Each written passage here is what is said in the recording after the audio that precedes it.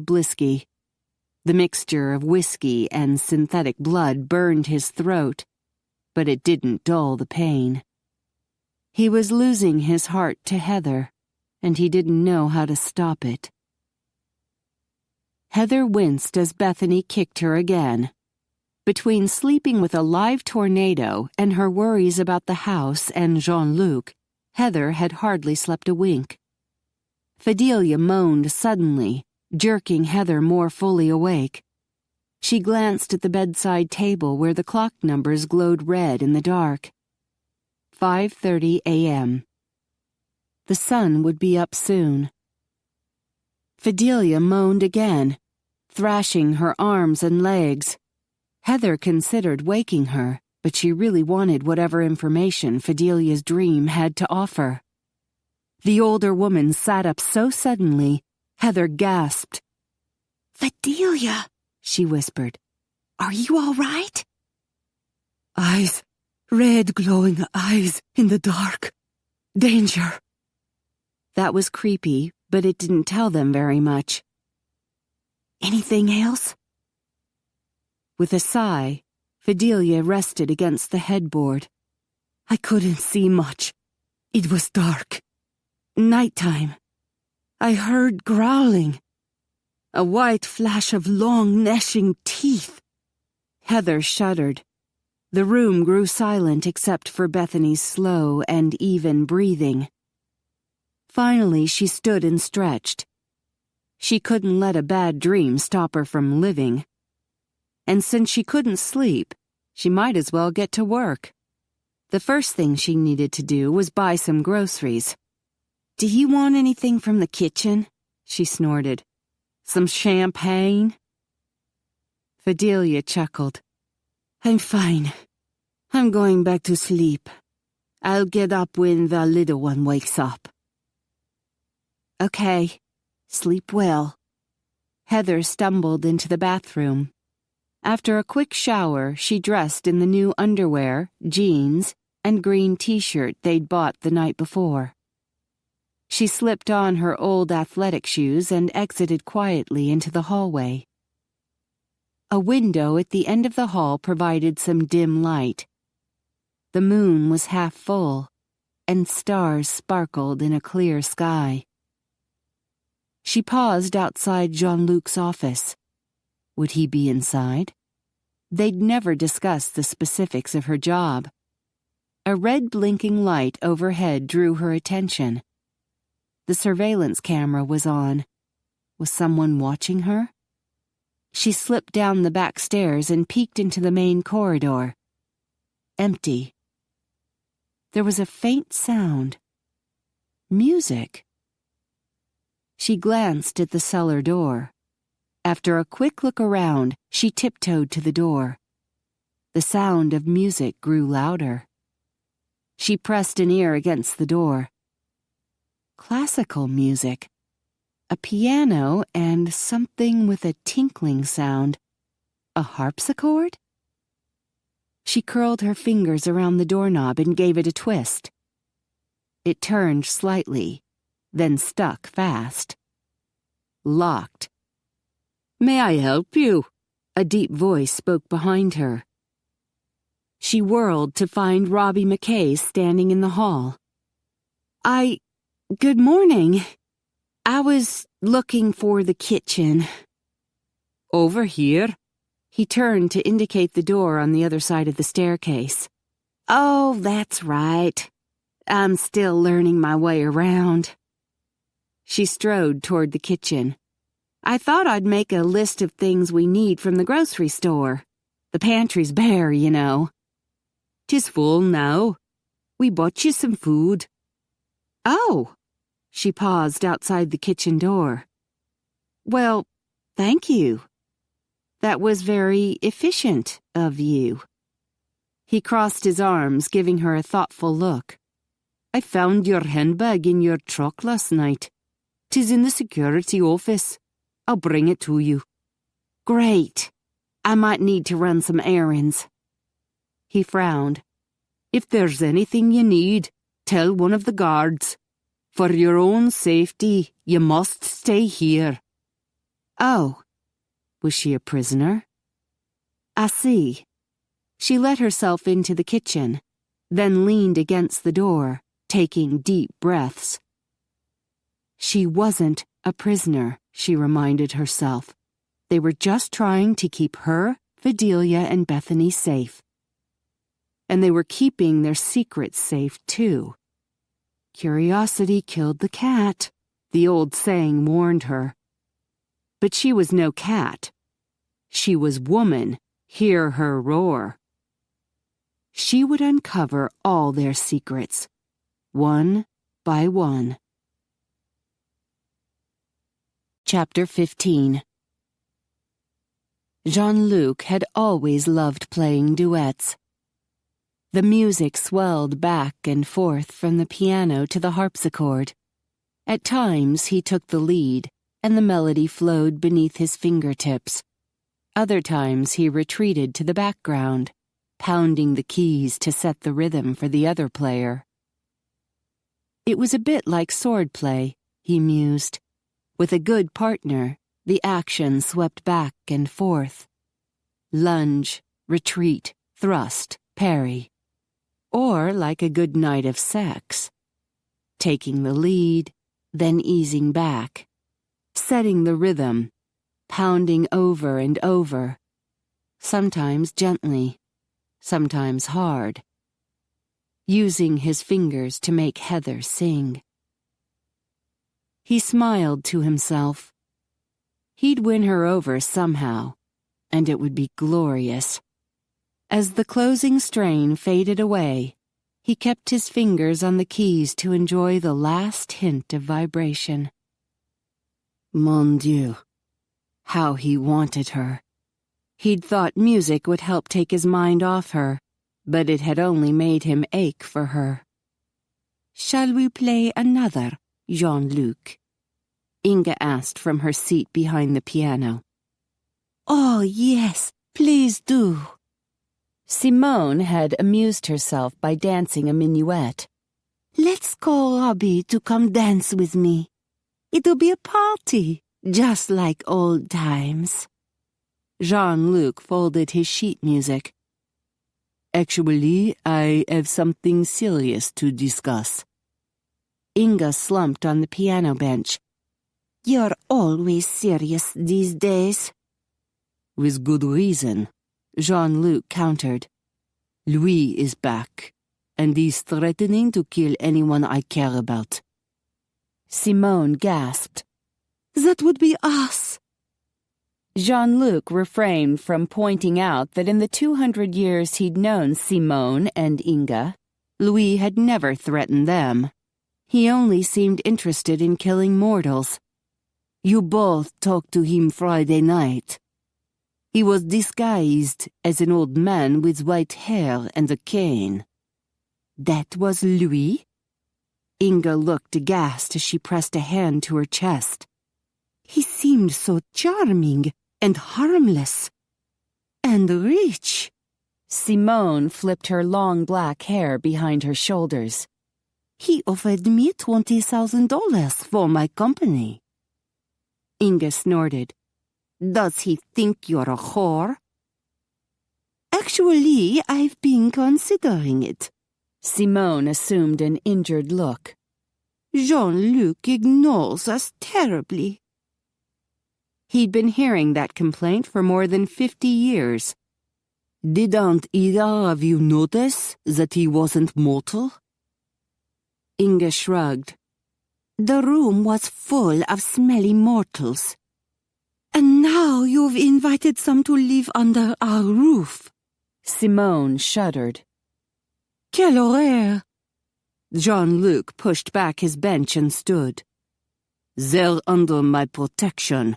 You will treat them with respect. And I have another request. Leave Alberto alone. Simone waved a hand in dismissal.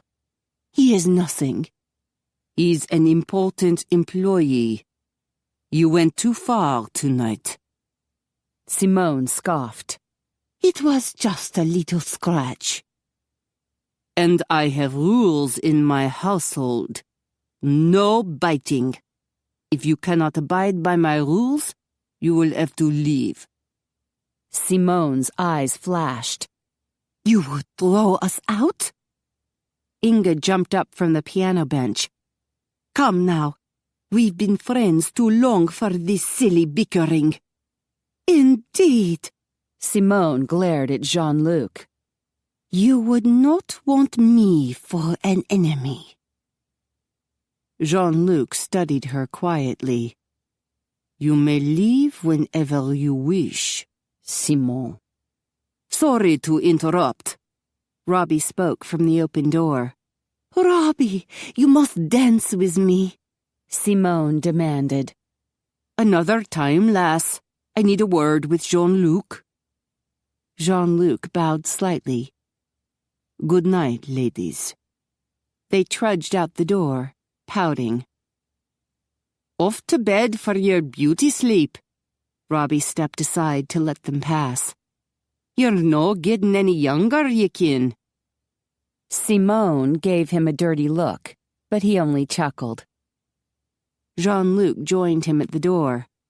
You're such a charmer. Aye, Robbie nodded. I take pride in it. His smile faded, and his voice lowered. I found Mrs. Westfield listening to the music at the cellar door. Oh. Jean-Luc's heartbeat quickened, just thinking about her. He strode down the hall. She's up early? Aye. And suspicious like we feared. She's in the kitchen now. I returned her handbag to her. I see. They had a little time left before sunrise forced them into their daily death sleep. I'll try to allay some of her suspicions. Good. Robbie accompanied him up the stairs. We made some progress tonight. 6 cameras are set up outside. Good. But there'd been no progress on finding Louis. Their search of abandoned buildings had yielded nothing. Jean-Luc opened the door to the ground floor hallway. We'll do another check before the changing of the guard. Robbie headed to the security office. See you tomorrow. Good night. Jean-Luc entered the kitchen and stopped in the sitting area. Ezel? She peeked out of the utility room. Jean-Luc! I didn't expect to see you. She hurried into the kitchen. I was just doing some laundry. She avoided looking at him and shoved her damp, curly hair behind her ears. She fumbled with a pencil and notepad next to her purse on the counter. She seemed nervous, and it irked him that she was no longer comfortable in his presence. Making a list? He asked. Yes. She waved a hand toward the pantry. I found it stocked with all sorts of stuff this morning. I really appreciate it, but there are a few things missing. For instance, we have spaghetti, but no tomato sauce. He had no idea what a spaghetti was, but he'd take her word for it. Pierre or Phil can get whatever you need. I suppose. She tapped the pencil against the countertop. I guess I'm trapped here until the problem with Louis is resolved. It's for the best. I don't want to take any chances with your safety. She frowned. I'll need some fat-free milk. She added it to the list. I have to watch every calorie. Ezel. He rested his hand on top of hers to stop her fidgeting. I think you're beautiful, the way you are. She closed her eyes briefly with a pained look. I have to know. She gave him a beseeching look. How did you get Bethany's toys here? It was more than a request for information, he realized. She was asking for honesty. She wanted to regain her trust in him, and damn it all, he couldn't tell her the complete truth. That would scare her away faster than anything. Robbie, Ian, and Phineas worked together," he began. "There was only one deputy, so it wasn't that hard for Phineas to distract him to the back of the house while the others snuck into the front." He didn't mention that part of the sneaking involved teleportation. She bit her bottom lip. "I suppose that makes sense. How did they bring the stuff here?" "They had plenty of time to transport it here while we were at the store shopping." She nodded slowly. "They probably used my truck." They hadn't, but he didn't disagree. His hand was still covering hers, and she hadn't pulled away. He removed the pencil from her grip. "You're tense, I can tell. It makes your shoulders hunch." "Of course I'm tense. A homicidal maniac set my house on fire, and he wants to kill me." "Relax." He circled behind her. "What are you doing?" She glanced back. "Trying to ease your tension." He rested his hands on her shoulders, then gently kneaded his fingers into the muscles around her neck. "I want you to know that you and your daughter's safety are more important than anything to me." "Thank you." With a sigh, she tilted her head forward. "I guess you and Robbie didn't find Louie tonight." "No." He massaged her shoulders. "I would have told you, but I thought you were asleep." "I couldn't sleep. Poor Bethany. I'm afraid this is taking a toll on her. She was thrashing about in bed." "I'm so sorry." He led Heather toward the couch. "Come, you look tired." "I'm exhausted, but I have so much to do. The insurance company to call, and Bethany's preschool." "They won't be open yet." He shoved a big footstool up to the couch and sat her on it. Then he settled onto the couch behind her, straddling the footstool. "You must be tired, too." She glanced back at him. "You're still in the same clothes." "I'll get some rest in a little while." The sun was nearing the horizon. Soon he would feel the pull of death sleep. But for now, he could enjoy being with Heather. He dug his fingers into her shoulders. She let out a long moan, then cut it off abruptly. "Sorry, didn't mean to do that out loud." He smiled. "I like hearing you moan." He massaged circles down her back. "Even more, I like being the cause." "This feels so good," she sighed. "I don't know what to think of you." He rubbed the small of her back. "Do you have to think at all?" "Yes. I've made some bad mistakes in the past. I have to be very careful now, 'cause it's not just my life I could screw up, but Bethany's too." He touched her hair, enjoying the feel of the silken strands. "You are my ideal of a good mother." She twisted to look at him. "That's about the kindest thing I've ever heard." "Ezer." He scooped an arm under her legs to pull her into his lap. "You bring kindness out of me. You make me want to be deserving of you." She touched his face. "Why wouldn't you be?" "I'm not perfect." "No one is." She traced his jaw with her fingers. "You have secrets about yourself and Louie." She wanted to know more. He chose his words carefully. "Louis assassinated some important political figures in France.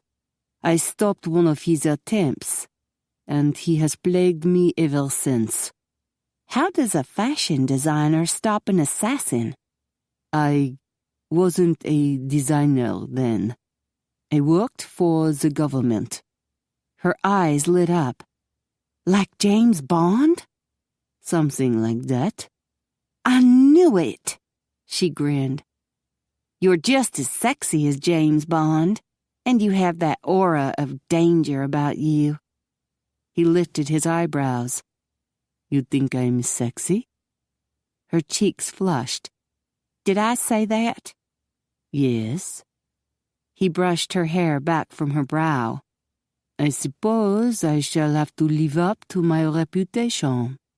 I suppose. Her gaze lowered to his mouth. That was an invitation. He brushed his lips against hers. Her arms encircled his neck, pulling him closer. A thrill shot through him. She wanted him. He deepened the kiss, pouring all his desire into the movement of his lips and the swirl of his tongue. She stroked his tongue with her own and moaned. He slid his hand past her ribs to cup her breast. Yes, she breathed against his cheek. He spread his fingers to cover her breast, then lightly squeezed. You're so lovely. He nuzzled her ear. Her carotid artery throbbed nearby, sending out pulses of the scent of type AB blood. She tilted her head to make it easier for him to kiss her neck, not realizing how intensely erotic that move was to a vampire. His groin began to throb in sync with the coursing of her blood. Ezel. He feathered kisses along her cheek. Zoot. What terrible timing. She needed to be loved properly, and he'd literally be dead in 10 minutes. She ran her hands through his hair. Kiss me. How could he resist? He molded his mouth to hers once more and explored her with his tongue. He rubbed his thumb around the tip of her breast and felt the nipple tighten. The swelling in his groin was fast becoming torture. I want to stay with you. I want to love you. But I have to go. Why? She kissed his cheek. Where are you going? I have business meetings in San Antonio, he lied. But I'll be back tonight. In the meantime, I want you to get some rest. I'll miss you. He stroked her hair. I'll miss you too. He invaded her mind with one swift plunge and felt her shiver at the cold presence of his mind. Sleep, my love. She exhaled slowly and her eyes flickered shut. I'm sleepy, she whispered. I know. He laid her gently on the couch. He set pillows beneath her head, then grabbed an Afghan from the nearby recliner to cover her up. He kissed her brow. Sweet dreams, chérie. Her mouth curled in a smile, then her face went blank. Jean-Luc turned off the lights, then descended to his lonely bed in the cellar. Monday passed peacefully, and Heather was grateful for that. She slept till mid-morning when Fidelia and Bethany came downstairs and found her on the couch. After a quick breakfast, she began making phone calls concerning her house. She informed the preschool that Bethany would be out for a week. Hopefully, this mess with Louis wouldn't drag on any longer than that, though she wouldn't mind if her relationship with Jean-Luc continued for weeks, or months, or years. He was such a wonderful combination of sweet and sexy. She couldn't wait to see him again tonight. She brought some toys downstairs, and once Bethany was happily playing, she asked Pierre to let her into the design studio. She asked for the combination, explaining how she'd be coming and going. Pierre merely smiled and lowered the door stopper to keep the door propped open. She soon forgot about the mysterious lock combination as she lost herself in work. She decided to remake the white gown from the showroom. She dragged the mannequin into the studio and positioned it next to a work table. Then she located a dress form that could be adjusted to a larger size and stood it next to the mannequin. Before and after. Size 0 and size 12. She scoured the shelves along the walls, searching for just the right material. There were so many exceptional fabrics. She soon had the table stacked with 10 bolts. Under the spiral staircase, she found shelves filled with office supplies. She selected a large sketching pad and several Prismacolor pencils. She sketched for a few hours, then went back to the kitchen for lunch. Phil and Pierre joined them for hot dogs. Pierre made them laugh by insisting they call his lunch le hot dog. Alberto finally made an appearance. He must have stayed up late and slept in. He looked askance at their meal. Heather noticed how his turtleneck sweater hid the marks on his neck. She exchanged a look with Fidelia. She grinned. "You'll burn up in that sweater, muchacho. It'll be 96 degrees today." "Do you want some lunch?" Heather asked. He shuddered. "I'll go to town to eat. There's a German bakery on the main street that's rather good." "Oh, yeah." Heather knew the one he was talking about, since it was the only German bakery on Main Street. "Finkel's makes the best apple strudel in Texas." "Vraiment?" Pierre handed Alberto the car keys and a $20 bill. "You must bring back strudel for all of us. D'accord?" "I'm not an errand boy," Alberto grumbled. "But all right. Ciao." He grabbed the keys and money and left. "Thank you." Heather smiled at Pierre. He shrugged. "I am a bit homesick. In Paris, we have the patisseries everywhere. The most delicious bread and pastries. I miss them." "Sounds wonderful," Heather sighed.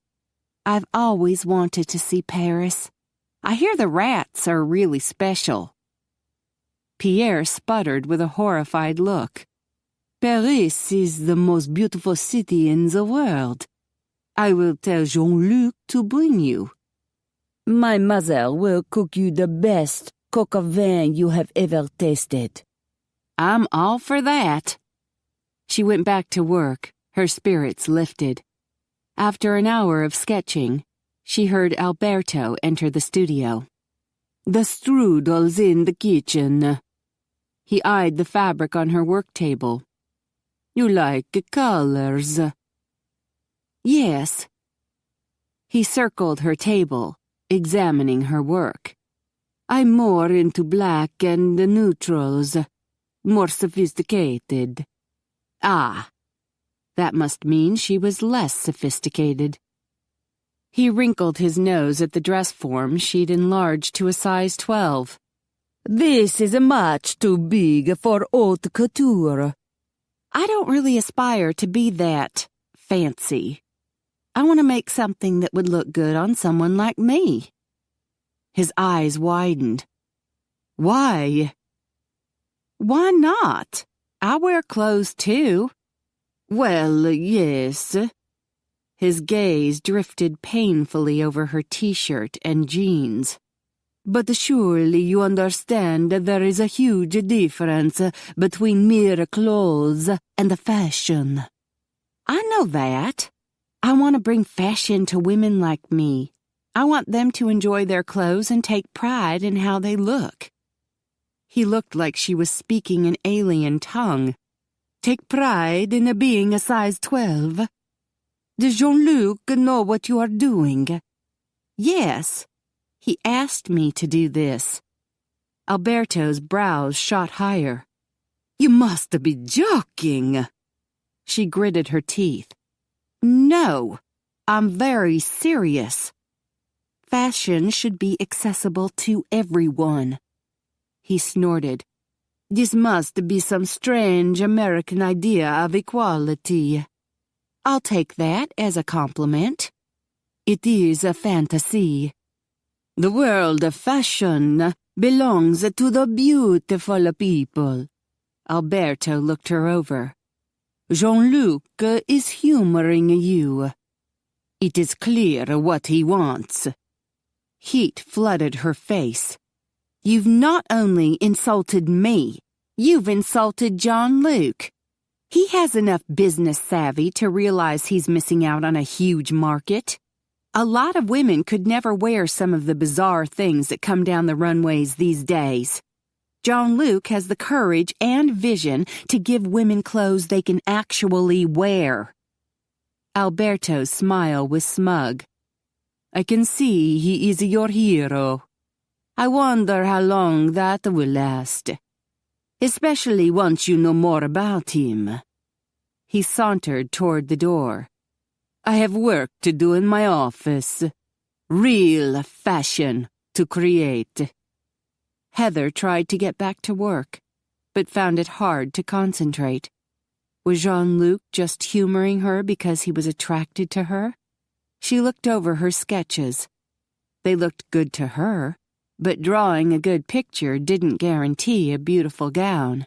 And what did Alberto mean with that crack about her and Jean-Luc? Was she supposed to like Jean-Luc less the more she got to know him? She took a deep breath and let it out slowly. She wouldn't do this to herself. She wouldn't let fear and self-doubt overwhelm her. She was at war with fear. God knew she had plenty to be afraid of. A new career, a new relationship with Jean-Luc, a psycho killer who wanted her dead. Failure was not an option. She could do the career.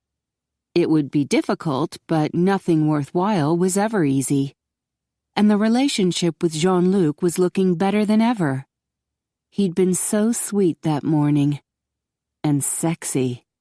Her heart raced every time she thought about his kisses and the way he'd massaged her back and fondled her breast. Her skin prickled with goosebumps, eager to feel his touch once more. He'd said he wanted her, and she knew that was the truth. The bulge in his pants had pressed against her rear, and God help her, she had wanted to touch him.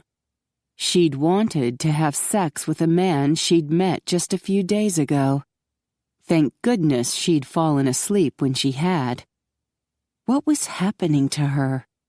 Love, a small inner voice answered. No, it couldn't be. But then why was he constantly in her thoughts? Why did she keep wishing the time away till she could see him again? Love.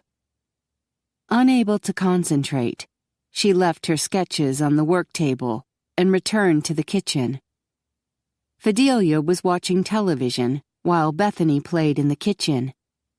The stuffed crocodile was chasing Barbie around the kitchen table while the doll did her best to guard the box of strudel from reptilian attack. Heather helped herself to a piece of strudel, then played with her daughter. Soon they heard Fidelia snoring in the recliner, a sound that always made Bethany giggle. Heather was making supper when Fidelia jerked awake with a cry. "What is it?" She stepped closer to the older woman so Bethany wouldn't hear. "I had the dream again," Fidelia whispered. "Red eyes glowing in the dark. Danger." Heather grimaced. "They still haven't found Louis." Fidelia rubbed her forehead. "I saw something else. An oil painting. I think I've seen it before." After supper, Heather took Bethany upstairs for her bath. They came back to the kitchen about 8 p.m., so Bethany could have a bedtime snack. Heather wondered if Jean-Luc was back from his business trip. Fidelia was loading the dishwasher. "I remembered where I saw that painting. I called and talked to the curator, Mrs. Bolton. She handed Heather a piece of paper. Heather's eyes widened as she read the information. I've heard of this place. It's a museum now? See, Mrs. Bolton said she'd keep it open for you till 9 o'clock tonight. Okay. Heather folded the paper and slipped it into her jeans pocket. What a strange place to take Jean-Luc. She wondered again if he was back. She glanced up at the newly installed surveillance camera with its red, blinking light. I know, Fidelia muttered. I don't like being watched. Who was watching? Heather wondered. Whoever it was, she hoped they enjoyed the ongoing saga of Barbie versus the crocodile. The kitchen door swung open, and Robbie marched in, wearing his usual green and blue plaid kilt. He smiled. Good evening. Jean-Luc is in the design studio, and he'd like to see you. Heather's heart beat faster. She hugged her daughter. I have to go. Duty calls. Duty and hopeless attraction. Chapter 16. Jean-Luc, we need to talk. He glanced up from one of Heather's sketches to see Alberto coming into the studio. Is there a problem in Paris? No, the problem is here. Alberto waved at Heather's work. This is a disaster. Jean-Luc laid the sketch down. This was my decision, Alberto.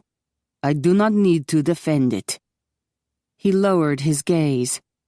I don't mean to upset you, Jean-Luc, but you taught me yourself that your designs are only for a privileged few.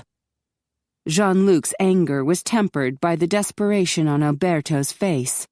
Clearly the man believed Heather's project was a mistake. I know this idea is unorthodox, but I want to try it. It will make you a laughingstock in the fashion world. None of the Hollywood stars will wear your gowns if they're being worn by the common folk. You and I both come from common folk. Yes, but we rose above that. Alberto gestured at the dress form. She's making fat lady clothes. A small gasp at the door heralded Heather's arrival. Jean-Luc groaned inwardly, knowing she'd heard Alberto's rude remark. He stepped close to his protégé and narrowed his eyes. You are mistaken, and you will apologize. Alberto's face flushed. He glanced over his shoulder at Heather. I am sorry, signor. Is it true? Heather walked toward them, her expression worried. Will my designs damage your reputation? She must have heard more than Alberto's insult. Jean-Luc shrugged. The media is fickle. I never know how they will react. They might laugh at this, or they might call us heroes and visionaries. She tilted her head, considering. Does it really matter what they think? I mean, if sales are good, how could it be called a failure? Alberto huffed with exasperation. It's not about the money. High fashion is an art. I think it's about making people feel good, Heather declared. And if they're spending their money on something, then that means it's making them happy.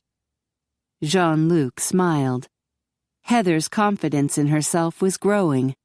We're going to do it, Alberto. Thanks to Ezel, fashion will be available to women of all shapes and sizes. Alberto sputtered while Heather grinned.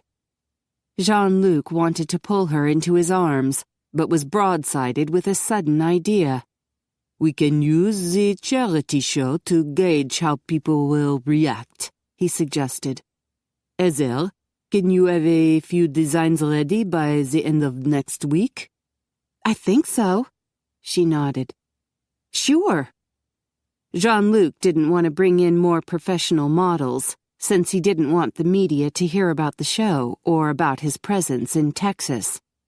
Do you know some local women who could model your clothes? Alberto snorted.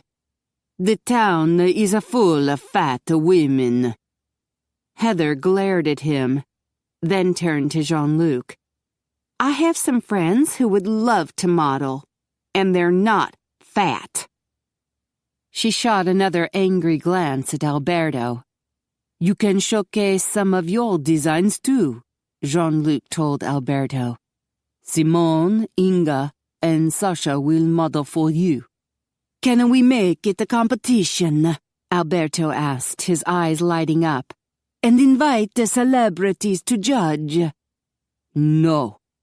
Jean-Luc gave him a warning look. No celebrities. No media. You know why. Alberto sighed. Heather looked curious. Why? It'll be a small function just for the local people, Jean-Luc interrupted. Because the proceeds are only for the local area. He hoped that would make enough sense to keep her from asking more questions. She smiled. I think it's wonderful that you're raising money for the school district. Thank you. He shrugged.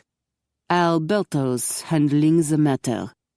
It was embarrassing to be considered charitable when he was actually bribing the builder and mayor to keep quiet about his store. He was beginning to dread the show, for afterward his official exile would begin. The store would close for good. Alberto and the models would return to Paris. People would assume he'd left too, but he would be hiding in the abandoned building with his 2 guards for 25 long years. How could he live next door to Heather and not be tempted to see her? Do you want any of your designs in the show? Alberto asked. Jean-Luc shrugged. It doesn't matter. Nothing seemed to matter when faced with a 25-year-long prison term without hope of seeing Heather. But how could he ask her and her family to share a prison with him?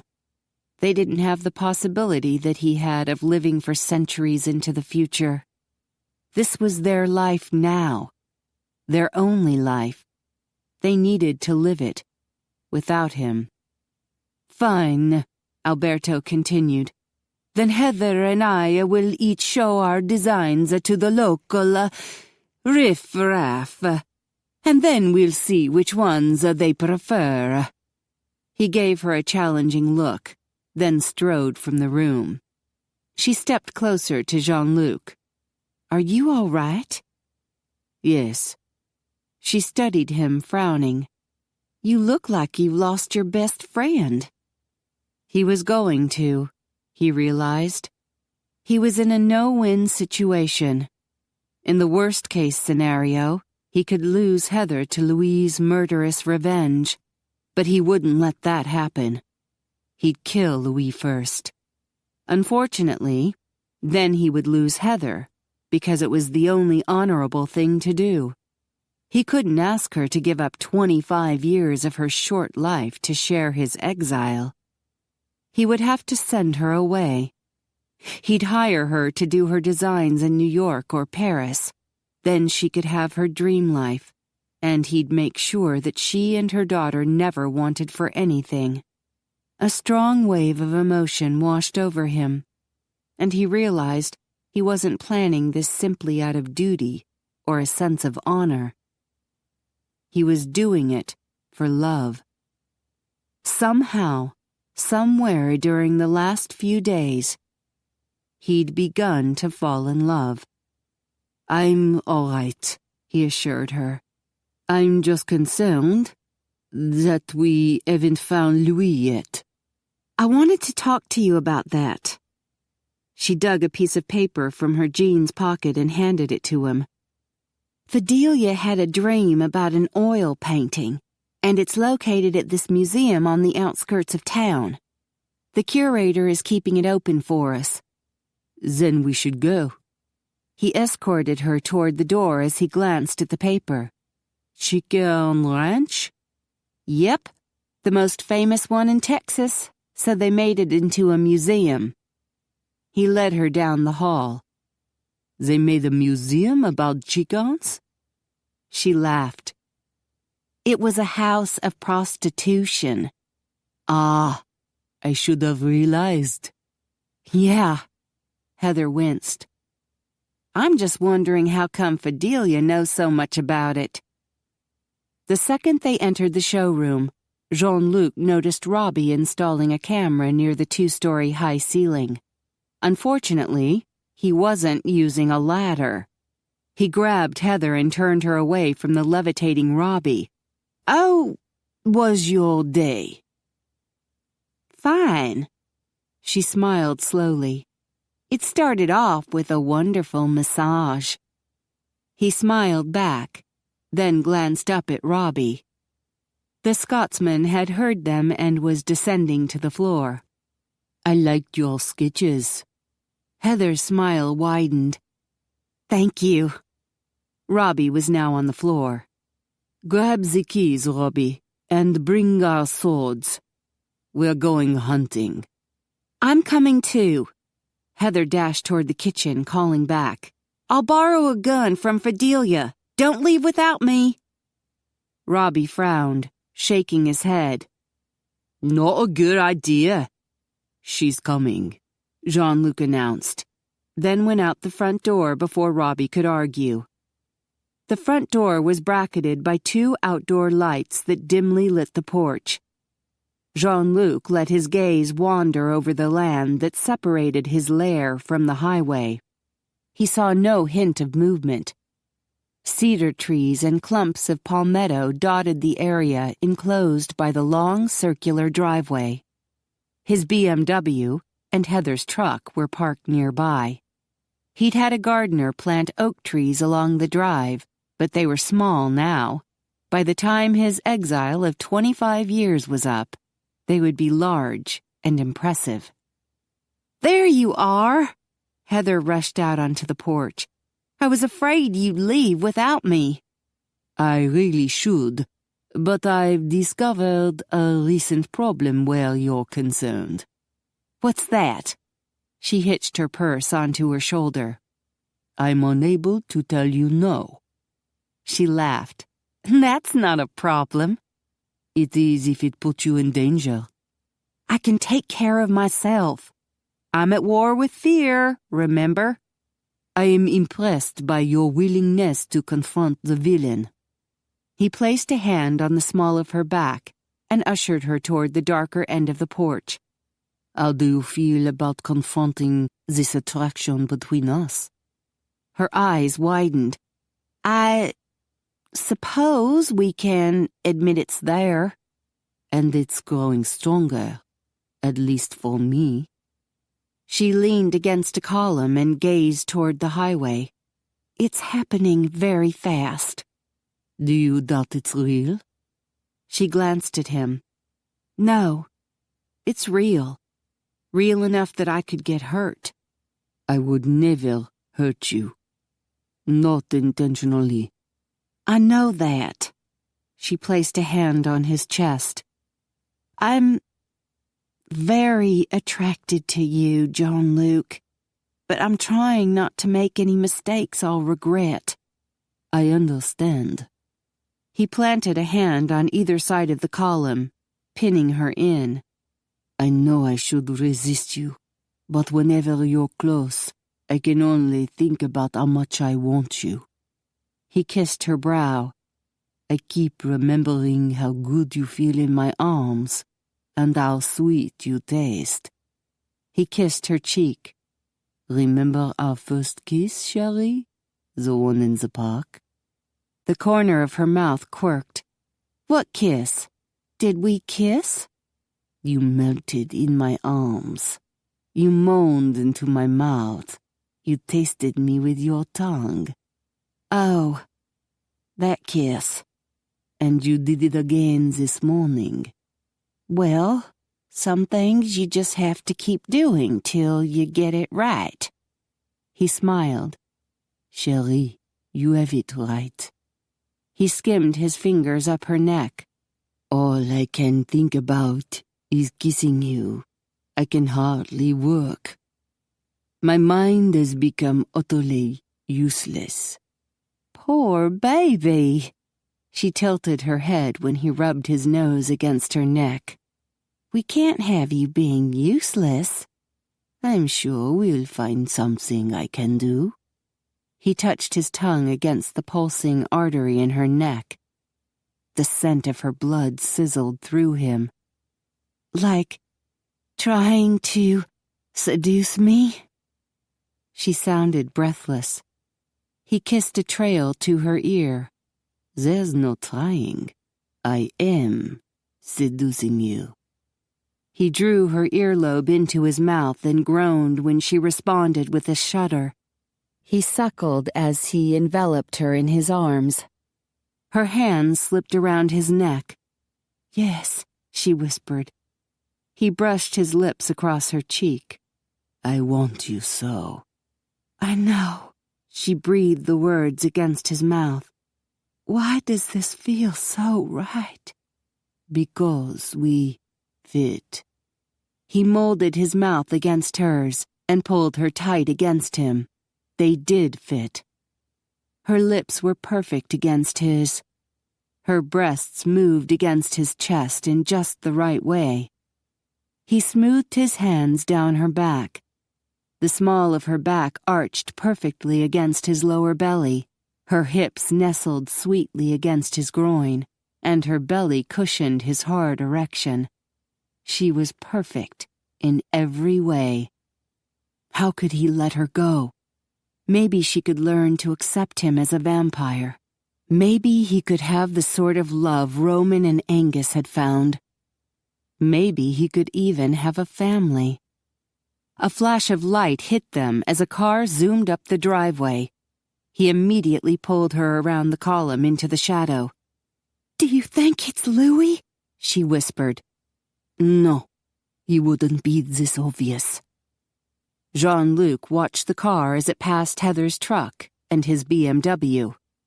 It screeched to a halt just past the front door. It's probably one of your admirers from town. I have no admirers, she muttered. Then who was that noisy little man I had to dunk in the water? Coach Gunter. He's more of a pest than an admirer. Heather twisted to peek around the column, but Jean-Luc pulled her back into the shadow. Careful. He narrowed his eyes as a man exited the car. Yes, this one is definitely in love with you. What? She scoffed. Heather! The man yelled from the driveway. I know you're there! Cody? She whispered with a grimace. My ex doesn't love me. He hates me. He hates that you rejected him, Jean-Luc whispered. But he still loves you. Believe me, I know the signs. You do? She gave him a dubious look. Come on out, Heather, Cody shouted. I saw you on the porch kissing that man. Jealousy, Jean-Luc whispered. The news is all over town, Cody bellowed. Everyone knows you're living here. They know you're shacking up with that rich foreigner. Shall I skewer him? Robbie asked quietly as he shut the front door. No. Jean-Luc stepped from the shadows into the light by the front door. You are trespassing on private property. I suggest you leave. I have a right to be here. You've got my daughter in there. What are you doing to her? Bethany is perfectly fine. Heather moved into the light. You can pick her up at the appointed time next Friday. Now go home, Cody. Why? So you can screw your new boyfriend? I didn't know you were a damned slut, Heather. Enough. Jean-Luc zeroed all his psychic power onto Cody's forehead. The bastard stumbled back a few feet.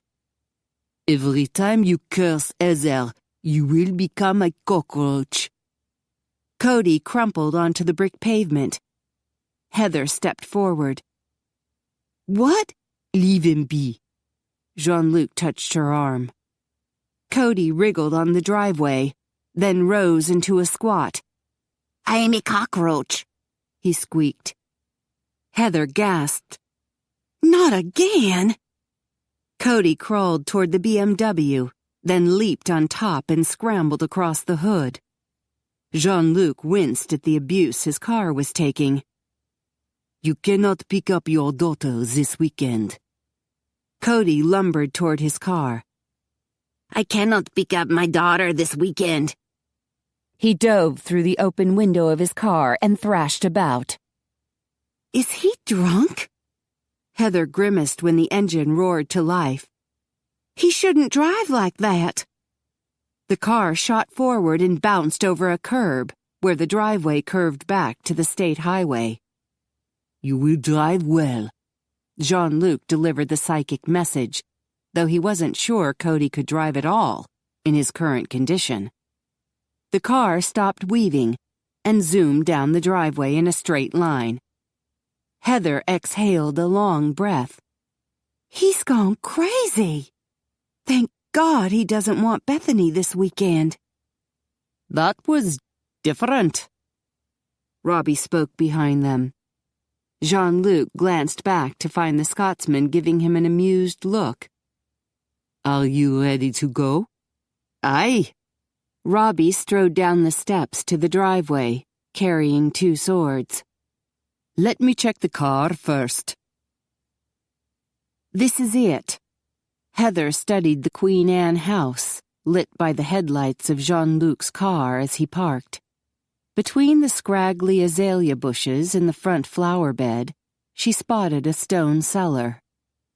The 2-story wooden frame house was out in the middle of nowhere, but 50 years ago, it had drawn customers from all over the state. A large sign by the front steps read, Chicken Ranch, established 1863. Heather noted an old Chevy Impala in the parking lot, probably Mrs. Bolton's car. Heather gathered her purse, containing Fidelia's Glock and a flashlight, and met Jean-Luc on the sidewalk. Robbie handed him his foil, and Jean-Luc slid it into a sheath hidden beneath his long black coat. Robbie didn't bother to conceal the claymore strapped on his back. Heather shook her head as they climbed the front steps to the porch. The curator's not going to let you in with those swords. That is the least of my worries. Jean-Luc knocked on the door. As they waited, Heather admired the elaborate gingerbread work around the covered porch and the wicker furniture. They've maintained the place well. Jean-Luc knocked again. Heather frowned. She said she would keep it open. Jean-Luc turned the doorknob, and the door swung open slowly. She has kept it open. He entered the dimly lit foyer, followed by Robbie. "Hello?" Heather called out as she stepped into the house. No answer. She gazed about, taking in the flocked wallpaper and oriental rug on the wooden floor. Maybe she's in the bathroom. Robbie obviously didn't believe in such convenient reasoning, for he drew his claymore. He entered the dark parlor on the right, his sword clenched tight in his fist. He halted abruptly. "Lord Almighty," he whispered. "What is it?" Jean-Luc rushed in, then stopped. Heather couldn't see what they were looking at, so she fumbled along the wall and flipped the light switch. Good Lord! The light was aimed at the far wall, where a giant oil painting spread 5 feet across. Heather swallowed. No wonder Fidelia recognized this painting. Who could forget it? A curvaceous blonde reclined on a velvet chaise, completely nude, while she pleasured herself, one hand on a plump breast and the other between her spread legs. Judging from the look on her face, her hands could work miracles. Sheesh, that doesn't leave much to the imagination. Heather turned away to look at the rest of the room. Red velvet chaises, like the one in the painting, lined the walls. She wondered if the prostitutes had reenacted the scene for paying customers. Robbie's head tilted as he studied the painting. I suppose its purpose is to help a man be prepared. Jean-Luc stood beside him, his gaze also glued to the painting. That makes sense from a business point of view. If the men are ready to perform, then they can move the customers through more quickly and make more money, Robbie concluded. Hello? Heather waved a hand in front of their faces to get their attention. We're looking for a homicidal maniac, remember? Robbie jerked as if coming out of a trance. I'll take a look around. He returned to the foyer and clambered up the stairs. Heather glanced at the painting, then frowned at Jean-Luc. Are you done? His mouth twitched. I feel a bit sorry for her. All the men who came through here, and still, she needs to find pleasure by her own hand. Heather shrugged. If you want a job done right, you gotta do it yourself. He arched a brow. Has it been that way for you? She scoffed. I wasn't talking about myself. Are you sure? Didn't your ex have only 3 steps? Heather felt her cheeks grow warm. I wonder what happened to Mrs. Bolton. She headed toward a closed door and knocked before cracking it open. Hello? Allow me. Jean-Luc withdrew his foil, then entered the room first. Heather smoothed the hand over the wall and found the light switch. A small crystal chandelier hung from the ceiling, circled by a mirror edged in a gold, ornate frame. The mirror reflected the lights, making that part of the ceiling sparkle, but Heather suspected the mirror had other purposes as well, seeing that it was situated over a large bed. The bed and windows were lined with red satin and lace. Red wallpaper flocked with black cupids covered the walls. A large desk with pigeonholes sat in the corner. The madame's room, I believe. Jean-Luc looked inside a closet. Though it looks like she did some entertaining herself.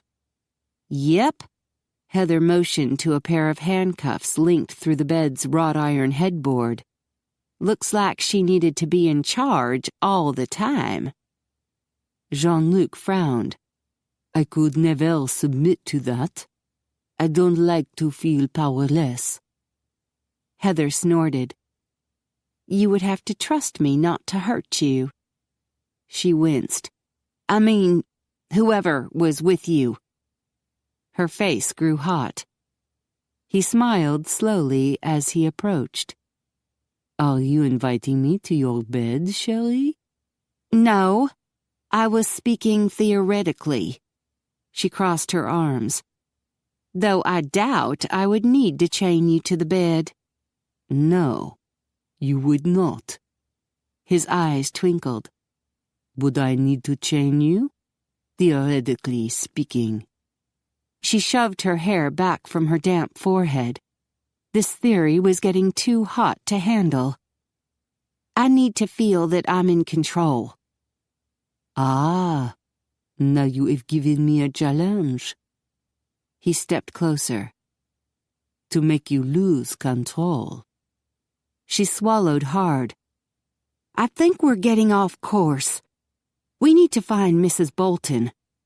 She strode toward another door. Jean-Luc went through first, and she followed. It appeared to be a less formal parlor, a place for the ladies to relax when off duty.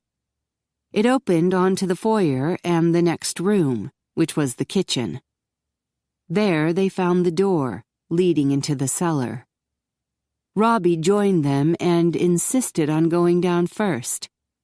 He flipped the light switch. Nothing happened. Could be a blown fuse, Jean-Luc said. Heather retrieved her flashlight from her purse and lit the stairs. Robbie went first, followed by Jean-Luc and Heather. At the bottom, she shone the flashlight around, illuminating a small storeroom with shelves. The cellar was obviously divided into more than one room. "Do you smell that?" Robbie asked quietly. "Yes." Jean-Luc grabbed Heather's arm. "I'm taking you back to the car." "What? Why?" She saw Robbie going into the next room. She sniffed the air but could smell nothing but dust. "Louise not here," Robbie called from the next room. "But I need the torch."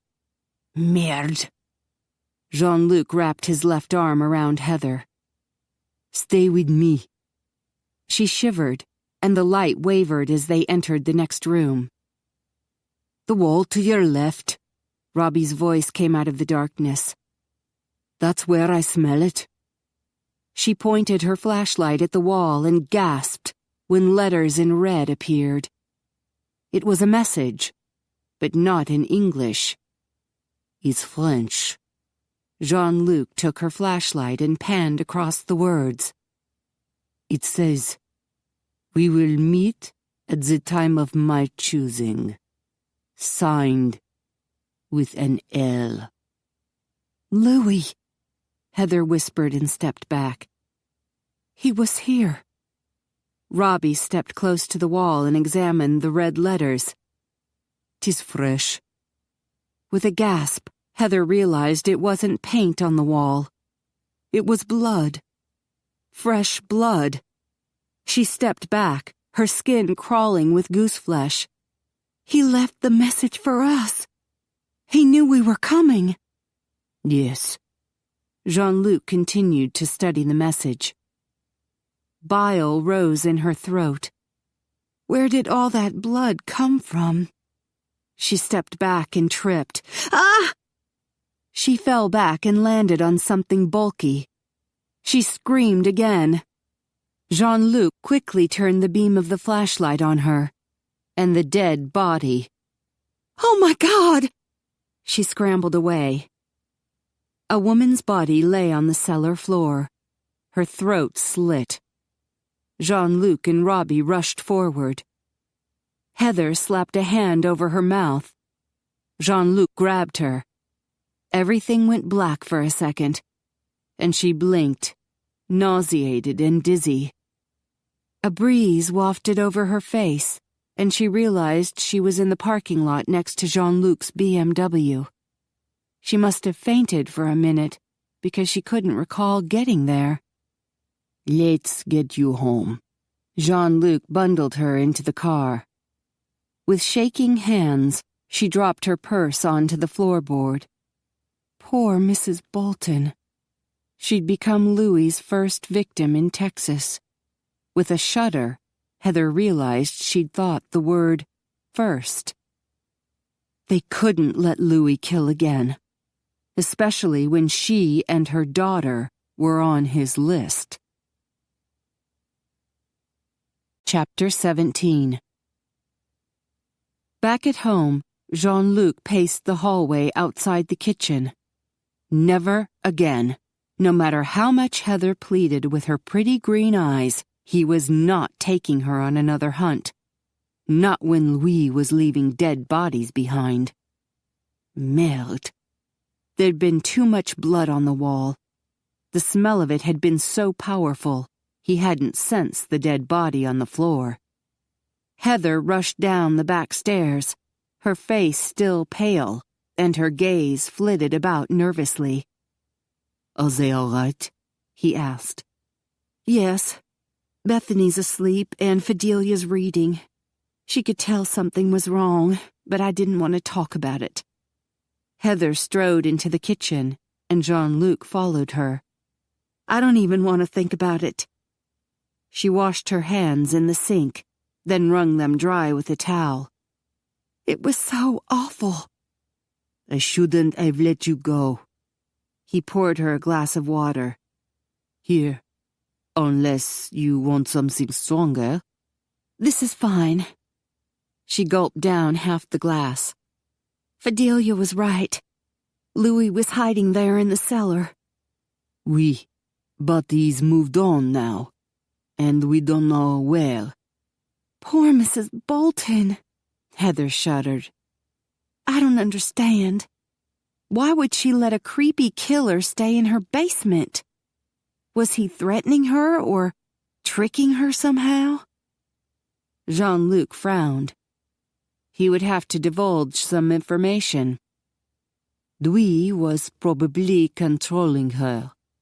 He's adept at manipulating minds. Heather's eyes widened. Then Fidelia was right, again. He's psychic. Yes. He uses people and then discards them. With a gulp, Jean-Luc realized it was time to tell her more. If he wanted their relationship to develop and last, and he did, then he needed to be honest with her. His heart raced. What if she rejected him? He would have to be very careful. He couldn't let her run away and face Louis alone. She sighed. I know Robbie has already called Billy, but I dread talking to him. I don't want to relive that horrible scene all over again. She turned on the faucet and rinsed her hands once more. Ezer. He turned the water off. You can't wash it away. Her eyes glistened with tears, and her hands shook as she dried them. I'm trying to be brave, but I keep remembering her body. I just want it all to go away. The kitchen door cracked open, and Robbie peered inside. The sheriff's outside. Heather waited on the front steps, drumming her fingers on her thighs. Billy was still in his squad car, taking his time. He thumbed through a notepad. Then he selected a new toothpick from a plastic dispenser. She groaned, closing her eyes briefly. It's all right, Jean-Luc whispered beside her.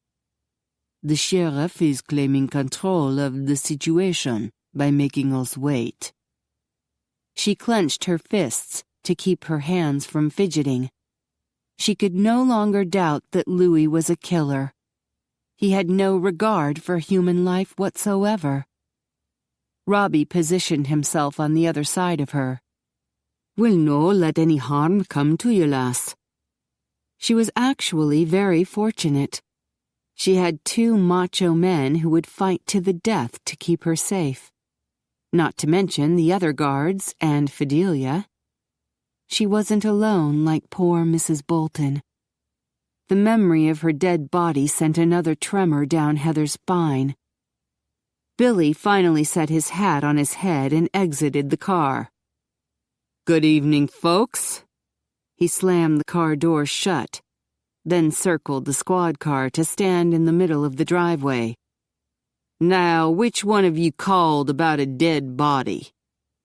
That was me, Robbie McKay. Billy looked him over. You're a foreigner too? Aye, from Scotland. Have you looked at the body yet? I'll ask the questions around here. Billy removed his notepad and pencil from his pocket. Now, where exactly is this dead body? He glanced at Jean-Luc. It's not another squirrel, is it? It's Mrs. Bolton. Heather glared at Billy. She's the curator at the Chicken Ranch Museum. You'll find her in the cellar. Tears crowded her eyes as the gruesome image filled her mind. What were you doing at the Chicken Ranch, Heather? Billy demanded. She took a deep breath, willing the tears and the image away. Fidelia sent us there. She had a vision. We've been looking for the man who set fire to Ezel's house, Jean-Luc explained. Fidelia thought he was hiding at the chicken ranch, so— You went there? Billy interrupted, his nostrils flaring. You should have called me. There was no way of knowing if Fidelia's vision was correct, Heather said. That doesn't matter. Billy stepped toward her, jabbing a finger in the air. You don't do your own investigation. You call me. He glared at the two men flanking her. If anything had happened to Heather, I'd hold you two accountable. We are protecting her, Jean-Luc said through gritted teeth. That's not your job. Billy tossed his toothpick to the ground. So you're saying the same guy who set Heather's house on fire just killed Mrs. Bolton? Aye, Robbie answered. Billy made some notes on his pad. Any idea who this guy is? I don't know his name, but he's killed before, Jean-Luc said. In France. Shit. Another foreigner. Billy scowled at him. How come the French police let this guy get away? Jean-Luc sighed. No one knows who he is. He has threatened Ezel, and we have sworn to put— Whoa! Billy held up a hand. Heather, if you're on his hit list, I need to take you immediately into protective custody. And where would you put me and Bethany? Heather asked. You're not equipped for this sort of thing. I'll think of something, Billy said. There's always the jailhouse. No, Heather grimaced. I'm not putting Bethany in jail. We're safe here. Billy's eyes narrowed. Are you sure about that? Looks to me like your problem started when you met Mr. Sharp. I have 5 guards, including Robbie, and an excellent alarm system, Jean-Luc declared. I can keep Ezel and her family safe. Billy glowered at him, then turned to Heather. Is that what you want? You want to trust this foreigner with your life? Yes. Heather felt amazed that she'd answered so easily. Even though there were things she didn't know about Jean-Luc, she really did trust him. She glanced at him and saw the relief on his face. I need to talk to you alone. Billy retreated to his squad car and waited for her to join him. She descended the steps and crossed the driveway. What is it? He glanced back at Robbie and Jean-Luc and lowered his voice. You've only known them a few days. Are you sure you can trust them? Yes. Billy gave her a dubious look. I'm not sure you're thinking clearly. Are you here of your own free will? You're not being coerced in any way. No, I truly believe this is the safest place for Bethany and me. Billy frowned. Well, that frog is watching you like a hawk. Heather glanced back. Jean-Luc was watching them intently. He cares about me. There's something about him I don't trust. Billy, you don't trust any foreigners. In fact, you don't like anyone who isn't a native-born Texan. Well, yeah, that's true. He turned to a fresh sheet of paper in his notepad. I'm going to give you my private cell phone number. You can call any time, night or day, and I'll come running. Okay. She accepted the paper. I'm serious, Heather. I let you down before. I won't do it again. Tears returned to her eyes. Thank you. I've got to go check out this dead body, but I'll come back later with more questions. She nodded. I understand. He laid a hand on her shoulder. Take it easy. Thanks. Heather turned back to the house while Billy circled his squad car. By the time she reached the porch, his car was peeling away. Are you all right? Jean-Luc touched her elbow as he escorted her back into the foyer. I'm tired. Heather rubbed her eyes. But I'm too nervous to sleep, and Billy might come back with more questions. Would you like to see my office? We could be alone there to talk. Talk? He'd end up kissing her again. And as lovely as that sounded, she didn't want to throw herself at him to take her mind off a dead body. No, not tonight. I'd like to be alone for a while. I think I'll get some work done. She headed for the design studio. I'll let you in. He walked beside her. Ezel, I don't want you to feel trapped here. I know this is the safest place for you, but if you wish to leave... She touched his arm. I'm staying here. Good. She wondered if he'd overheard her conversation with Billy. If so, he had excellent hearing. He punched the keypad and opened the door for her. I'll be in my office if you need me, and Robbie's in the security office. I'll be fine. Thank you. With a sad look, he touched her cheek, then walked away. Heather meandered to the work table and looked over her sketches. She took a few deep breaths and tried to push all the wretched memories away. For just a little while, she needed to escape. She needed to create something beautiful. She selected the design she wanted to make first, and the fabric, a royal blue silk chiffon. Then she went to work making the pattern. After a few hours, she had one she was happy with. She cut out the material. Mrs. Westfield. Robbie peeked in the door. Your daughter just came down the stairs. Jean-Luc took her into the kitchen. I thought you'd like to know. Yes, thank you. Heather rushed into the hallway and accompanied Robbie across the showroom. I saw her pass by the camera outside Jean-Luc's office, Robbie explained. I called him, and he helped her down the stairs and into the kitchen. I hope you do not mind. No, not at all. I'm glad someone was awake to take care of her. If you need me, I'll be in here. Robbie let himself into the security office. Good night.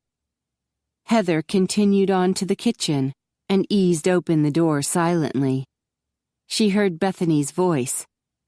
I'll be Barbie, and you can be the crocodile. Very well, Jean-Luc answered quietly. What's he doing? Bethany asked. He's bowing. Good day, milady. Bethany giggled. Crocodiles don't bow. They should when they meet a princess. Bethany laughed some more. You bow like that when you see me. Because you're a princess. This house didn't have a princess till you came. Heather's heart expanded. What a sweet thing to say. I know. Bethany sounded excited. Let's pretend I'm the princess and the crocodile is a frog. Ribbit, Jean-Luc croaked. Bethany burst into giggles. Heather smiled to herself. And then the princess kisses the frog. Bethany made a loud smacking noise. And he turns into a prince. And now they're in love forever. There was a pause, and Heather waited to hear what Jean-Luc would say next. His voice sounded low and tense. Can the fair maiden love him when he's an ugly creature? Heather almost yelled, yes, but surely Jean-Luc wasn't referring to himself. He wasn't a creature. He was gorgeous and sweet. The most perfect man she'd ever met. There was no point in denying it any longer. She was falling in love with him. I think so, Bethany answered seriously.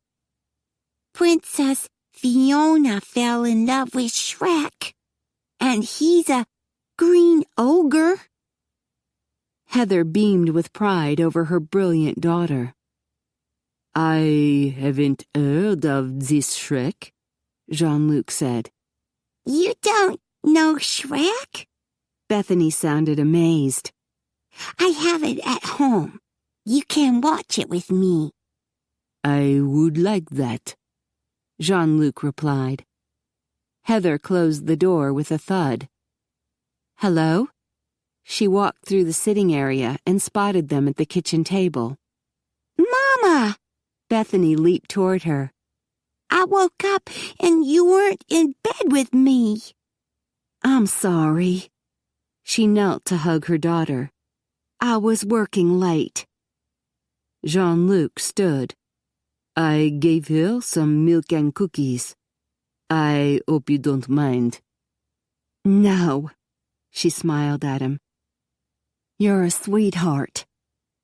The corner of his mouth lifted, and his eyes glimmered with emotion. And yet he seemed to be at a loss for words. Heather's heart filled with love and longing. The door opened behind them, and Robbie spoke. The sheriff is back. He wants to interview us each separately. I'll go first. Jean-Luc headed for the door. Come, sweetie. Heather ushered her daughter to the door, too. Let's get you back in bed. She led Bethany to their bedroom and read a book to her until she fell asleep. Heather glanced at the clock. A little after 3 a.m. Good Lord, this night was endless.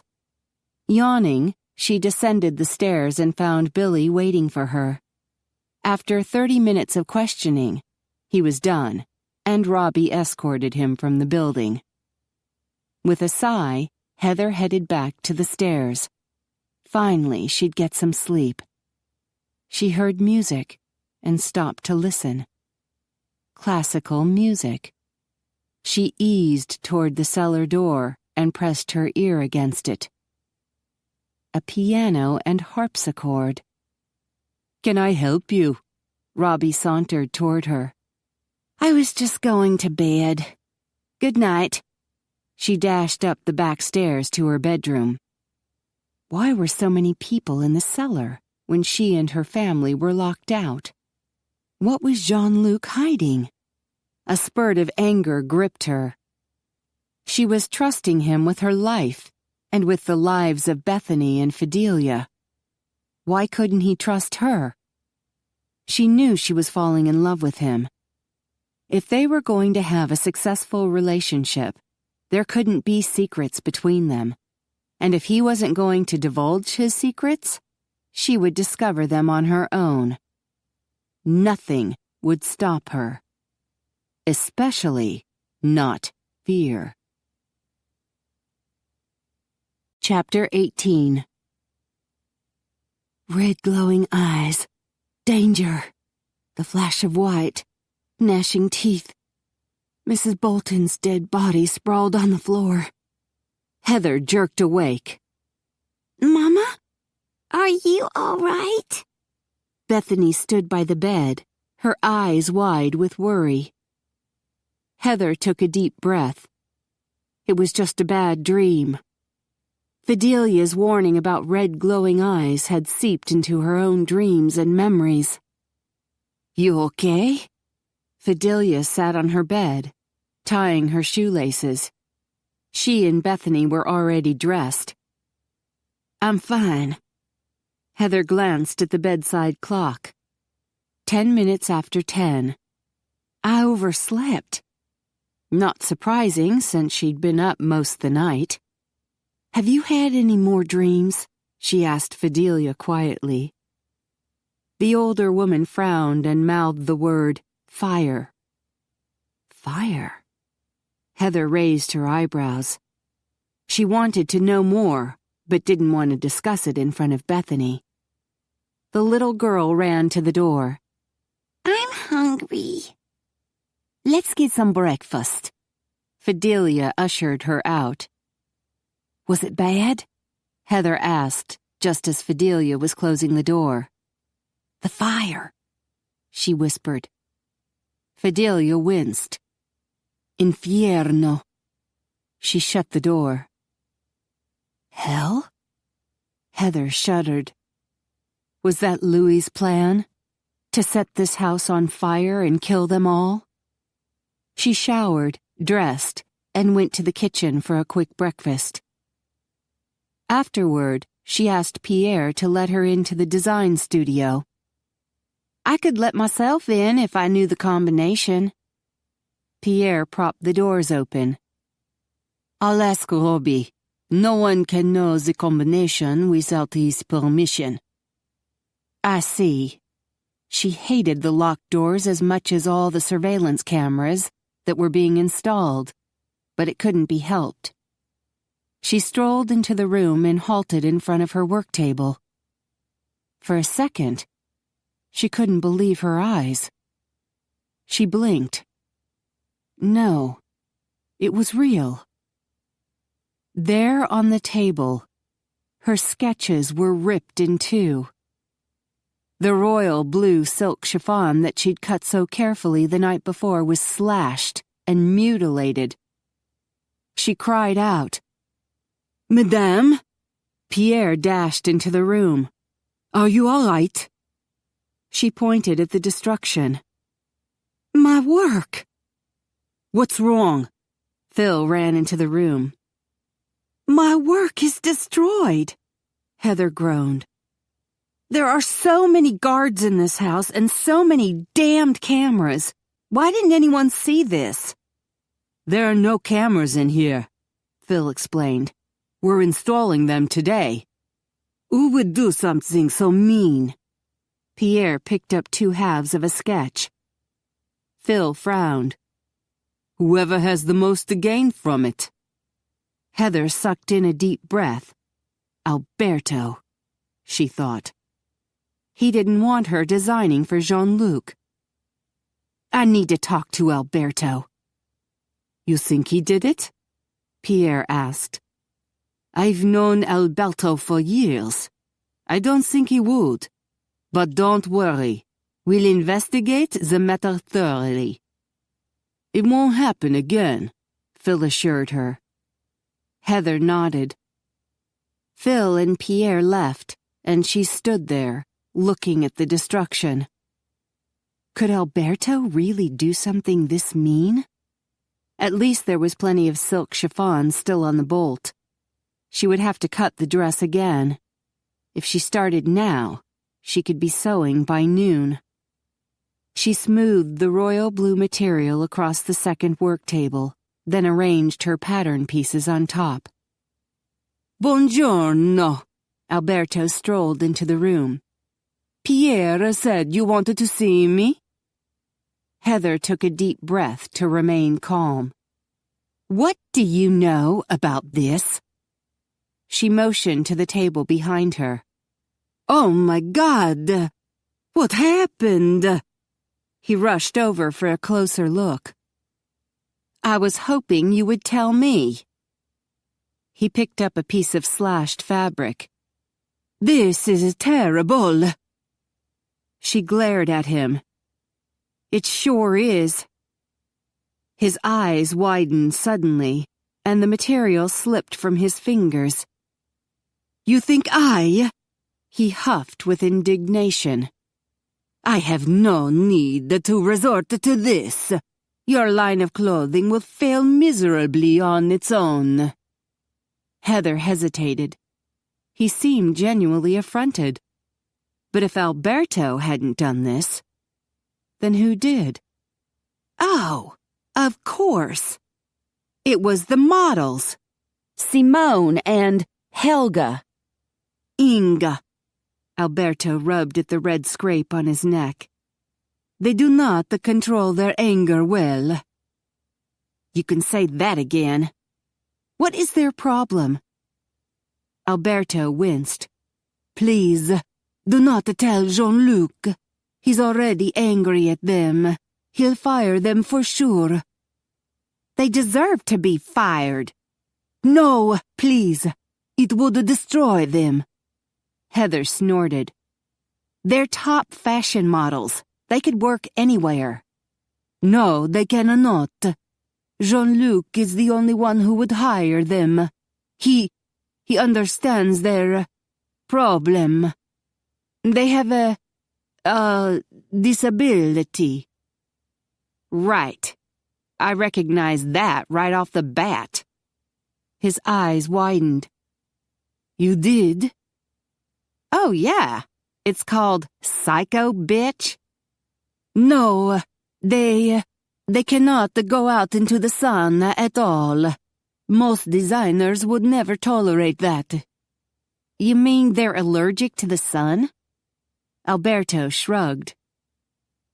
You could say that. Imagine, no photo shoots on the beach. No other designer would hire them. They'll be completely ruined if Jean-Luc fires them. Heather couldn't work up an ounce of sympathy. They should have thought of that before they went berserk. They feel threatened by you. Jean-Luc has never shown so much interest in another woman. Really? She was starting to feel a little magnanimous now. You mean he hasn't had a long string of girlfriends? No, not at all. He has stayed away from women for years. But that has changed now that he's met you. What about the other girls that Louis murdered? Alberto winced. That was a long time ago. She bet it was. Her immortal theory kept coming back. Alberto pressed his palms together. Please don't tell Jean-Luc about this. I'll talk to them. I'll make sure they never cause you a trouble again. You can make them behave? She gave the scrape on his neck a dubious look. If they want to model my gowns in the show, they will do as I ask, and I'll help you. He motioned to the table where she was about to recut the first gown. I'll show you a way to cut the skirt on the bias. It'll flow better when the model's moving down the runway. That would be great. Thank you. And these sketches. He picked up 2 halves. They won't ever look as good, but you can tape them back together and make copies. In fact, you should always make copies of everything you do. There's an excellent copier in Jean-Luc's office. You should use it. I would hate to disturb him. Alberto laughed. He's not there during the day. Then where is he? Alberto visibly gulped. He's, away. He waved a hand vaguely in the air. On business. Where? I'll give you the combination so you can go to his office. Alberto rushed his words. 1485. Don't ask the significance. And it's the same number for the keypad to this room. Really? Was that why they were so reluctant to tell her the combination? How many keypads use the same number? Is it a deal? Alberto asked. You won't tell Jean-Luc what Simone and Inga did? No, I'll let it pass. Please don't tell anyone I told you the combination. My lips are sealed. She'd found a new, unlikely ally. Alberto spent the next 2 hours helping her cut the first gown, and she knew it was an improvement over the one she'd cut the night before. Thank you. She gathered up the scraps to throw away. "Would you like to join us for lunch?" "Sorry, but I can't. I'm meeting Sasha for a late lunch." "I didn't know she was back in town." Alberto frowned. "I didn't know she left." "She left Sunday. She went to San Antonio to some fancy spa." "We made the date last Saturday." He strolled to the door, frowning. "I hope she hasn't forgotten." "Aren't you worried about making Simone and Inga mad?" Heather winced. She shouldn't have asked. It wasn't her business if Alberto was juggling 3 women. But when one of them was her old high school buddy, and the other 2 were psycho bitches, it could get messy in a hurry. "They won't know." Alberto paused by the door. "I have no chance with them, really. I should let it go, but they have some kind of hold on me." Heather lifted her brows. A hold? Like a spell? Were the psycho bitches actually psycho witches? He sighed. "They are different. Nothing good can come from my infatuation." "That's probably true." He gave her a worried look. "You should be careful, too. I owe Jean-Luc a great deal. He's a kind and talented man. But you should stay away from him. If you can." Alberto hurried from the room before she could respond or even recover from shock.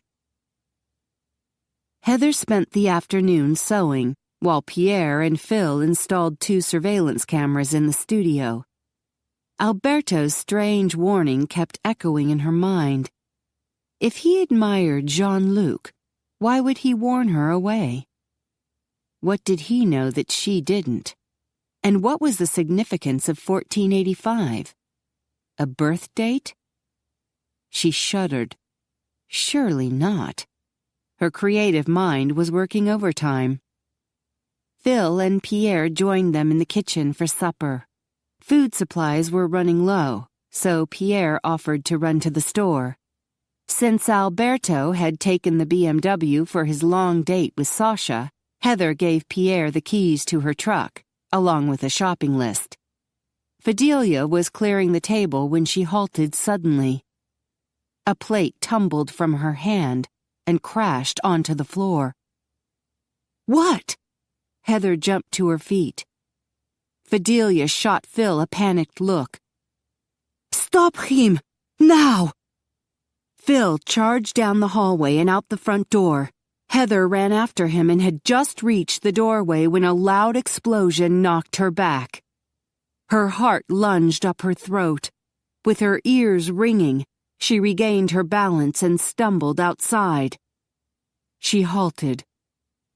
Her truck was engulfed in a huge fire. The flames shot upward. "Pierre!"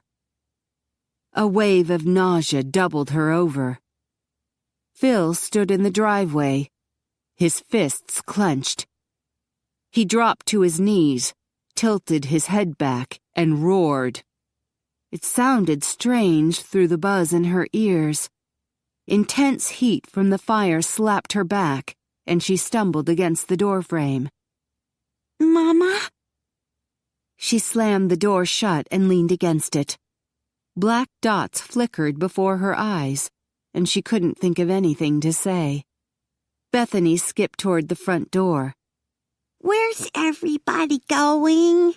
Can I go? Heather swallowed down a wave of bile and shook her head. Fidelia entered the showroom, hugging her purse to her chest. Her eyes glimmered with unshed tears.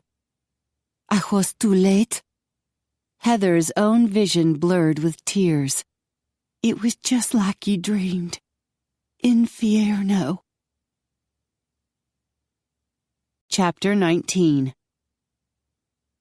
Jean-Luc sat behind the desk in his office, staring into space. Every now and then, Robbie strode across his line of vision, but he hardly noticed. The voices in the room droned like an annoying swarm of bees. He must be in shock. He never felt like this during battle. It was always afterward when he went numb. Robbie plunked down a bottle of Blisky on his desk and suggested he have a wee dram. Jean-Luc regarded the bottle silently. The mixture of synthetic blood and Scotch whiskey wouldn't solve anything. It wouldn't bring Pierre back to life. It wouldn't take away the grief or the guilt. All the men in the room were agitated, their voices loud, their arms waving. He blinked when Robbie's fist slammed onto his desk. The bottle of Blisky jumped. How could he forget to check the truck? Robbie yelled. I thought I trained him better than that. I'm sure you did. Ian took a gulp from his glass of Blisky. You shouldn't have blamed yourself. I should have checked it myself. Phil collapsed into a chair and pressed the heel of his palms to his temples. I can smell explosives. I should have checked the damn truck. That pricked the fog in Jean-Luc's head. Phil could smell a bomb? Pierre should have known better, Robbie muttered as he paced across the room. Bugger. He pounded his fist on the desk again. The Blisky teetered close to the edge. Ian grabbed the bottle and refilled his glass. Where was the BMW? Alberto had it, Phil explained. He came back about 7 o'clock. He had a date with that model, Sasha, but she stood him up. He was upset, so he went shopping in San Antonio. Jean-Luc leaned back in his chair and closed his eyes. He didn't want to listen to this. He wanted to be with Heather. How was she doing? Did she realize the bomb had been meant for her? Was she battling fear all alone? As soon as he'd heard the news, he'd tried to see her. He needed to know if she was all right. He needed to see if Bethany was all right.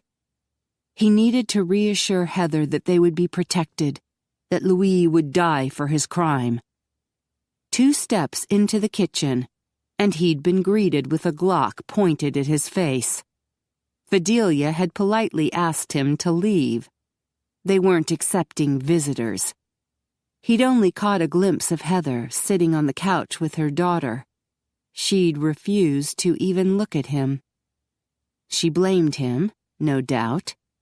She and her family were in terrible danger because of him. And she was probably angry that he'd shown up 3 hours after the explosion. In her time of need, he'd been dead to the world. The dreaded feeling of being powerless crept back. It was the worst part of being a vampire. Being completely powerless during the day. If Heather needed him then, he would fail her. He opened his eyes. How is Ezel doing? She kept asking why none of you were there, Phil replied. I said you were all away on business, but she looked suspicious. She insisted I call the fire department and sheriff.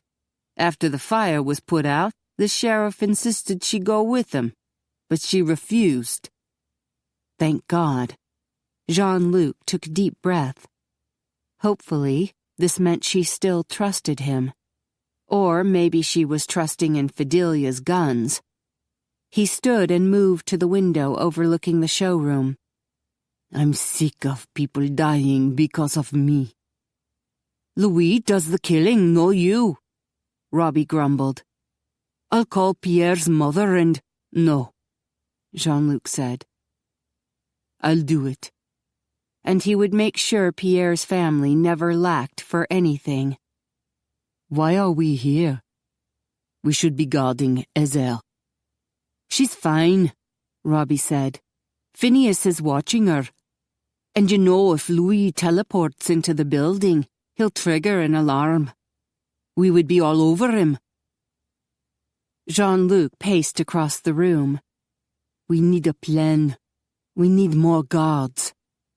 I've asked for more, Robbie assured him. Unfortunately, Angus is using every spare man in the hunt for Casimir. I'm alone now during the day. Phil sat forward and braced his elbows on his knees. Unless you count Fidelia and her guns. I can help with that. Ian retrieved a vial from his sporran. Roman gave me a bunch of these. 'Tis the formula that keeps a vamp awake during the day. Robbie moved closer to look at the greenish liquid. I thought Roman banned that stuff. I thought so too, Jean-Luc said. For every day he used it, he aged an entire year. Aye, he did. Ian lifted his chin. But I volunteered to test it for him. Jean-Luc frowned. I appreciate you wanting to look older, but I don't want you experimenting with yourself. I do not need a guardian, Jean-Luc. Ian dropped the vial back into his sporran. I'm 480 years old. I can make a bloody decision for myself. Jean-Luc sighed. He couldn't forbid Ian's use of this drug, but he still didn't like it. Were there any side effects? Roman's hair turned grey at the temples, that's all, Ian muttered. I'm doing it. You canna stop me. All right. Jean-Luc sat on the corner of his desk. We have to lock the place down completely. I agree. Robbie resumed his pacing. We should always keep them together. They'll be easier to guard that way. Jean-Luc nodded. We'll cancel the charity show. He knew that would upset Alberto and Heather, but better safe than sorry. Louis would definitely make a move then. Robbie stopped. Perhaps we should let him. Jean-Luc shook his head. I don't want to use Ezel as bait. We'll keep her surrounded and safe, Robbie insisted. Do you prefer the alternative? That we stay locked up here like a flock of frightened sheep? We'll keep looking for him, Jean-Luc said. Fidelia figured out he was hiding at the chicken ranch. Maybe she can find him again. She tried that earlier, Phil said, before you guys woke up. She was so upset about Pierre, she swore she would find Louis herself and kill him with bullets. I gave her his sword and cane. What did she see? Jean-Luc asked. Nothing, Phil shrugged. She said he was gone. He was too far away for her to reach. Jean-Luc paced across the floor, digesting this information. Could Louis really be gone? Was killing the museum curator and Pierre enough to satisfy his need for vengeance? But Louis had threatened Heather and him. In fact, Louis had claimed that Casimir would pay him a small fortune to kill Jean-Luc. He can't be gone. He's not finished. I agree. Robbie sat frowning. He might retreat for a few days, but only to lull us into a false sense of security. Jean-Luc nodded. He'll be back. Just like the message he wrote in blood. He'll meet us at a time of his own choosing. We should stay here, Phil suggested. That would force him to come here. And we would be ready for him. Ian's eyes narrowed. I'll bet he'll come the night of the runway show. We don't even know what he looks like, Jean-Luc reminded them. And he could use mind control on anyone involved with the show, or even attending the show. Anyone there could be an assassin. Then we'll limit the attendance to just a few, Ian suggested. Jean-Luc paced across the room.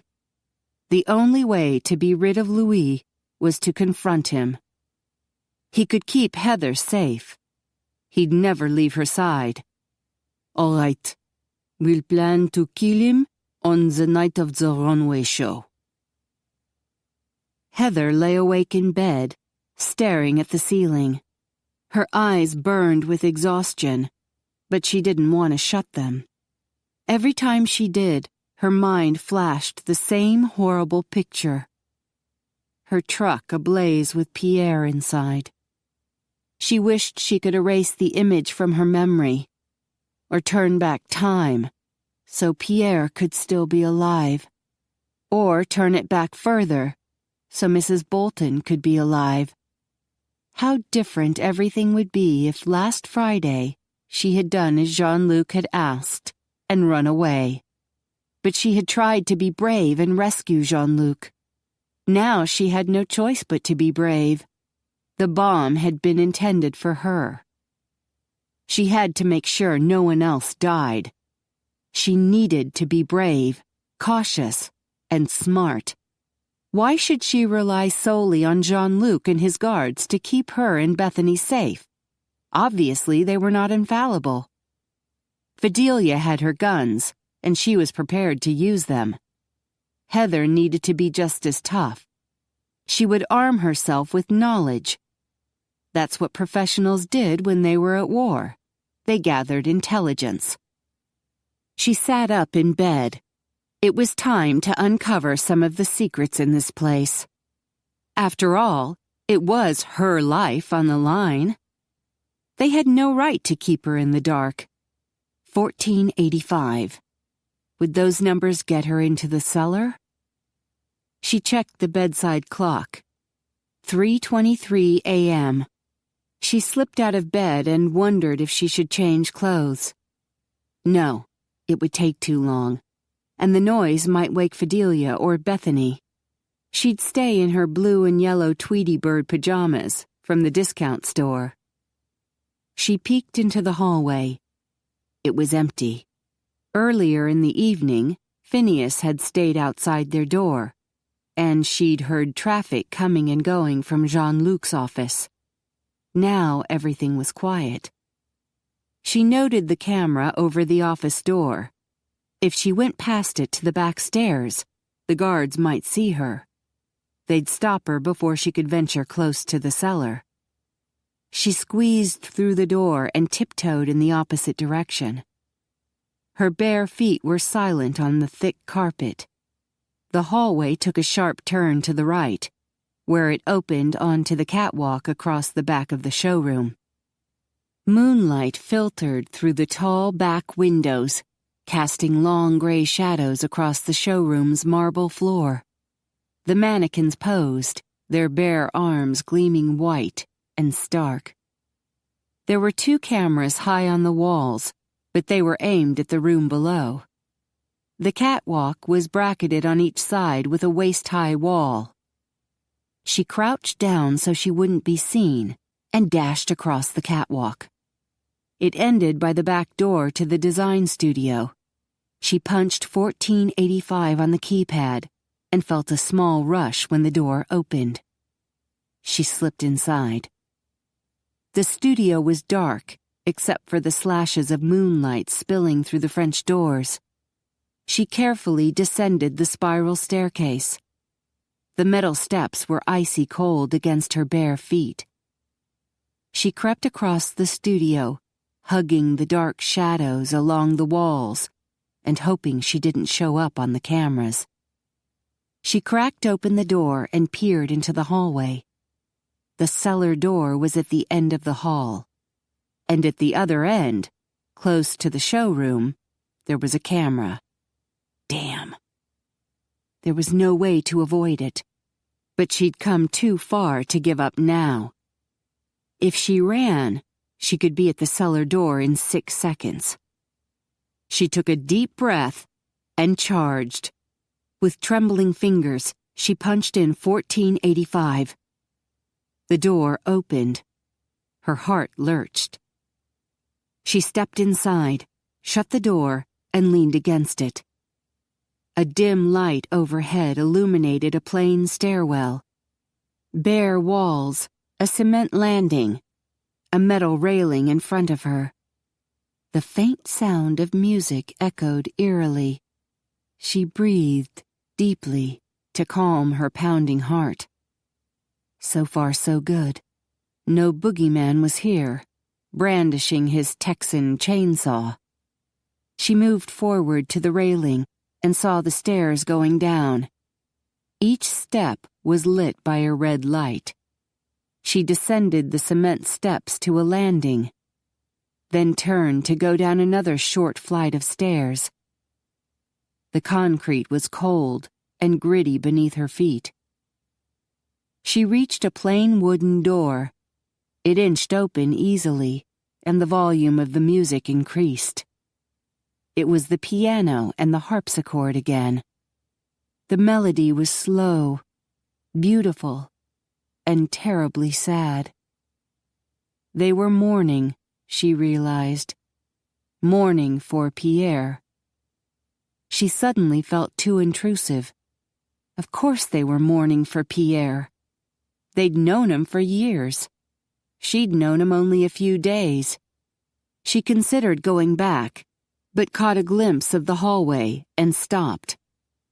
She opened the door further, and her mouth fell open. After the bare stairwell, she'd expected a more Spartan environment, but this was opulent. The hallway was wide enough for 5 people to walk down at once, and the floor was covered with a beautiful hand-carved rug. It felt thick and woolen to her feet. It was a rich ruby red with golden fleur-de-lis scattered across it in a trellis pattern. Another pattern of gold and ivory roses formed a wide border around the rug. The hall was illuminated with golden sconces along the walls, each sconce dripping lead crystal teardrops. Even the ceiling was beautiful, ivory with fancy moldings painted gold. The doors were also ivory, with gilt woodwork. Interspersed between the doors were balmed chests and ornate armoires. Antiques, Heather guessed, and incredibly expensive. She padded silently down the hall, past oil paintings that looked like they belonged in a castle. The music grew louder. It emanated from a room where the double doors were ajar, jutting into the hallway. She eased behind a door and peered through the crack by the doorframe. She saw the piano. It was an old baby grand, decorated with gold scrollwork. A woman was playing, her long blonde hair loose down her back. Inga. A woman moved across the room, blocking Heather's view. It was Simone, doing some sort of dance. A minuet? She glided out of the way, and Heather glimpsed the harpsichord. Jean-Luc? She caught her breath and turned away, pressing her back against the wall. Jean-Luc was the one playing the harpsichord? She stood there, listening to the melancholy music. He was quite good, actually. But why would a modern man play such an old instrument? The more she learned about him, the more the immortal theory made sense. He was hurting, she realized, as the sad strains tugged at her heart. She should have talked to him earlier. She should have comforted him. She knew him well enough to know he would blame himself. He was an honorable man with a deep sense of responsibility, an old-fashioned guy, and he might have a very good reason for being old-fashioned. But she'd refused to see him. She'd reached a point where one more emotional stimulus would have sent her over the edge. She had to withdraw and be alone for a while. The music brought tears to her eyes. He was such an amazing man. How could she not fall in love with him? Fencing champion, fashion designer, musician. One hell of a kisser. Of course, if he was immortal, he'd had centuries to develop his talents. She tiptoed down the hall, wondering what to do next. Should she confront him? Maybe, but not with Simone and Inga around. The music stopped. She turned, suddenly afraid that she'd been spotted. But no, the hallway was still empty. She heard a clicking sound at the other end of the hallway. The door was opening. She dashed behind a tall armoire and plastered herself against the wall. Footsteps approached, muffled by the thick carpet. "Robbie!" the ladies exclaimed. "You must stay and dance with us." He was in the music room, Heather realized. Could she make it to the other exit before he came out? He was talking so softly, she couldn't make out his words. Her attention was snagged by the oil painting right across from her. Definitely an antique. The guy was wearing black leather bucket boots, maroon knee breeches and waistcoat, and a white shirt with a wide lace collar. A short velvet cape was slung nonchalantly over one shoulder. His foil was by his side, the tip planted on the floor, his hand resting lightly on the ornate hilt. Heather smiled. He looked like one of the Three Musketeers.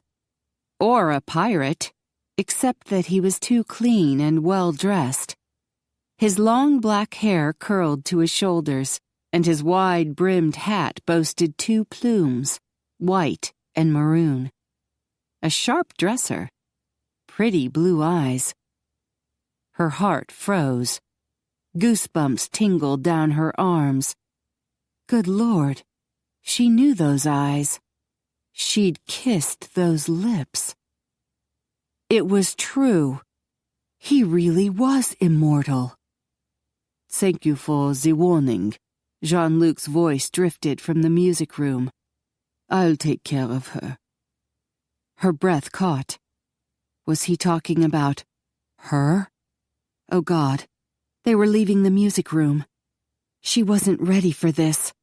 She needed time to accept this new reality. Immortal men. She opened the nearest door and slipped inside. The room was dark, except for a dim sliver of light to the left. As her eyes adjusted, she made out several pieces of furniture. An armoire, a wingback chair, and ottomans situated next to a table and lamp. There was no mistaking the largest form in the room. The bed was huge and dark. The headboard stretched halfway to the ceiling. Great. Just what she needed, to be discovered in someone's bedroom. The sliver of light drew her attention. She walked toward it, feeling the smooth coolness of a wooden floor beneath her feet. As she approached the foot of the bed, she stepped onto a thick rug. Hand-carved wool in an Aubusson style. The dim light emanated from a pair of double doors that had been left partially open. She pushed the doors further open and sucked in a deep breath. It was the most beautiful bathroom she'd ever seen. Marble floors and countertops gleamed a soft, rosy beige. Ornate gold faucets curved over 2 scalloped sinks. The shower stall was huge and boasted 3 shower heads. But the most striking feature was the huge whirlpool bathtub in the middle of the room. It was rectangular in shape, with a marble column at each corner. The columns were topped with a gilded cupola. Marble steps led up to the tub. She ascended a few steps and peeked under the cupola. It was painted like a summer sky, complete with sun and white fluffy clouds. As she stared, the sky grew brighter. No, the whole room was brighter. She slowly turned. Jean-Luc was standing by the door, with his hand on the dimmer switch. She swallowed hard. At least he didn't look angry. "Hi. I know I shouldn't be here, but Do you like it? He waved toward the giant bathtub. yes, it's very nice. I mean, fantastic, really. It's great for relieving stress. You can use it whenever you like. It's your tub? He nodded, then glanced over his shoulder. My bedroom. Oh. Of all the bedrooms in the world to stumble into. Are you all right? He asked.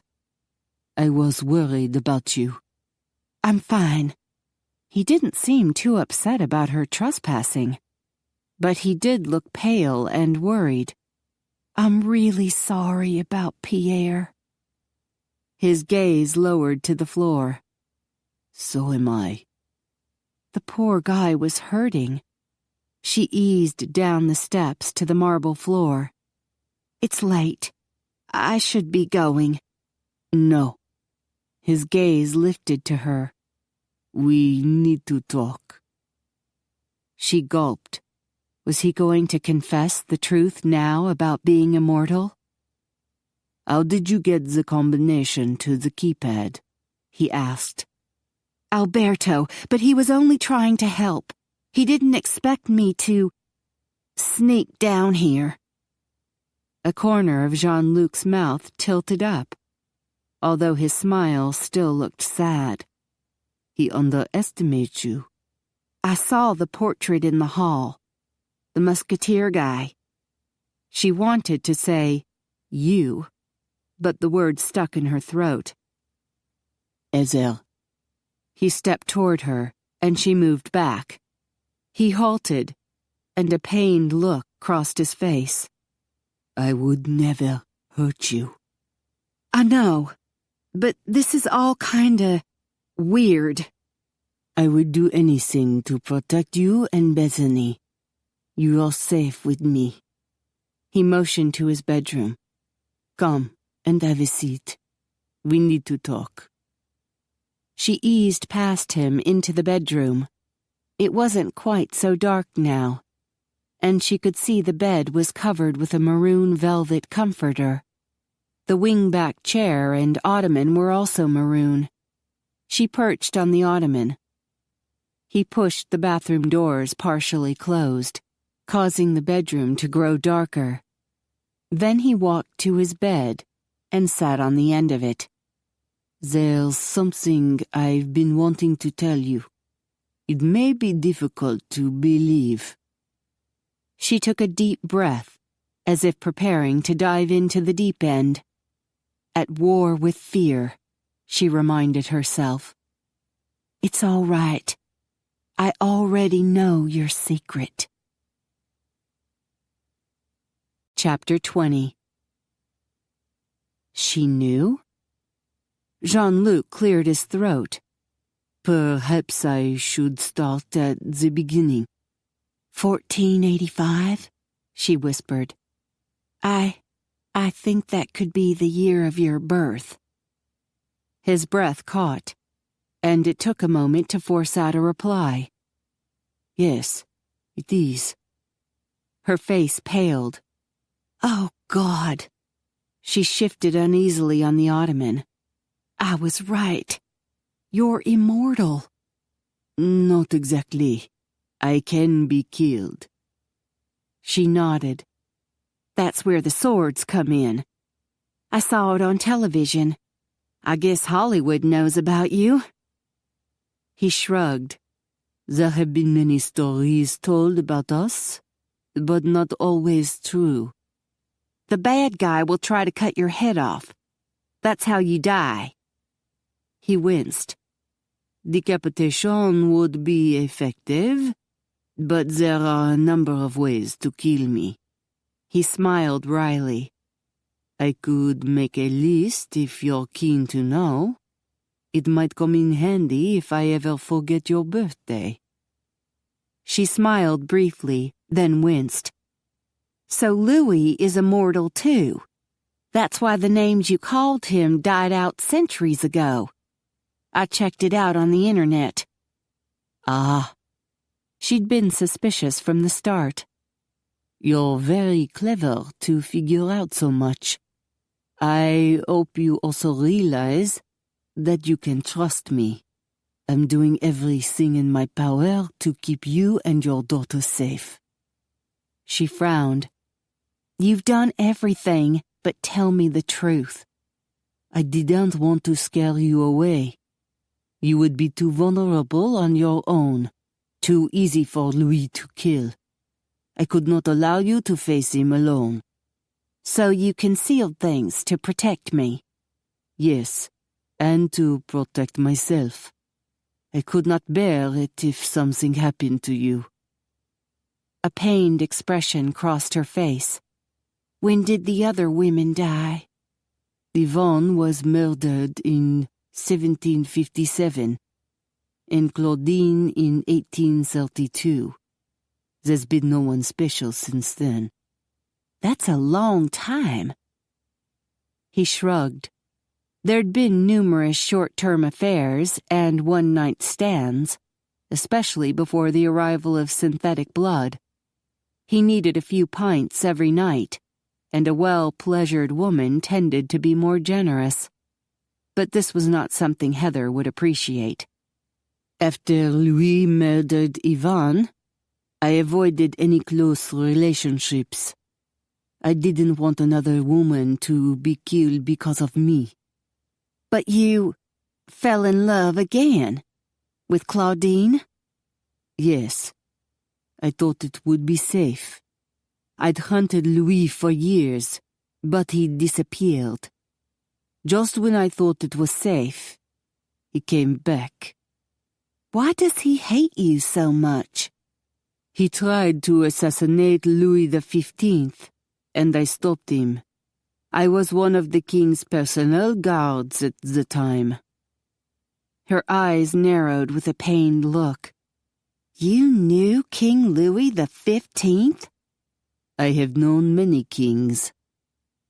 She glanced down at her clasped hands. Her fingers looked tense, her knuckles white. You've seen a lot of people come and go. Yes. She closed her eyes briefly. When she opened them, they glimmered with tears. I've heard enough. I need to go. She rose quickly and started toward the door. Wait. He stood and blocked her path. There's more. No. She shook her head, and the tears welled in her eyes. There can't be anything more. Not between us. What would be the point? It doesn't matter if I think you're incredibly sweet and gorgeous and intelligent. It matters to me. No, it doesn't. Because to you, I'll be gone in the blink of an eye. I'm one of those little ants that come and go. I'm surprised you even bother to keep me alive. How can you say that? He grabbed her shoulders. Do you think I am totally heartless? No. But why would you care if I live to be 30 or 70? What's 40 years to someone who's over 500? My life is just a blip on your radar screen. Mon Dieu, he wanted to shake her. You are everything to me. You are the woman I love. She gasped. It's true. He stepped closer. I love you, Ezel. She shook her head. I'll grow old and gray. And I will still love you. Why would I care if your outer appearance mellows with time? It is you who fills my heart. And I have waited 500 years for you. She drew in a shaky breath. You always say the most beautiful things. A tear rolled down her cheek. You're the most beautiful man, but I'm afraid this could never work. He brushed the tear away. You're at war with fear, remember? He smoothed his hands across her back, drawing her close. Trust me, chérie. I want to. She rested her hands on his chest. But this is so hard. We have this moment. He kissed her brow. This perfect moment in time. He kissed the tip of her nose. Let me love you. He hovered over her mouth. Jean-Luc. Her hands slipped up to his neck. He kissed her gently, still aware that she could flee at any moment. He took a slow, leisurely pace, seducing her with softness. Her body responded, molding to his. His groin tightened. He ignored his own urgent need and slipped his hands beneath her t-shirt. He slowly caressed her back. She shivered, causing her breasts to jiggle slightly against his chest. With a moan, he drew her lower lip into his mouth and sucked. Her fingers delved into his hair. Ezel. He nuzzled her neck. Her carotid artery throbbed against his cheek. His erection grew harder. Let me love you. I can never resist you, she whispered. That was good, but he wanted more. He wanted a declaration of love. He felt sure she loved him. Maybe she didn't realize it yet. Or maybe she was afraid to admit it. Either way, he'd make it clear to her. He'd make her scream with pleasure, over and over, until she realized the truth. He grasped the hem of her t-shirt and eased it up. Wait! She crossed her arms, covering up the little yellow bird on her t-shirt. His heart plummeted. He released her and stepped back. Forgive me. It's not you. She pointed at the camera in the upper corner of his bedroom. It's them. Merde. He'd forgotten about that. And the damned red light was still blinking. Didn't they realize this was private? He made a cutting motion across his throat. The light went off. This is embarrassing, Heather muttered. What if they turn it back on in 5 minutes, thinking we're done? He arched a brow. 5 minutes? She huffed. Okay, so I haven't participated in any marathons. She glared at the camera. Or any peep shows.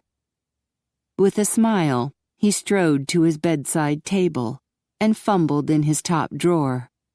He removed a remote control, aimed it at the camera, and pushed the off button. There. They can't interrupt us. Okay. She watched him warily as he approached. I'm still not totally convinced this could work. I know, but I can be very persuasive. He took her by the shoulders. All night long. She shivered as he nuzzled her neck. I could use a little persuasion. I thought so. He nibbled on her ear. Where were we? I was about to star in a Girls Gone Wild video. He had no idea what that was, but it sounded interesting. You wish to go wild, Shelly? He grabbed the hem of her t-shirt. She sucked in a deep breath. What the hell? You only live once. That was debatable, but this was not the time. He yanked the shirt over her head and dropped it. The little yellow bird fluttered to the floor. His first inclination was to admire her breasts for a moment, but he knew that would turn his eyes red, and he didn't want to scare her. Still, he couldn't resist a quick glimpse. Her plump, rosy nipples were turning pebbly and hard. The tightened tips begged to be suckled. He kept his gaze lowered, grasped her around the waist, and tossed her onto the center of his bed. Whoa! She bounced on her rear. He landed beside her and shoved her back. Close your eyes. What? He kept his face turned away as he untied the drawstring on her pajama bottoms. Close your eyes and relax. Just let yourself feel. He leaned over and touched her belly button with his tongue. She shuddered. Eyes closed? Yes. He glanced at her face. Her eyes were shut, and her trust in him swelled his heart. You're so beautiful. A corner of her mouth tilted up. Are you looking at my breasts? He grinned. Actually, I was looking at your face. He kissed her cheek. But your breasts are beautiful too. Thank you. He rested a hand on her waist. Si belle. He skimmed his fingers up her rib cage and the valley between her breasts. Her chest rose with a deep breath. With his fingertips, he circled one breast, then the other. Your nipples are becoming darker, tighter, and I haven't even touched them yet. He pressed his mouth against the outside curve of her left breast. She sighed. He cupped her right breast and massaged gently. She moaned. Do you like it gentle or rough? He took the hardened tip between his thumb and forefinger and tugged. She gasped. Or perhaps both. He drew the nipple into his mouth and swirled his tongue around the tip. She splayed her fingers into his hair. Jean-Luc. He kissed her other breast, nibbling and tweaking the nipple. He slipped his hand into her loose pajamas, reaching lower and lower until he encountered her curls. Slowly, he massaged the plump mound. Her breathing became faster and more erratic. He nuzzled her neck. I want to taste you. Oh, God, she whispered. I want to feel you shudder against my face. He licked her lips, then kissed her. He swept his tongue inside her mouth, then drew back. It will be like that, but better.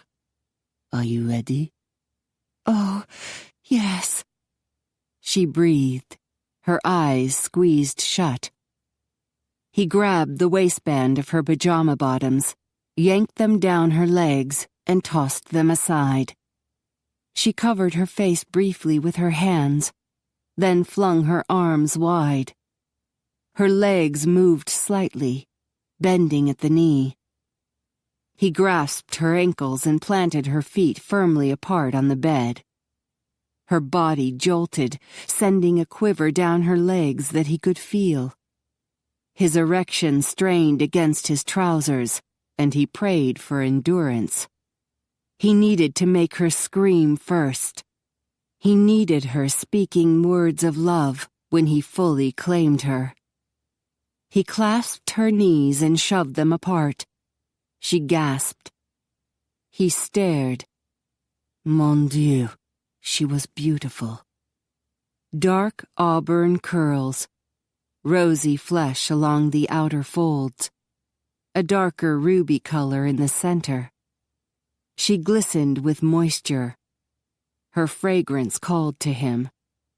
It smelled of sweet desire and rushing blood.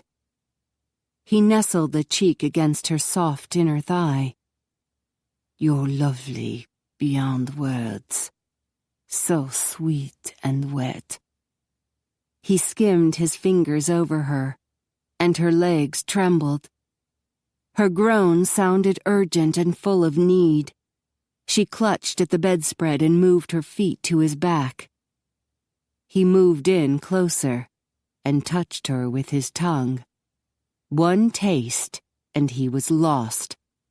He seized her by the hips and swirled his tongue all over her, exploring every bit of her while she squirmed beneath him.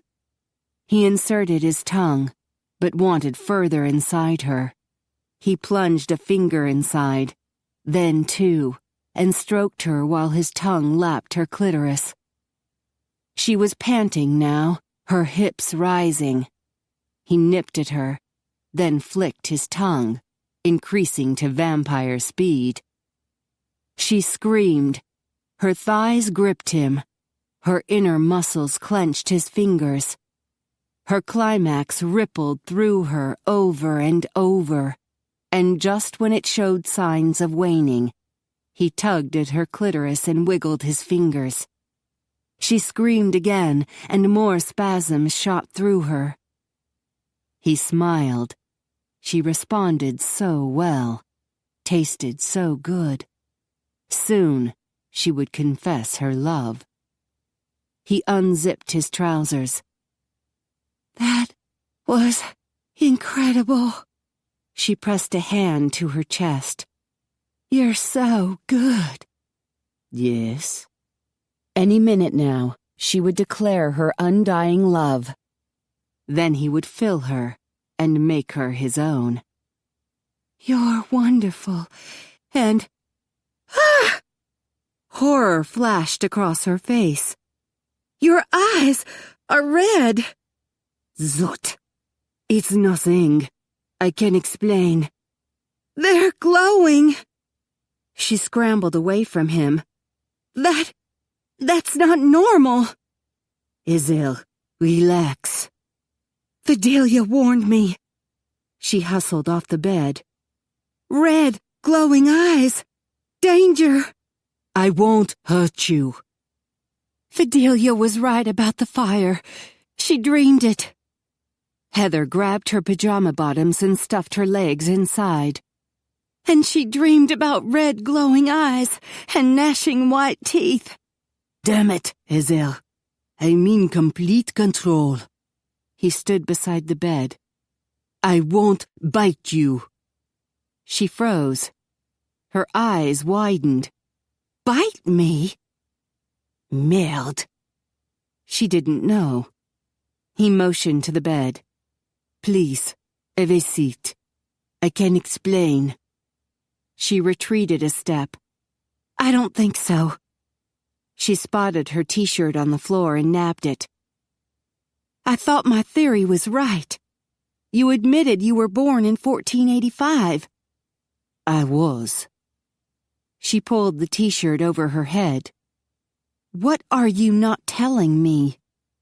I died in 1513. She rubbed a hand against her brow. Okay. That's how the Immortal guys discover who they are.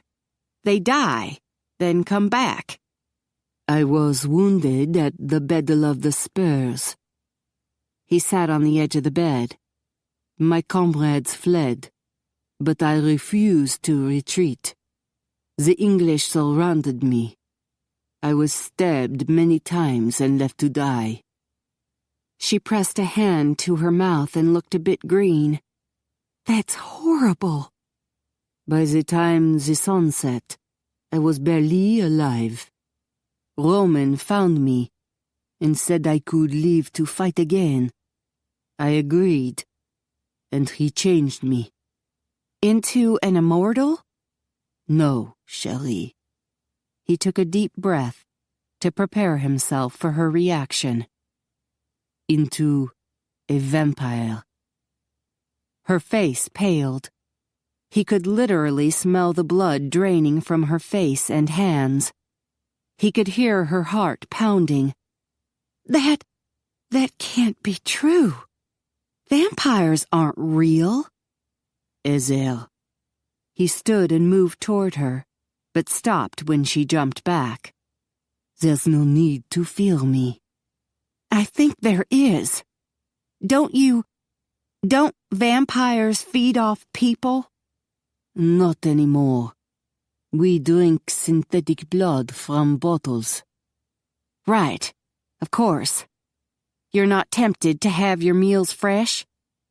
She raised a hand to stop him coming closer, then pointed at him. Alberto! He was bitten. And I threatened to fire Simon and Inga. Xenobiting is not allowed in my household. How considerate of you. She gave him a dubious look. How many vampires have I met? Robbie, Ian, and Phineas. Simon and Inga. Angus, McKay, and Emma. Emma? Heather looked aghast. I let a vampire watch my baby? We're the best equipped for fighting Louis, since he's a vampire too. And Phil and Pierre? Mortal. We have to rely on mortals to protect us during the day, because we're unavailable. She raised her brows. Unavailable? You showed up 3 hours after Pierre's death. That was just rude. I hate being separated from you during the day. I hate that I am not there to protect you or comfort you. But I can't help it. I'm dead. She blinked. You mean, really, dead? With a sigh, he sat on the bed. Completely dead. It's very annoying, but it's only during the day. Right. She narrowed her eyes. I guess you have fangs? He touched a pointed tooth. They're not extended now. I'm in complete control. You're entirely safe. She scoffed. Safe? Those things are weapons. Oh, sheesh. You had your mouth all over me. I knew what I was doing, and you liked it. She marched up to him and slapped him on the face. He winced. Why so angry, chérie? I've told you the truth. Now you tell me. She paced in front of him. There are certain things you're supposed to say before sex. Stuff like, by the way, sweetheart, I have herpes. Or, here's a good one. Guess what? You're about to screw a dead man. He stood.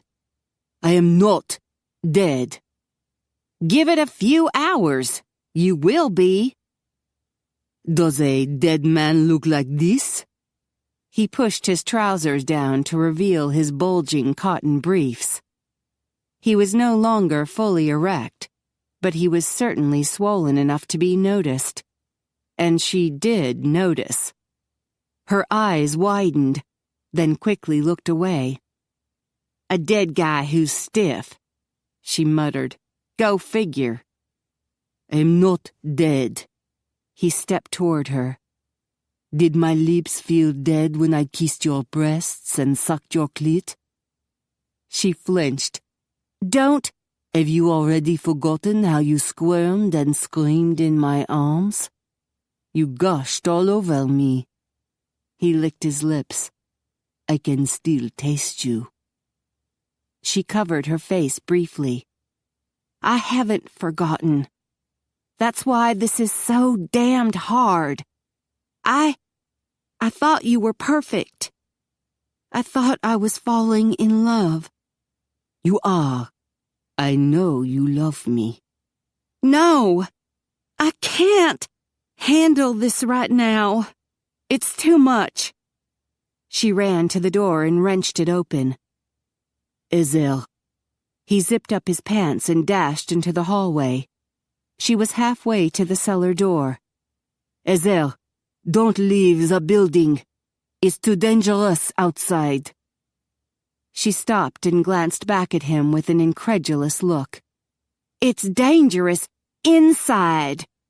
I'm living with a bunch of freaking vampires. We're good vamps. He walked toward her.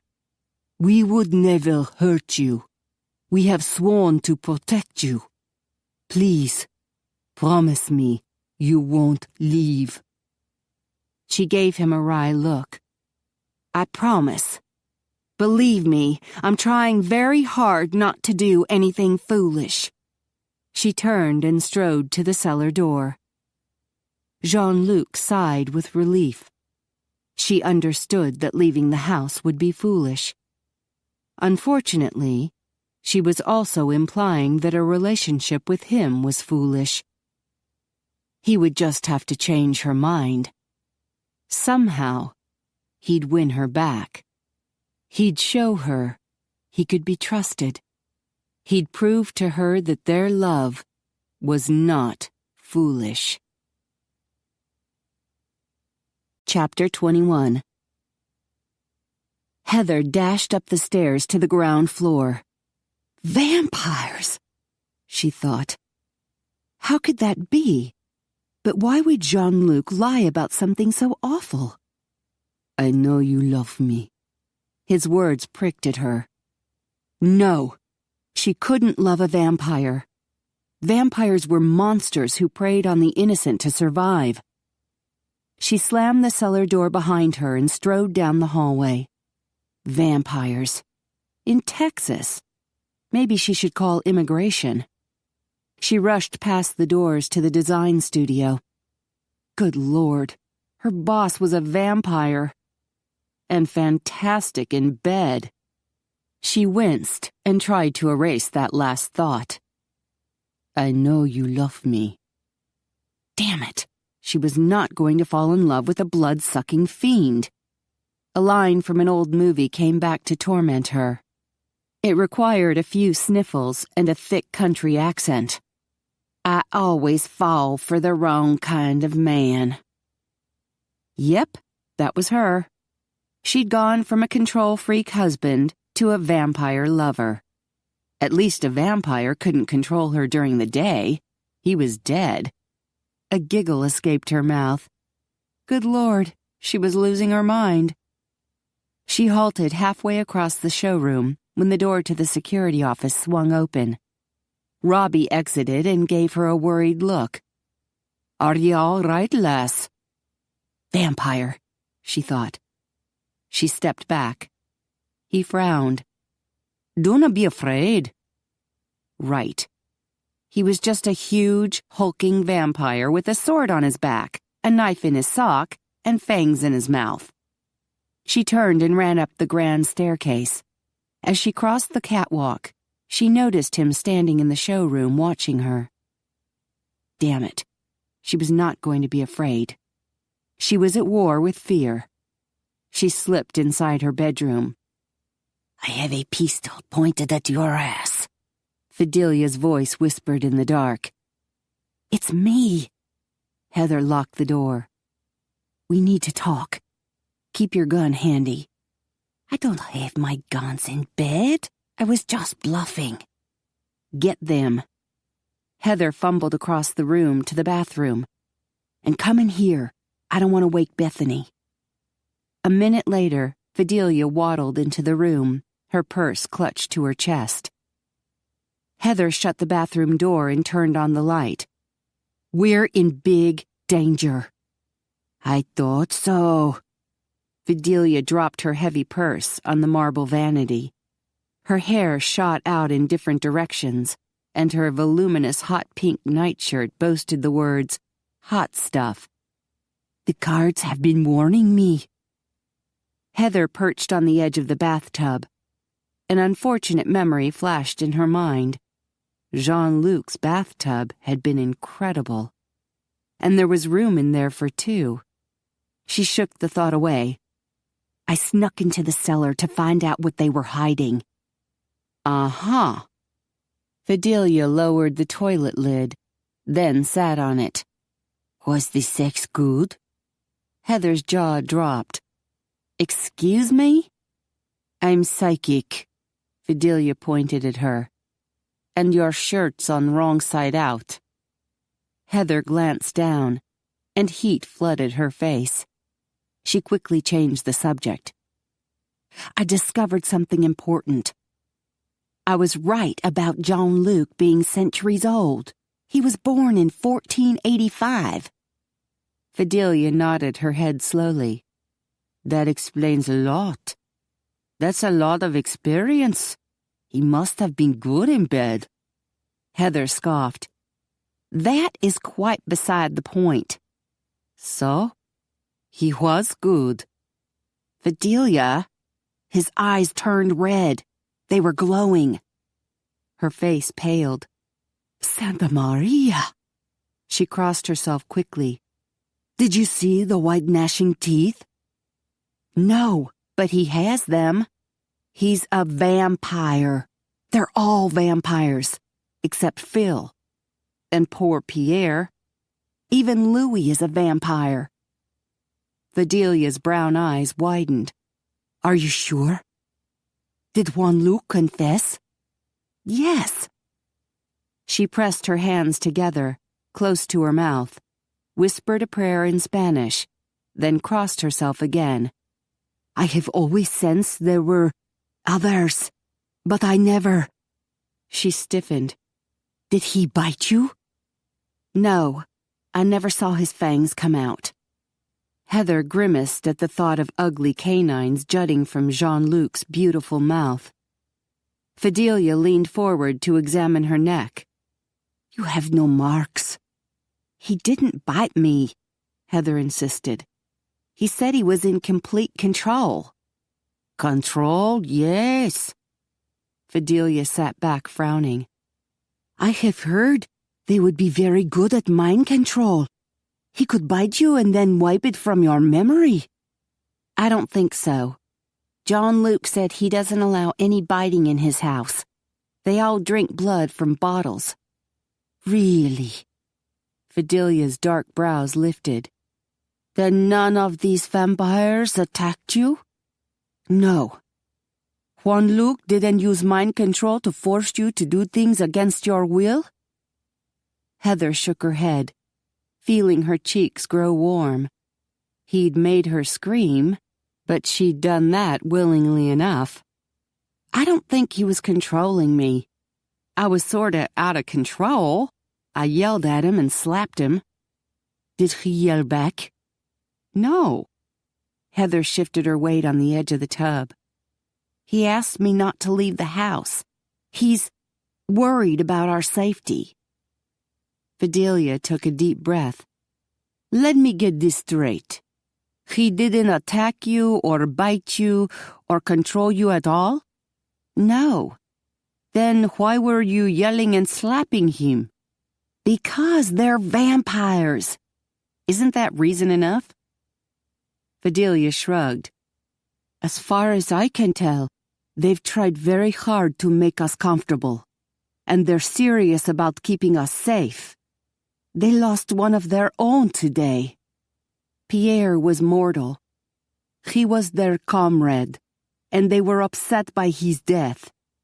It could have happened to any of them, or to us. We're all in danger. Heather sighed. So you think we should stay here? Unite with these vampires against the common enemy? Louis a vampire, no? I say our best protection is more vampires. We should definitely stay here. Heather nodded. I agree. But as soon as they kill Louis, we're leaving. And what about Juan-Luc? You like him, no? I can't date a man who has survived for centuries by biting women and sucking their blood. I bet he gives one hell of a hickey. Fidelia! The man is a monster. She reached for her purse. You want me to shoot him? I'll kill him tonight. No! Heather jumped to her feet. Fidelia gave her a knowing look. You failed that test, chica. Heather gritted her teeth. It's not what you think. That he's very good in bed? She sat with a huff. It has nothing to do with attraction. I simply abhor violence in general. You slapped him. I was upset, and I feel kind of bad about it now. Fidelia leaned forward on her elbows. When did he confess? Before or after the sex? After. Heather rubbed her brow. She was getting a headache. Ah, so that is why you slapped him, the bastard. He took his pleasure from you and satisfied his own needs before telling you the truth. A dull pain throbbed at Heather's temple. Actually, he never got. I mean, he spent the whole time pleasuring me. Oh! Videlia's eyes lit up. That one look. He is muy macho. Heather sighed. She'd had the biggest orgasm ever. Not that she ever intended to think about it again. So he never tried to bite you, and he didn't seek his own pleasure? Vidalia tilted her head, considering. Then why did he take you to bed? Heather swallowed hard. He said he loves me. Ah, amor. Heather slumped. He said he'd waited 500 years for me. Romantico. But he's a vampire. Vidalia shrugged. Nobody's perfect. My second husband, he had 6 toes on 1 foot. This is a little more serious than that. John Luke is literally dead half the time. Vidalia nodded. For most men, that would be an improvement. I'm serious. I have to stay away from him. I want a normal life for me and Bethany. We'll live here for the moment, but I'm going to avoid him at all costs. All right, Vidalia agreed. You must never talk to him, even if he is muy romantico. And you must try not to think about how good the sex was. It was really good, wasn't it? You're not helping. Whose side are you on? Vidalia patted her knee. I'm on the side of your heart, chica. Your heart will tell you what to do if you listen. Heather groaned as another jab of pain targeted her temple. This was not the advice she wanted to hear. For when it came to her heart, she feared it was already lost. After tossing and turning with too many sexy memories replaying in her sore head, Heather gave up on sleep. She took a long, hot shower, dressed, and headed down the stairs to the studio by 5 a.m. As she neared the security office, the door opened. Good morning, lass, Robbie greeted her. She mumbled a greeting and hurried past him. If she could just immerse herself in the work she loved, she might be able to forget all the vampires lurking about. They probably all knew by now that their secret was out. Hey, wait up, dudette. She glanced back. Great. The one named Phineas was following her. She kept walking. What's up? He caught up with her. Nothing. She stopped in front of the studio doors and punched 1485 into the keypad. I just want to work. That's cool. Don't mind me. I'm just hanging out. Like a bat? She muttered as she entered the studio. More like your own personal bodyguard. He closed the door behind her. We want to keep you safe. Somehow I'd feel a lot safer without a vampire following me. Phineas stopped with an injured look. I ain't gonna hurt you. Had she actually hurt his feelings? You've never bitten anyone before? He winced. I ain't perfect, but I've worked real hard to control myself. I know I was a bum before. Hell, I was a real loser when I was alive. But Angus believes in me, and I ain't gonna let him down.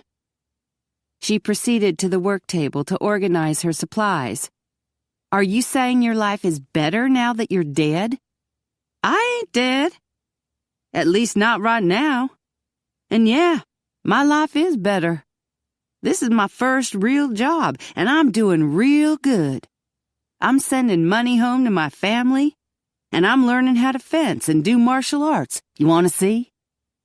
Before she could say no, Phineas spun around to face the cluster of mannequins in the center of the room. Hi-ya! He assumed an attack pose. "You're going down, sucker!" He grabbed a male mannequin by the arm, twisted and bent over at the waist. Heather assumed the mannequin was supposed to fly over his shoulder and crash on the floor. But unfortunately, the arm simply came off. Phineas looked surprised for only a second. Then he tossed the arm on the floor. "Yeah, I whooped your ass." He pranced back, holding up his dukes. "You won't be messing with me, sucker! I'll turn you into the one-armed man!" A grin tugged at Heather's mouth, and she turned away.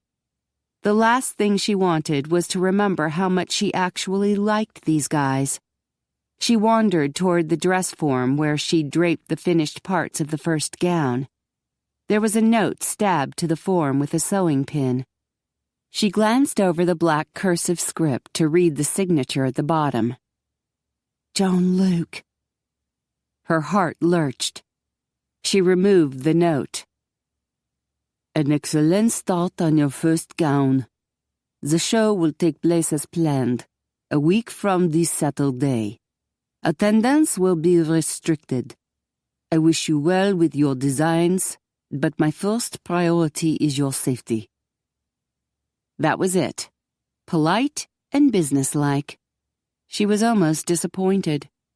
He could have written something like, "Sorry, I'm a vampire," or, "I'd rather die again than ever bite you." But no, he didn't even mention his role as a blood-sucking fiend. And he didn't write anything romantic, either. She crumpled up the note and dropped it in the trash bin. It was better this way. He was her boss, nothing more. As soon as Louis was dead, she was out of here. She settled down at the sewing machine to finish the skirt. Phineas perched on the work table. "Robbie thinks you're afraid of him. That's why he sent me to guard you." "I'm not afraid. Just totally freaked." She stepped on the foot pedal to start the machine. "It takes time to get used to us. Man, I was totally freaked when I first found out I was a vampire." Heather stopped sewing. Had he read her mind? More likely, totally freaked was just the universal reaction to vampires. "How long have you been like this?" "Just over a year." Phineas described his transformation at the hands, or teeth, of some evil vampire dudes, and how Angus had saved him. "The evil ones still feed on people?" Heather asked. "Yeah, they even kill people. We hate them." Phineas puffed out his chest. "We're the good guys." "So there are good vampires and bad ones?" "Yeah. How does Connor say it? Death doesn't change a man's heart. So a bad dude's gonna stay bad, you see. And a good man stays good. Like Jean-Luc. She'd always felt he was a good man. A wonderful man. "I know you love me." His words haunted her. "Yeah, that's right." Phineas launched into a long story about a really bad dude named Casimir. Heather returned to her sewing, but found herself drawn into the story and asking questions. Apparently, the two factions were called Vamps and Malcontents, and they were on the verge of an all-out war. Angus MacKay had been the vamp general in the Great Vampire War of 1710. "Did Jean-Luc fight in the war?" she asked. "Hell yeah. He was second in command. Connor told me Jean-Luc never left Roman's side. He took some major cuts to keep Roman safe." He was a loyal friend, a hero among his own kind. But his world was totally beyond hers. It was a dangerous world, too. Not a good place for her and Bethany. She tried not to think about him. Who's Connor? Roman's head bodyguard. I'm usually assigned to Roman's house, but Connor insisted on hiding them. They're in danger? Heather recalled meeting Roman briefly. His wife had been very friendly and... Heather stopped sewing with a gasp. They have a child. Yeah. Roman's like a scientific genius, you know? He makes the synthetic blood we drink. And when Shanna wanted a baby, he figured out a way to make the baby his. Heather couldn't believe it. That sweet little boy is the son of a vampire? Yeah. He's a cute little guy, huh? But how could Shanna have a baby? Vampires are dead. Sorta. This was too confusing. Shanna's mortal. Phineas grinned. Like you. Heather gulped. A mortal married to a vampire? And giving birth to his son. How could Shanna do that? But she seemed so happy. And the baby boy was beautiful. Mama! Bethany skipped into the room, followed by Fidelia, with her purse, and Ian. Heather glanced at the clock. It was after 6. She hugged her daughter. You're up early. I'm hungry, Bethany announced. Come, have breakfast with us. Fidelia stepped closer and whispered. They want us to stay together all day. But I have to work, Heather protested. Don't worry, Ian said. We'll bring some furniture in here and make sure you're all comfy. Soon, Heather and her family were sitting around the kitchen table eating cereal while Phineas stood guard. Ian plucked the recliner off the floor and left, carrying it over his head as if it weighed no more than 5 pounds. Muy macho. Fidelia leaned to the side to watch his exit. Heather swallowed her cereal with a gulp. Apparently, vampires were very strong. She recalled how easily Jean-Luc had picked her up and tossed her on the bed. Other memories rushed back. Good Lord, he was so hot. But off limits. She shoved the memories away. It's a little warm in here, no? Fidelia gave her a sly grin. Heather groaned inwardly. It could be really annoying to have a friend who was psychic. Robbie came in, and without a word, he hefted the entire love seat onto one shoulder and sauntered from the room. Ooh! Fidelia waggled her dark brows. Roberto! I wonder if he wears anything under that skirt. It's a kilt. Heather motioned with her head toward her daughter. Let's keep breakfast G-rated, okay? Fine. I'll just imagine it. Fidelia scowled at her cereal. At my age, that's all I have left. Phineas grinned. You're a baby compared to some of the old-timers around here. Gracias, muchacho. Fidelia gave him a grateful look. I like all you men around here. You're muy macho. She gave Heather a pointed look. Don't you think so? She glowered back. Don't push it. Ian and Robbie returned for the television and TV stand. Thank you, Fidelia called after them. Now I won't miss my soaps. These men are very sensitive to our needs, don't you think? Heather made a face at her.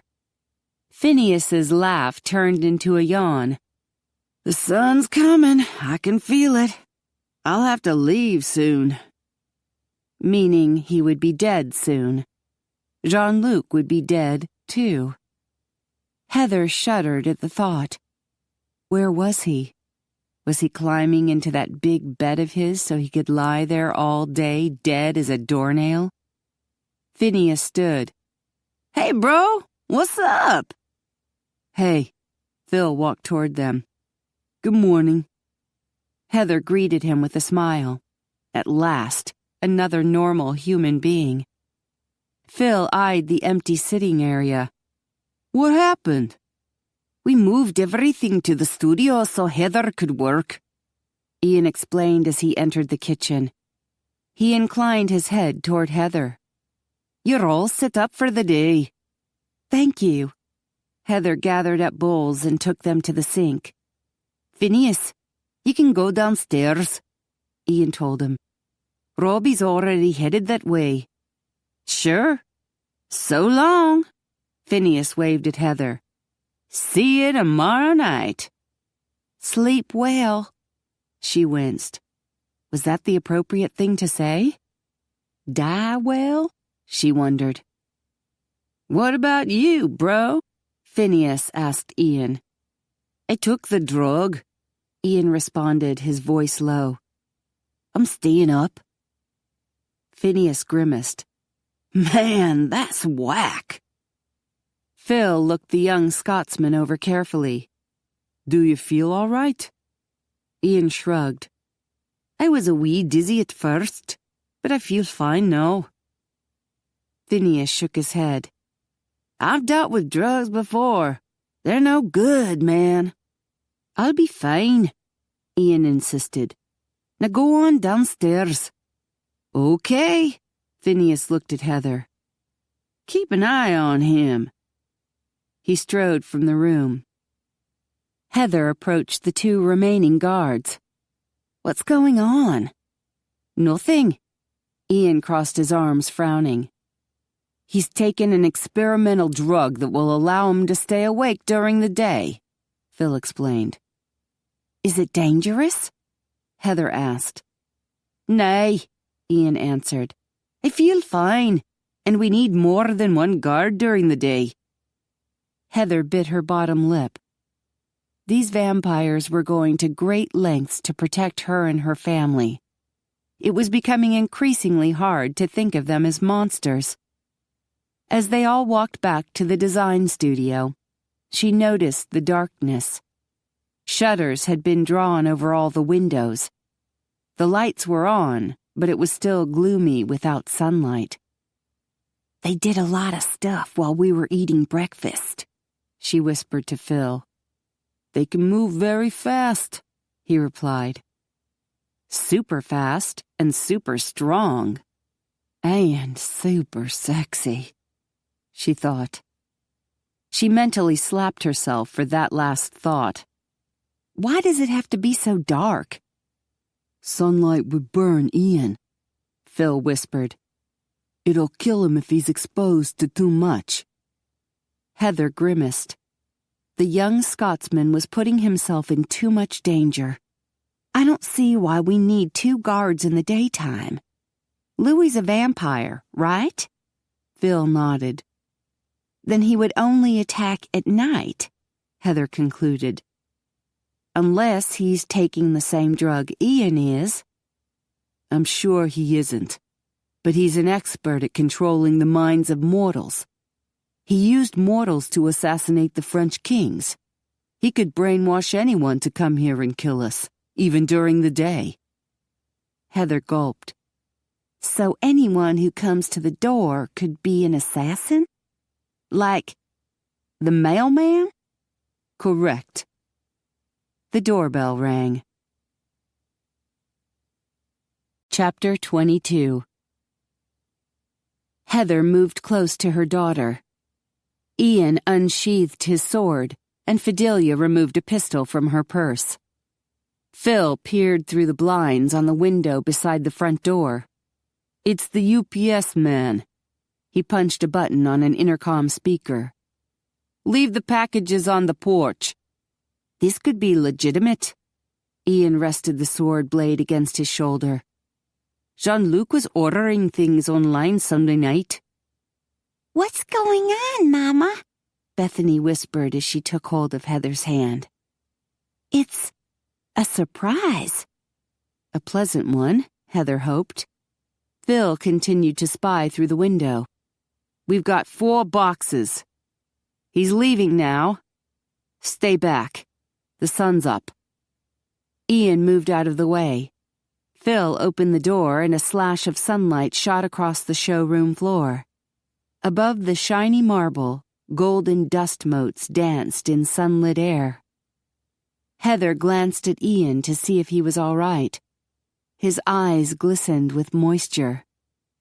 She walked toward him. "Are you in pain?" He shook his head. "It's been a very long time since I've seen sunlight. I never thought I'd see it again. 'Tis so beautiful." Heather turned away. It was hard to stay prejudiced against these vampires. The slash of light disappeared as Phil exited and shut the door. She moved to the window where Phil had peeked out earlier. "You shouldn't have stand so close," Ian warned her. Did he think the packages would explode like her truck? She peeked out the window to make sure Phil was all right. "Oh my gosh! He's sniffing the boxes." "Phil can smell a bomb," Ian said. "Please move back." "Phil can smell?" Her question was interrupted when the door opened and Phil pushed a box inside. "This one's safe." He shut the door. Who's it for? Bethany ran forward to look at it. "Bring it here." Ian sheathed his sword, then drew the smaller blade from his knee sock. "I'll open it for you." Bethany pushed the box to Ian, just as Phil shoved a second box inside. This is fun. She pushed the second box to Ian. Open it. Ian had already sliced the packaging tape on the first box. He dug through some styrofoam peanuts and pulled out a beautiful doll, wearing an elaborate dress.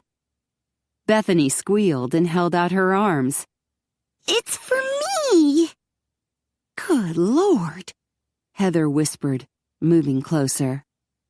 Ian removed several plastic bags, each one containing another lovely outfit for the doll. "Ah, you can tell a fashion designer picked these out. Very fancy." I love her. Bethany spun around, holding the doll. Heather turned to Fidelia. "We can't keep this stuff." Fidelia snorted. "Try taking that away from your daughter." Heather winced. "He's being sneaky and manipulative." "I'd say he's clever and generous," Fidelia muttered. "But then, what the hell do I know?" Ian emptied the first box and found a few picture books. Heather sighed. Jean-Luc would make an excellent father if he wasn't a monster. With a jolt, she remembered that Roman was a father. What if Jean-Luc used the same procedure? Could he actually become a father? "All done." Phil shoved the last two boxes inside, then shut and locked the front door. Meanwhile, Ian had the second box open. It contained an antique set of hand-painted tarot cards. Fidelia clasped them to her chest. She looked at Heather. "You're loco if you let him go." Heather frowned at her. "I can't be bought." Ian opened the third box and pulled out something made of rich black taffeta. He handed it to Heather. It was a black cocktail dress, and just her size. Jean-Luc was probably trying to replace the one he'd torn last Friday. She admired the classic styling and superb craftsmanship. It had probably cost a small fortune. "Can't be bought?" Fidelia asked wryly. "No." Heather laid the dress back into the box. "I'll be returning this." Ian dug into the fourth box, then quickly closed it. With a blush staining his youthful face, he pushed the box toward Heather. "It's for you." What did you get, Mama? Bethany danced over, waving her doll in the air. Heather pulled out something red and lacy. A bra. She stuffed it back in. "It's nothing, just clothes." Oh. Bethany turned away, disappointed. "Let me see," Fidelia inched closer. Heather fumbled under the peanuts and pulled out another item. Black lacy underwear. She stuffed it back in. Fidelia chuckled. "That one Luke, he's a naughty one." Heather shook her head. He'd ordered this stuff Sunday night? Had he planned on seducing her all along? She pulled out a midnight blue silk nightgown, edged with lace. Yep, apparently he had. Muy romantico," Fidelia whispered. Heather closed the box, feeling the heat of a blush. Even Ian and Phil looked embarrassed. They were studying a shadow on the wall. "I'm not keeping this stuff." She stacked her 2 boxes neatly. "I refuse to be in his debt." Fidelia shook her head. "I don't care what you say. I'm not giving back my new cards." They all proceeded to the design studio. Curtains had been drawn across the French doors along the back wall. The furniture from the kitchen had been arranged in a front corner, away from Heather's sewing machine. She could sew all day without interfering with Fidelia's ability to watch television. The morning passed without further incident. Lunch was a little creepy when Ian sauntered into the kitchen, sipping something red from a glass. Alberto joined them a bit later. "Do you have any idea where Sasha is? She never showed up before our lunch date." Heather shrugged. "She's at some spa in San Antonio." "I called there, and she checked out." "Oh." Heather took a bite of her turkey sandwich while she considered. "Her mom lives nearby. Sasha might be visiting her. Or she might be avoiding Alberto." He frowned at his sandwich. "I suppose."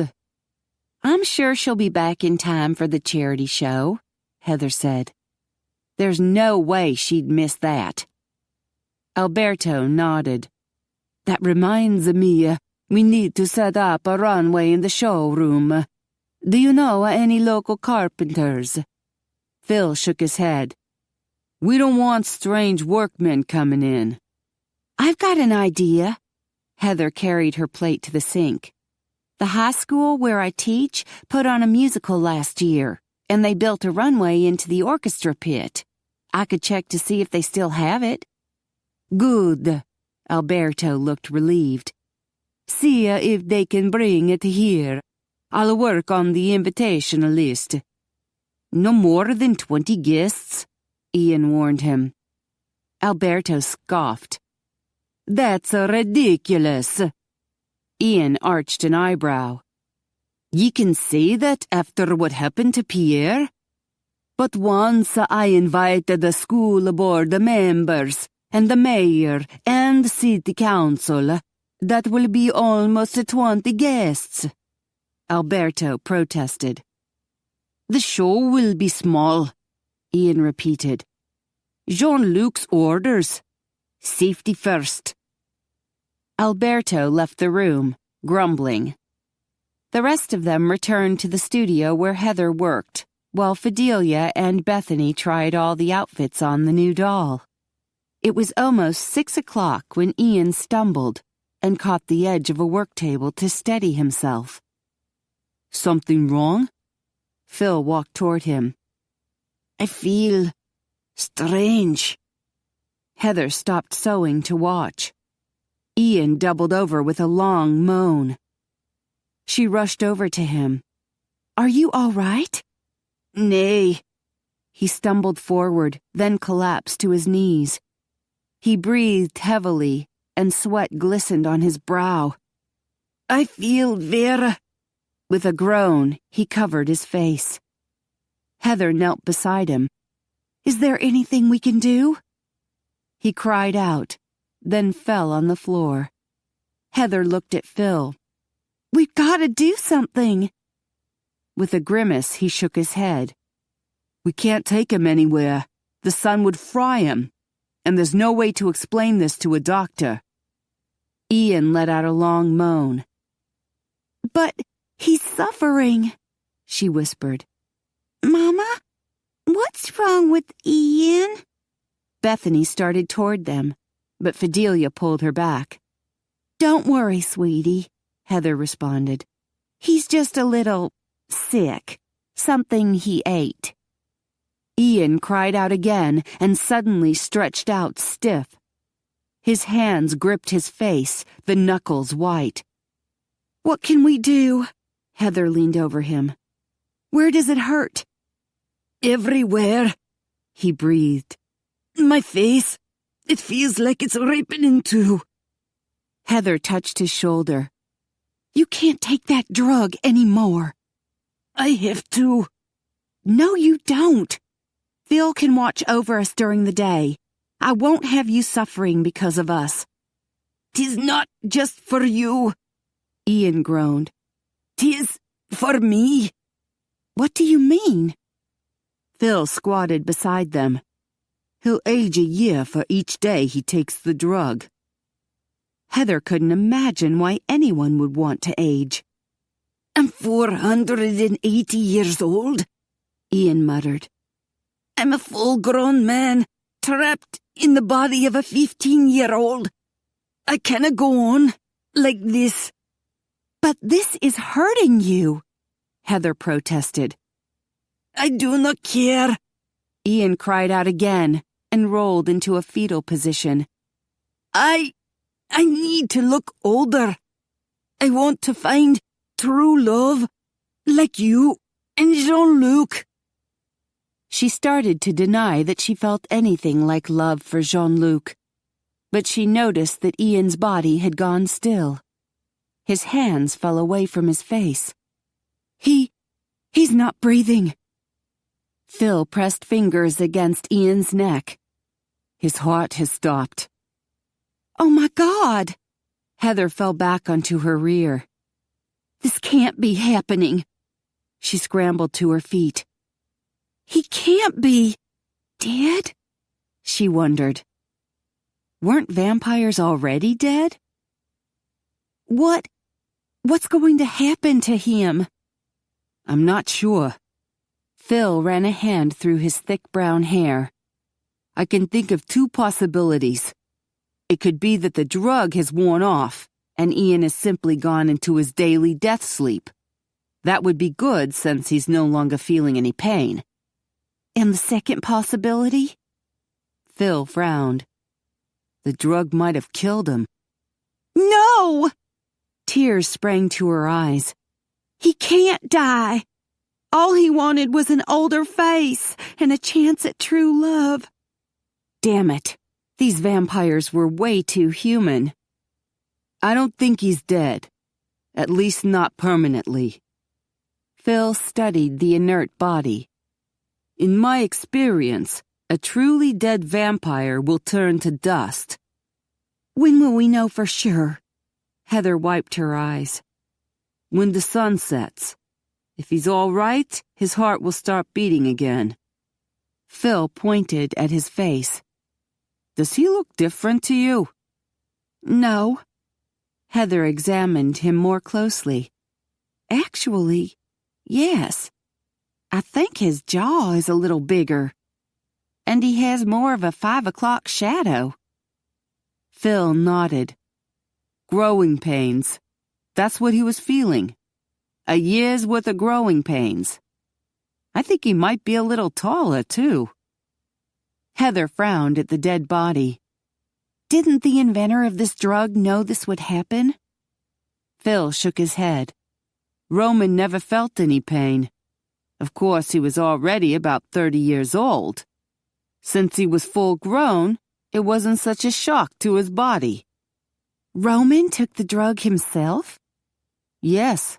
After his son was born, he took it for a week to help out with the baby. But then his hair started turning gray, and they realized what was happening. Heather rose to her feet. I don't think Ian should take it again. Surely there are female vampires who would understand his problem and accept him as he is.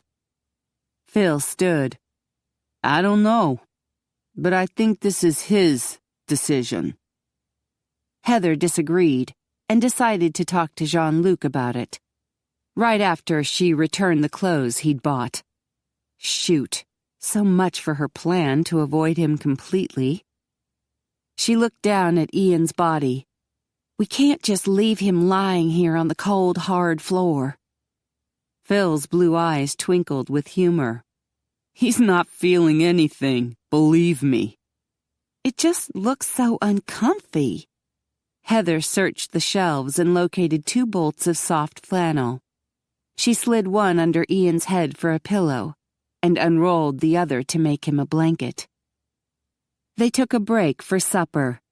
She called the insurance company to check on her house. Then she called the drama coach from Guadalupe High. Liz Schumann was delighted to offer her runway and to model one of Heather's gowns in the show. Liz promised to have her new boyfriend deliver the runway over the weekend, and Heather promised to give him a few tickets to the event. After supper, they returned to the design studio and the dead body on the floor.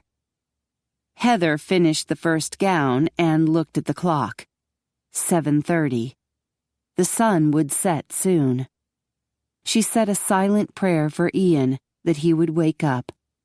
Then she shook her head in dismay. It was happening. She could no longer view these vampires as monsters, and she was getting drawn into their world.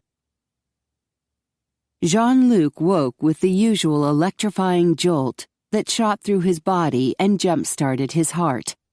He rushed through his shower and breakfast, for he needed to know as quickly as possible that nothing bad had happened during the day. Was Heather all right? How had Ian fared his first day on the stay-awake drug? He dressed in gray slacks and a maroon polo shirt, normal clothes. He only hoped Heather wouldn't look at him like she had last night, with that look of horror and disgust in her eyes. He had to win her back somehow. He checked the kitchen, but they weren't there. As he exited, he saw Fidelia leading Bethany toward the stairs. "Oh, Jean-Luc," she grinned. "Thank you for the lovely presents." She cradled the box of tarot cards against her chest. I love my new doll. Bethany held it up so he could see. Her name is Princess Catherine. I like that.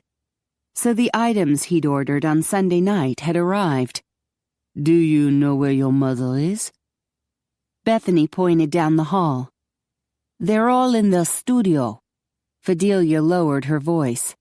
Waiting for Ian to wake up. Jean-Luc stiffened. He's not awake. Bethany giggled.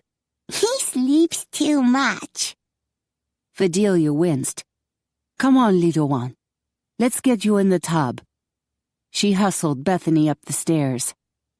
Jean-Luc zoomed to the studio and stopped. Heather was kneeling on the floor beside Ian, with Robbie, Phineas, and Phil surrounding them. She glanced up at Jean-Luc. His heart lurched in his chest. Her eyes no longer showed disgust, but they were glistening with pain. Her generous nature was taking Ian's dilemma to heart. I need to talk to you.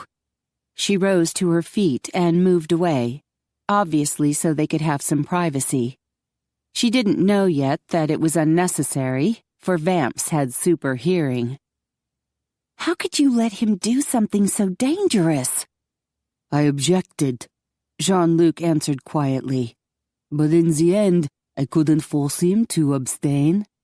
It was his decision. But he may have killed himself just so he can have a chance at true love. Heather wiped her eyes. It's sad. An honorable man will sacrifice all for true love. She glanced at him, her eyes widening. When Roman took the drug, he was laid to wake too. Jean-Luc turned to watch Ian. I believe he will wake. A silence fell between them as they waited. Robbie turned to Phineas. Go see if Fidelia and the wee lass are all right. We'll let you know what happens here. All right. Phineas trudged out of the room. "And you're off the clock, lad," Robbie murmured to Phil. "You do not need to stay." "Yeah, I do." Phil folded his arms across his chest. Heather drew a deep breath. "We got the boxes of stuff you ordered." Jean-Luc faced her. "Did you like the dress?" "It's lovely." She avoided looking at him. "But I can't keep it." "Why not?" Was she punishing him? "I don't want to be beholden to you. You've already given me a great job and a safe place to stay." "You saved my life, Ezel. I am beholden to you." "Oh, I'm sure you could have handled Louis on your own." She waved a hand in dismissal. "You're the European fencing champion, remember?" "But I didn't have a sword, remember?" Scowling, she turned to face him. "I'm quite sure you could have defeated him without my help. You're muy macho, as Vidalia would put it." "Merci. Though you needn't look so annoyed by it."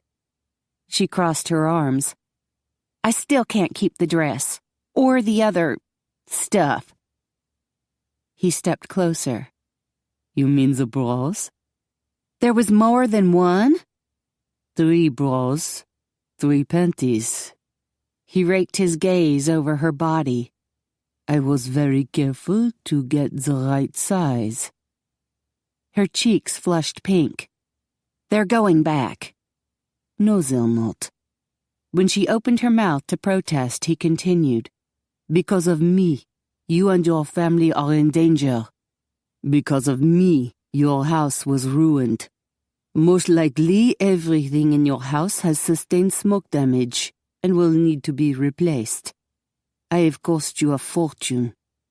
The few things I purchased don't begin to repay you. It is I who is in debt to you." She gave a sigh of defeat. "All right. Thank you." "How are you feeling?" He didn't like to think he'd caused the dark smudges under her eyes. "I'm very tired. I couldn't sleep last night." "I apologize for the way you learned the truth. I should have told you earlier." She slid her hands into her jeans pockets and regarded the floor. "Why didn't you?" He closed his eyes briefly, wondering how to explain. "I was beguiled by the way you looked at me and talked to me, as if I was normal. It was like being human again, with a home and a family and a beautiful woman who actually found me attractive. I never had that when I was mortal." "You never had women throwing themselves at you? That's hard to believe." "I never had a home and family." He stepped closer to her. "It's taken me a long time to realize that's what I want more than anything." She looked away, but he caught the glimmer of tears in her eyes. "Will you allow me the honor of courting you?" She gave a short, nervous laugh. "You sound so old-fashioned." "Perhaps." He smiled wryly. "But I'm also very determined." I don't belong in your world." "You can belong anywhere you want." She rubbed her brow. "That's the problem. I don't want to belong there, but I don't want to hurt you. Ian jolted, and his chest heaved with a big breath. "He's alive!" Robbie exclaimed with a grin. "Yes!" Phil punched the air with a fist. Jean-Luc grinned. "Thank God." "Oh, yes! Yes!" Heather bounced up and down. "Yes!" She flung her arms around Jean-Luc's neck. His heart swelled as he enveloped her in his arms. "Yes." With a gasp, she pulled back. "Oh, I didn't mean... Sorry. I was just so happy I forgot that I was a monster. He finished her sentence. Her cheeks stained pink. I don't think. What happened? Ian sat up. You been sleeping on the job? Robbie crossed his arms, frowning. I should dock your pay. Ian glanced around with a confused look. I'm late? Robbie laughed and extended a hand to help him up. Yeah, that's worried, lad. How are you feeling? Ian grabbed Robbie's hand and slowly eased to his feet. I'm all right, I think. You're at least an inch taller, Phil announced. I am. Ian grinned. It worked. I'm a year older. And I'm bloody well starving. Go downstairs and have your breakfast, Robbie ordered. I wish you wouldn't take the drug again, Heather said. You were in so much pain. I'm sorry you had to see it, Ian told her. But I will not stop. He and Phil strode from the room. I'll leave you two alone. Robbie bowed and left the room. I should be going too. Heather started for the door. What about your work? Jean-Luc asked. Oh, she turned. I finished the first gown. She motioned toward the dress form.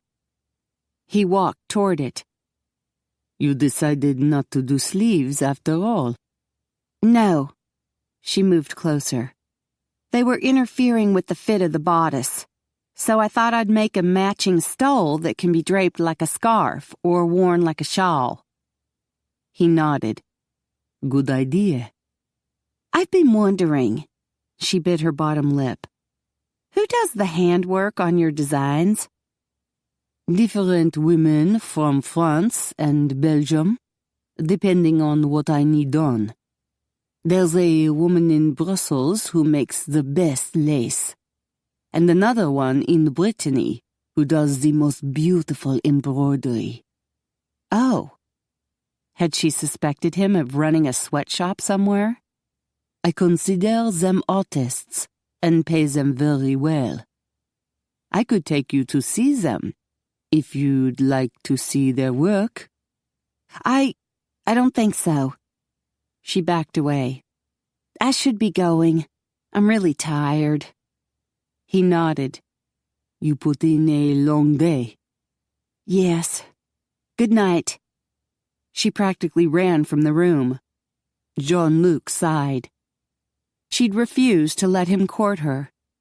She still seemed a little afraid, but at least she no longer looked disgusted. He was making progress, but it was very slow. He walked down the hall to Alberto's office and discussed the charity event. Then he teleported to his office to catch up on business. There were more than 100 emails and a dozen reports from Paris to respond to. He was also Coven Master of Western Europe, so there were a few disputes to settle. He took a small break after midnight, downing another glass of synthetic blood from the stash he kept in his office. It was after 2 a.m. when the alarm went off. Jean-Luc grabbed his sword, zoomed to Heather's bedroom, and flung open the door. They were in bed asleep.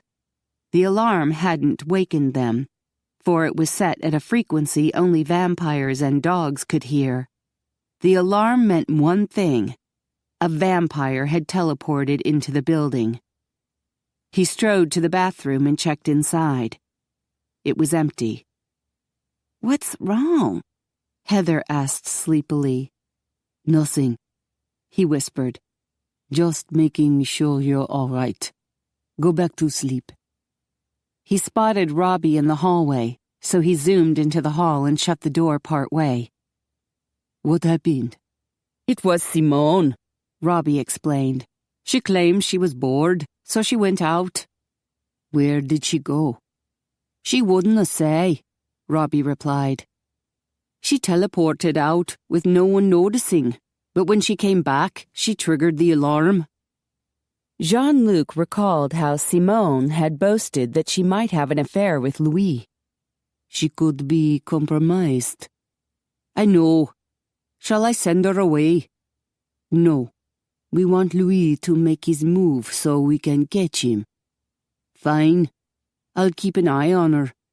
Robbie zipped down the stairs. Heather peered through the half-open door.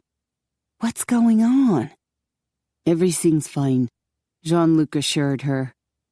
She stepped into the hallway. I heard you talking. You think Simone could be under Louis's control? It's possible. He usually uses mortals, but he could manage to control a vampire, especially if she has a grudge. Like Simone, Heather frowned. This mind control, you never used it on me, did you? He stiffened.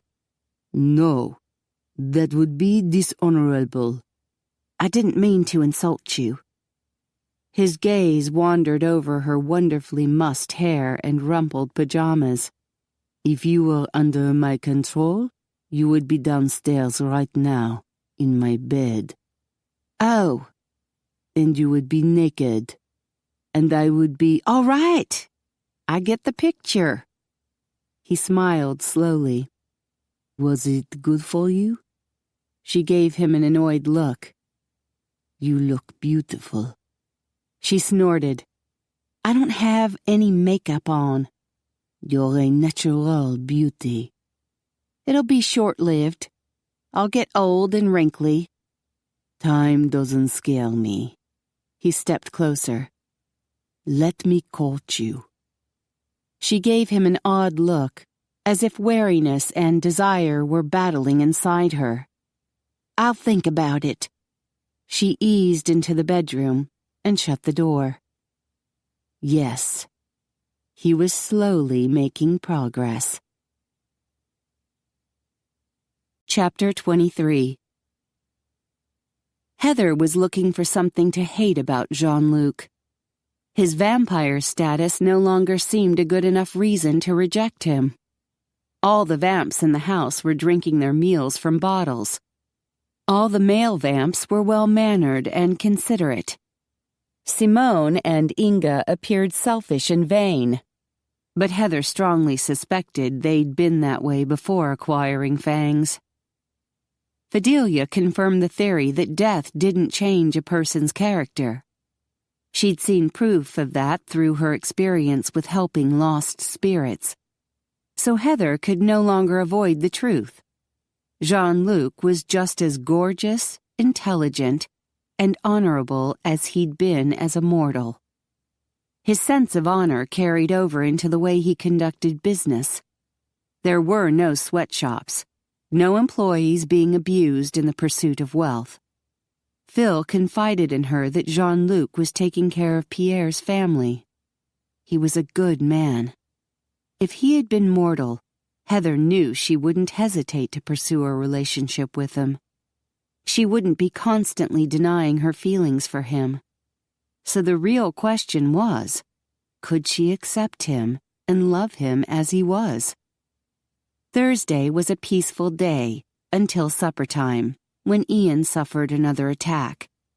Fidelia immediately whisked Bethany off to the kitchen, so the little girl wouldn't have to witness Ian's torment. Heather hated seeing him suffer and begged him to take some painkillers, but he stoically refused. After a half-hour of twitching and sweating, he finally fell into a peaceful death sleep.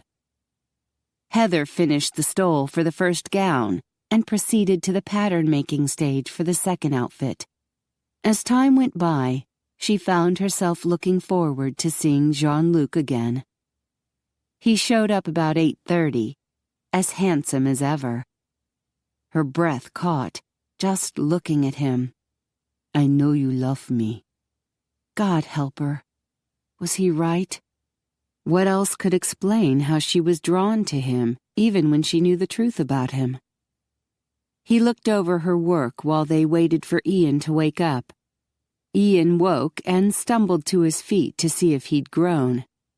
Heather handed Robbie a measuring tape. Congratulations! You're now 6 feet tall, Robbie announced. And you need to shave. Ian grinned, rubbing the whiskers on his jaw. We should have some blisky to celebrate, Phineas suggested. Ian laughed.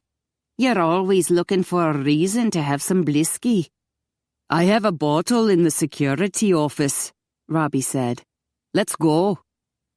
The 3 male vamps sauntered off, leaving Heather alone with Jean-Luc. What's blisky? She asked. A mixture of synthetic blood and Scottish whiskey, Jean-Luc explained. Roman has made our meals much more interesting with his vampire fusion cuisine. Heather made a face. Are you kidding me? No. We now have chocolate, blood with chocolate, a favorite among the lady vamps, and bubbly blood, blood with champagne for those special vampire occasions.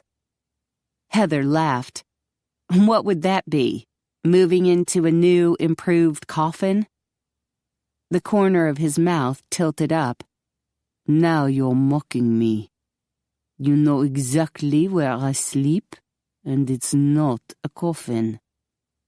Her face warmed with the memory of his bed. Would you like to see what I've been working on? It's in my office. She hesitated, not knowing if she was ready to be alone with him behind closed doors. His smile faded. I would never harm you, Cherie. I would do anything to protect you from harm. Anything but stop her from falling in love with him. And that might cause her great pain sometime in the future. She sighed. Love never came with a guarantee. It was always a leap of faith. She just wasn't sure she wanted to take that leap. Was she letting fear rule her life again? Sometimes caution was the wise choice. Then again, too much caution could be really boring and sad. What if she spent the rest of her life regretting her cautious wisdom? She took a deep breath. I can stop by for a few minutes. Good. He walked slowly toward the door, waiting for her to accompany him. He made no attempt to touch her, and she was grateful for that.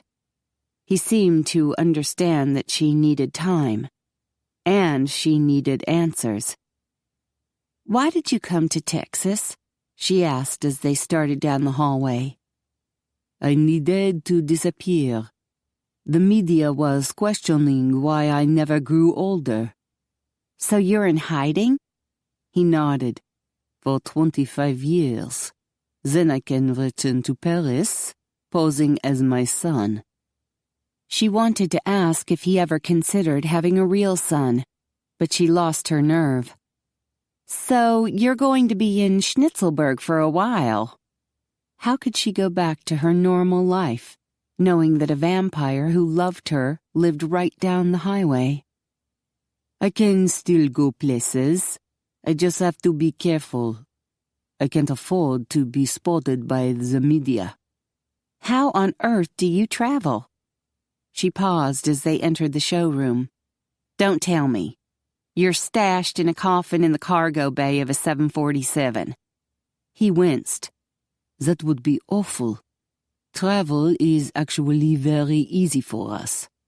We just teleport. Teleport? Nobody teleports, except in sci-fi shows.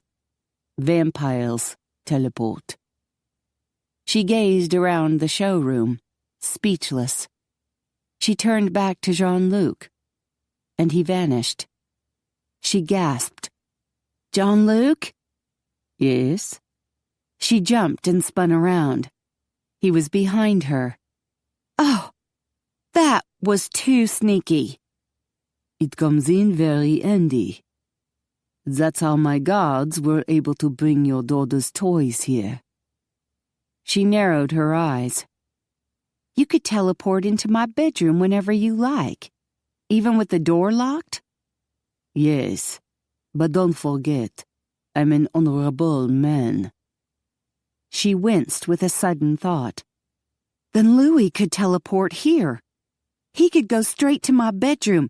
Ezel, he interrupted her, touching her shoulder. An alarm goes off the second anyone teleports into the building. It went off last night when Simone returned. Oh, so that's why you barged into my bedroom. Yes. He really was protecting her. I appreciate how hard all of you are working to keep us safe. He smiled. When this is all over, I think we should go on a date. You mean dinner and a movie? She scoffed. I'm not volunteering to be dinner. He chuckled. No, but I could take you somewhere out of the public eye, like Angus's castle in Scotland or Roman's villa in Tuscany. What a rascal. He was dangling a carrot that she found hard to resist. She'd always longed to travel. I have friends all over the world who would welcome us, Jean-Luc continued. We just have to be sure that I'm not recognized, or that the sun hasn't risen. You mean you would take me with you when you teleport? Yes, it's quite simple, really. She snorted. That's easy for you to say. You're talking about turning me into some kind of vapor, then hoping I materialize with my head on straight. It's perfectly safe. It doesn't sound safe. He tilted his head, considering her. I'll show you how it works now. Then you won't have to worry about it. She stepped back. I'm okay with worrying. I'm really quite good at worrying.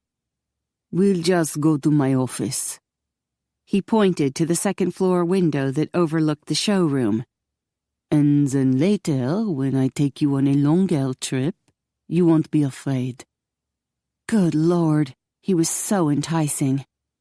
I might agree to a date sometime in the future, but that doesn't mean I've agreed to that courtship idea of yours. Fine. We'll do a practice run now. He moved closer. Her heart lurched. Oh God, she'd agreed to teleport.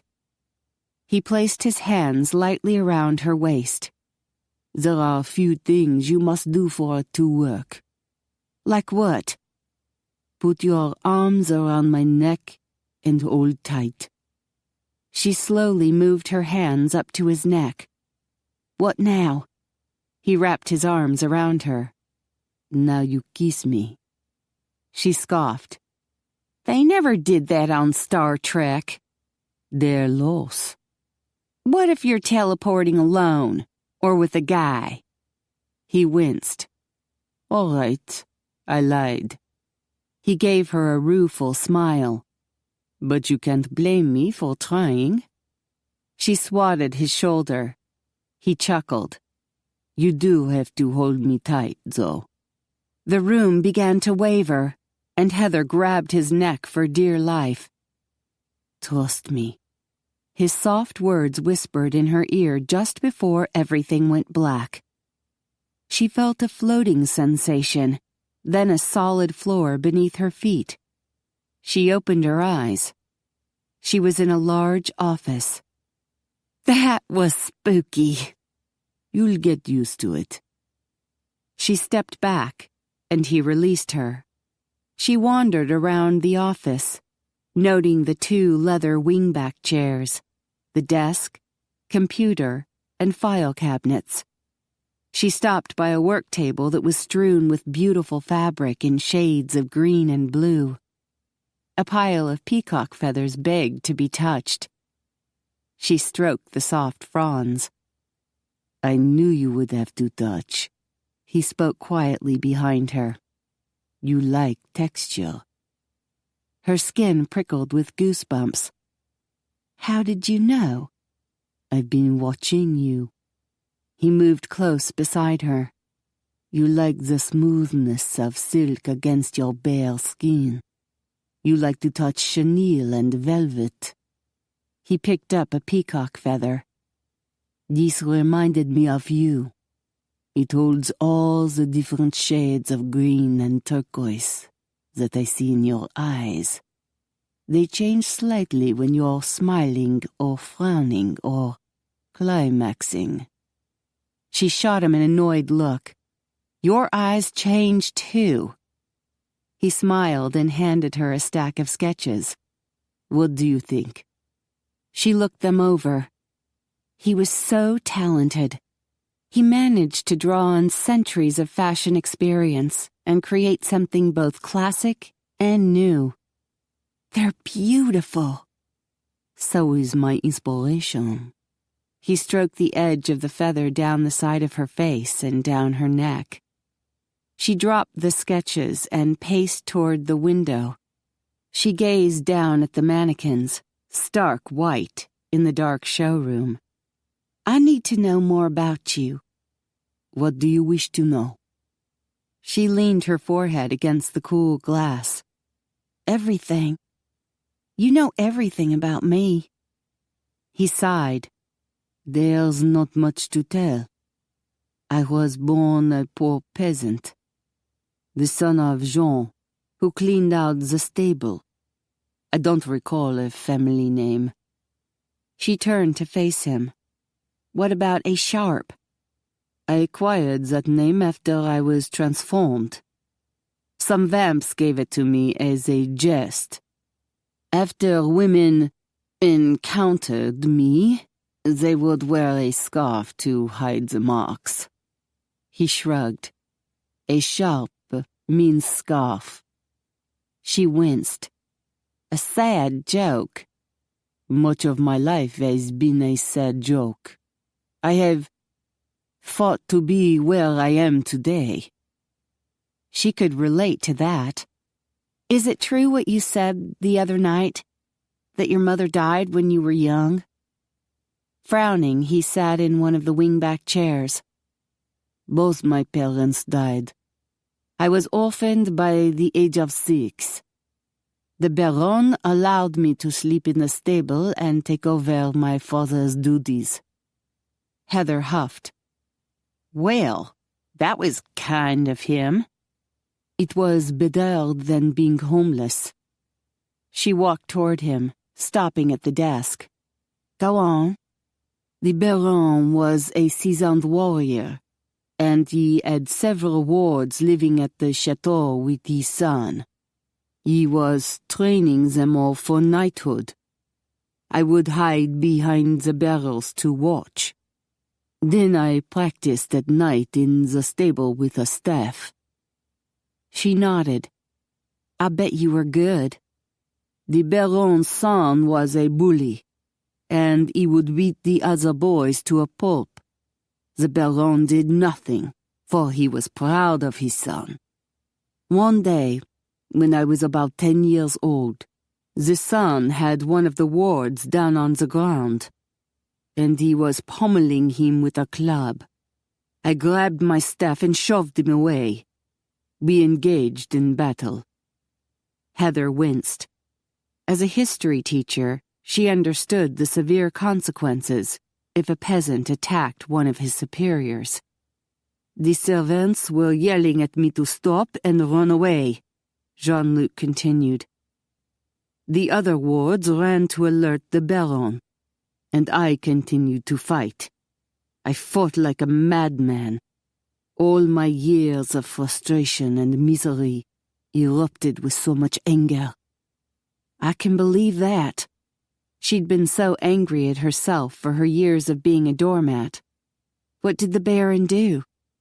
He ordered us to stop. I realized then what I had done. I thought I was going to die. Jean-Luc rubbed his brow, frowning. That was the first time I felt the full extent of being powerless. My fate was entirely in the hands of another man. How terrible! Heather moved to the chair next to him. To everyone's surprise, the Baron walked up to his son and backhanded him across the face so hard, the boy fell to the ground with a cut lip. The Baron called it punishment, for failing to kill an inferior in battle. Then he said if I wanted to fight, I could. I was astonished, but it seemed much better than mucking out the stables for the rest of my life, so I agreed. You trained with the other boys? Yes. The next few years were difficult. I had to be on guard constantly, for the Baron's son was always trying to ambush me and beat the hell out of me. What a creep! Jean-Luc smiled. He was. The king at that time, Louis XII, was trying to take over Italy. He demanded his nobles send him their best knights. The Baron was linked to the powerful de Guise family, who wanted the king to fail. So the Baron was told to send his worst. And so I was quickly knighted. Another sad joke. Heather winced. You couldn't have been the worst. I had no real battle experience, and no family, so I was expendable. I was given a poor excuse for a horse and some pathetic old weapons. Oh my gosh! They sent you to die. Exactly. I remember the Baron laughing, saying that his decision to train me had paid off. I was sent instead of his son to die in a war that was doomed to fail. Jean-Luc closed his eyes briefly. I swore that day that I would never be powerless again. I would never be a pawn again. Heather touched his arm. I'm so sorry. He took her hand in his. My first battle was in 1500. I survived. You were only 15. He nodded. I continued to do well. I was noticed and given a better horse and equipment. I was working my way up the ranks until 1513, and the Battle of the Spurs. That's when you died. The English invaded France at Guingamp, and my comrades fled in battle. I was so angry that I stood my ground and slashed the first Englishman who approached me. A stupid mistake, for soon I was surrounded and stabbed many times. They left me to die. Heather shuddered, and he tightened his grip on her hand. That night, Roman found me. I didn't want to die. Of course not. You were so young.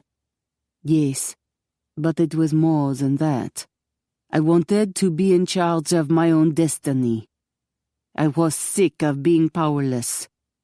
I wanted power, even power over death. Heather swallowed hard. I guess you got it. He smiled wryly. I can still die, and the final joke to my short life as a mortal. The following morning, my body was gone. So the Battle of the Spurs has gone down in the history books as a bloodless battle. I was the one forgotten casualty. I'm sorry. He squeezed her hand. Only a few know my story. I hate to even remember how pathetic I was. I felt pathetic too, that I let everyone boss me around. But you know, we're not pathetic at all. We're conquerors. We have both struggled to change our lives for the better. She winced inwardly. She'd just admitted his life as a vampire was an improvement. I won't lie to you, chérie.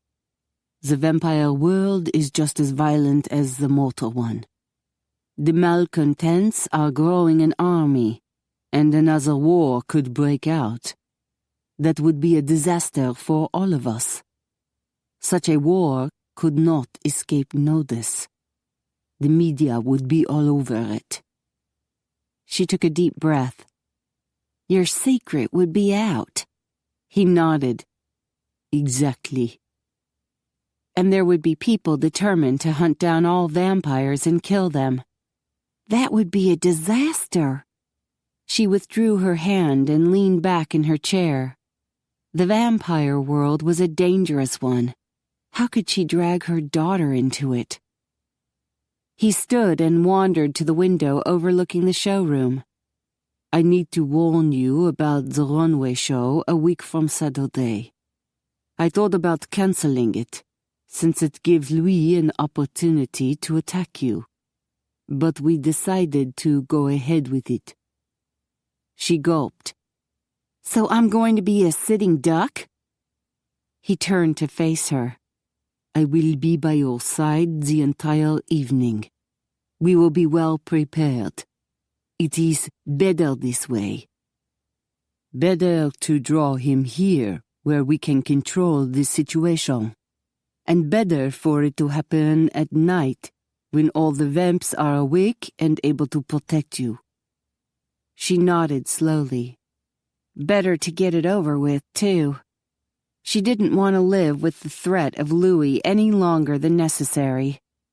But we have to keep my daughter and Fidelia safe. I won't let you put them in danger. Agreed. He paced over to his work table. Now you know what I fear the most. I hate being powerless. Being a vampire has given me many powers, super strength and speed, and so on. But it also has one terrible weakness. I am totally powerless during the day. She rose to her feet. You have your guards to keep you safe. He shook his head and picked up a swatch of green silk. It is not my safety that worries me. Every morning at sunrise, when I slip into my death sleep, I am gripped with a terrible fear that something will happen to you while I lie there powerless to help you. He crushed the fabric in his fist. I could not bear it. It'll be all right. She rushed to the table. I have Phil and Ian and Fidelia with her guns. And I'm not totally helpless myself. She touched his arm. We all have fears that plague us. And are you still afraid of me? Of what I am? He dropped the fabric on the table. How can I convince you that it changes nothing? I will still love you no matter what. I will always love you. Tears stung her eyes, and she turned away. It's not that I don't. I think you're a wonderful man. He picked up a peacock feather and dragged the soft fronds up her bare arm. I'm trying so hard not to touch you. Her arm tingled. Her heart ached with a need to comfort him. He so needed to be loved. He deserved all the love that a good life should have. The love he'd never had. With a small cry, she wrapped her arms around his waist and hugged him tight. You're a good man, Jean-Luc. A beautiful man. Ezel. He held her lightly, as if trying to retain control. I want you so. His hand skimmed up and down her back, inciting delicious little tingles. She needed to back away, but he was so solid, so easy to lean on. She felt his chin rub against her hair, his lips brushed against her brow. The familiar tug of desire spread through her. His arms tightened. Let me court you. He nuzzled her neck, then whispered in her ear, Let me love you. She glanced at his face, and her breath stuck in her throat. The light blue irises in his eyes were changing. Your eyes are turning red. He smoothed her hair back from her brow. It's a problem I keep having whenever I'm around you. Why? Do I make you hungry? You make me ache with desire. My eyes are merely a reflection of the passion burning inside me. You mean they turn red when you're turned on? Yes. He smiled slowly. You could help me alleviate the problem, but I'm afraid it would continue to arise over and over again. Oh, God. Would that be such a bad way to spend the rest of her life? A seed of panic rose in her stomach. She wasn't ready to commit to such a different life for her and her daughter. I need to go. She stepped back. He released her. As you wish, chérie. She left and slipped inside her dark bedroom. Good Lord, what should she do? She had no doubt that Phineas was correct, and being a vampire didn't change a person's character. Jean-Luc was just as noble and honorable as he'd been when alive. Maybe even more so. His additional years of existence had given him a wisdom and maturity that Heather found very appealing. And of course, he was very sexy. He was wonderful with Bethany, kind and generous to Fidelia. He was perfect in every way but one. He was a vampire. But being a vampire hadn't changed Jean-Luc, and it wasn't changing how she felt about him. Now that she was over the initial shock, she realized she was still attracted to him, still in love with him. And that scared her more than his pointed teeth ever had, for she was seriously considering a relationship with him. Part of her told her that was crazy. She'd known Jean-Luc a week now. How could she make a decision that would affect her entire life? And Bethany's too. How could she explain to her daughter that Mommy's new boyfriend was dead during the day? How could she burden a young child with such secrets? But the alternative, keeping the truth from her daughter, would make Heather feel dishonest and guilty. Overall, it was a difficult situation.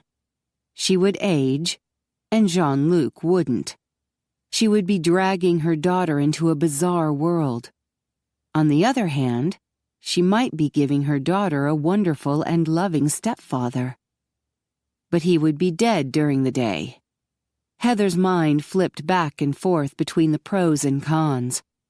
It was enough to give her a major headache. She fumbled across the room in the dark to the bathroom. Then she closed the door and turned on the light. She looked at herself in the mirror. Fidelia had told her to follow her heart. Her heart longed for Jean-Luc, but her head urged caution. If Jean-Luc became part of her family and it didn't work out, she wouldn't be the only one with a broken heart. Bethany would suffer too. Heather sighed. She was at war with fear, but in this particular battle, fear was winning. The safest course of action was retreat. She should pull back before her love for Jean-Luc overwhelmed her. Heather worked hard Friday, trying not to think about Jean-Luc. That night, he asked if she'd like to talk in his office, and she declined. The sad look in his eyes pierced her heart, and she hurried to her bedroom. Fidelia asked what was wrong, but she could only shake her head with a lump in her throat. During lunch on Saturday, she discovered another superpower that vampires possessed: great hearing. In the kitchen, Ian heard a car coming up the driveway. Heather accompanied the two guards to the foyer of the showroom. Phil peered outside the window. "It's a pickup truck, pulling a flat trailer." Heather peeked out the window to see who was exiting the truck. Oh no! It's Coach Gunter. Is he a threat? Ian asked. "Only to every woman on Earth," Heather muttered. She noted the big black boxes in the back of the truck and piled on the flat trailer. He's brought the runway! And that had to mean he was Liz Schumann's new boyfriend. Good Lord, Liz had to be out of her mind. Coach strode to the front door, ignored the doorbell, and pounded on the door with his fist. Heather winced. You'll have to let him in. I'll fetch Alberto." She rushed down the hall to Alberto's office. Even from there, she could hear Coach's booming voice as he entered the foyer. "The runway's here," she told Alberto. "And I promised Liz 3 tickets to the show." Alberto reluctantly handed over 3 tickets. "I barely have enough for the school board and big shots in town." Heather winced. "I guess with only 20 guests, we won't be raising much money." Alberto snorted. "These local people don't have any money. Jean-Luc's giving the donation. 20,000. "Dollars?" Heather gulped. "That's awfully generous." "He has his reasons." Alberto waved a dismissive hand. "Not that he isn't generous. Jean-Luc gives a lot to charity. But in this case, he's paying for silence. When the store closes after the show, Jean-Luc wants this place to be forgotten. I believe your job will be over." She remembered that he'd hired her for only 2 weeks. "You mean no one will come here at all?" "Hopefully not. If they do, there will be a guard here to turn them away. I'll be returning to Paris with the models, and Jean-Luc will go into hiding." It sounded so lonely. Heather recalled the first card Fidelia had turned over for Jean-Luc. The hermit. He would be so lonesome. But she could change that if she agreed to let him court her. "Well, I should take a look at this runway." Alberto strolled from the office. Heather took her time returning to the foyer. Phil and Coach had set several runway sections in the showroom, and Alberto was examining them. "Hey, Heather," Coach yelled as he headed outside for another section of runway. He pointed at Ian, who stood in the shadows looking embarrassed. "That kid's no help at all. You should fire his lazy ass." Heather gave Ian a sympathetic look. She knew he had to stay out of the sunlight, but apparently Coach was giving him hell. After 20 more minutes, the runway was completely unloaded. She gave Coach his tickets. "You know I'm dating Liz Schumann now." He paused by the front door. Heather nodded. "I figured that." "Yep." He flexed his biceps. "She's one lucky little lady. You don't know what you're missing." "I'm devastated. Please tell Liz to drop by on Friday so I can make sure her gown fits." Heather had already arranged for 2 other teacher friends to model. "How fancy is this shindig?" Coach asked. "Do I have to dress up?" Her gaze drifted over his tank top and gym shorts. "You might consider wearing pants and leaving your whistle at home." "Oh, really fancy, huh?" He marched out the door. "See you next Saturday." Heather went back to the design studio to work on her second outfit. Alberto left to hand-deliver the rest of the tickets. About 6 p.m., Ian collapsed again. Heather was relieved her daughter was having supper in the kitchen and didn't see it. Still, Ian was starting to look older, and she was at a loss how to explain that to her daughter. She was walking to the kitchen with Phil when the doorbell rang. Phil peeked out the window. "It's the sheriff." Heather opened the door and let him in. "I wanted to make sure you were all right." Billy looked her over while he stuck a toothpick in his mouth. She shut the door. "We're fine. Any news?" "Nope. I can't find this Louis guy." Billy strode into the showroom and looked around. "We got some fingerprints from the museum, but they're not in any system.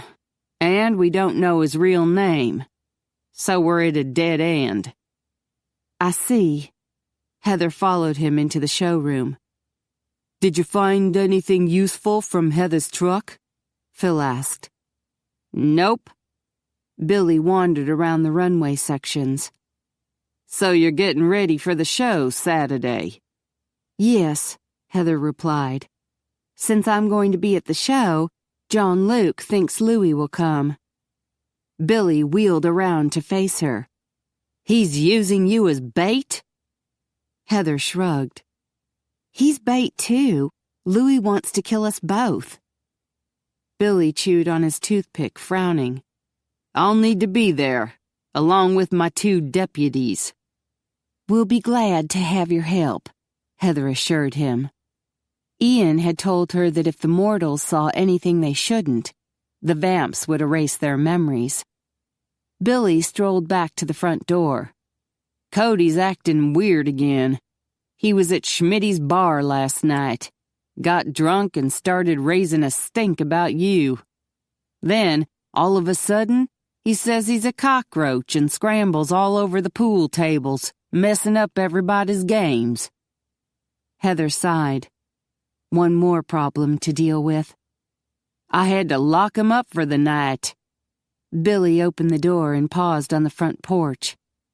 He was fine this morning, but I'm telling you, the guy's psycho. I understand. Thanks for stopping by. She closed the door and locked it. It was a strange world when the vampires appeared more normal than the mortals. Chapter 24. That night, Heather learned about another superpower the vampires possessed. She stood in the showroom, amazed, while Robbie and Ian hung material from the catwalk to make a curtain that partitioned off the back of the showroom. The models would use the back section as their dressing room during the runway show. What amazed Heather was the 2 Scotsmen didn't need a ladder. They simply levitated in the air. I guess you can do that too. She slanted a glance at Jean-Luc, who stood beside her. Yes. He leaned toward her. In my arms, we could rise to new heights together. She wasn't sure he was referring to levitation. I'm fine being a lowly mortal. There's nothing lowly about you. And I've had some trouble lately with certain parts levitating on their own. She snorted.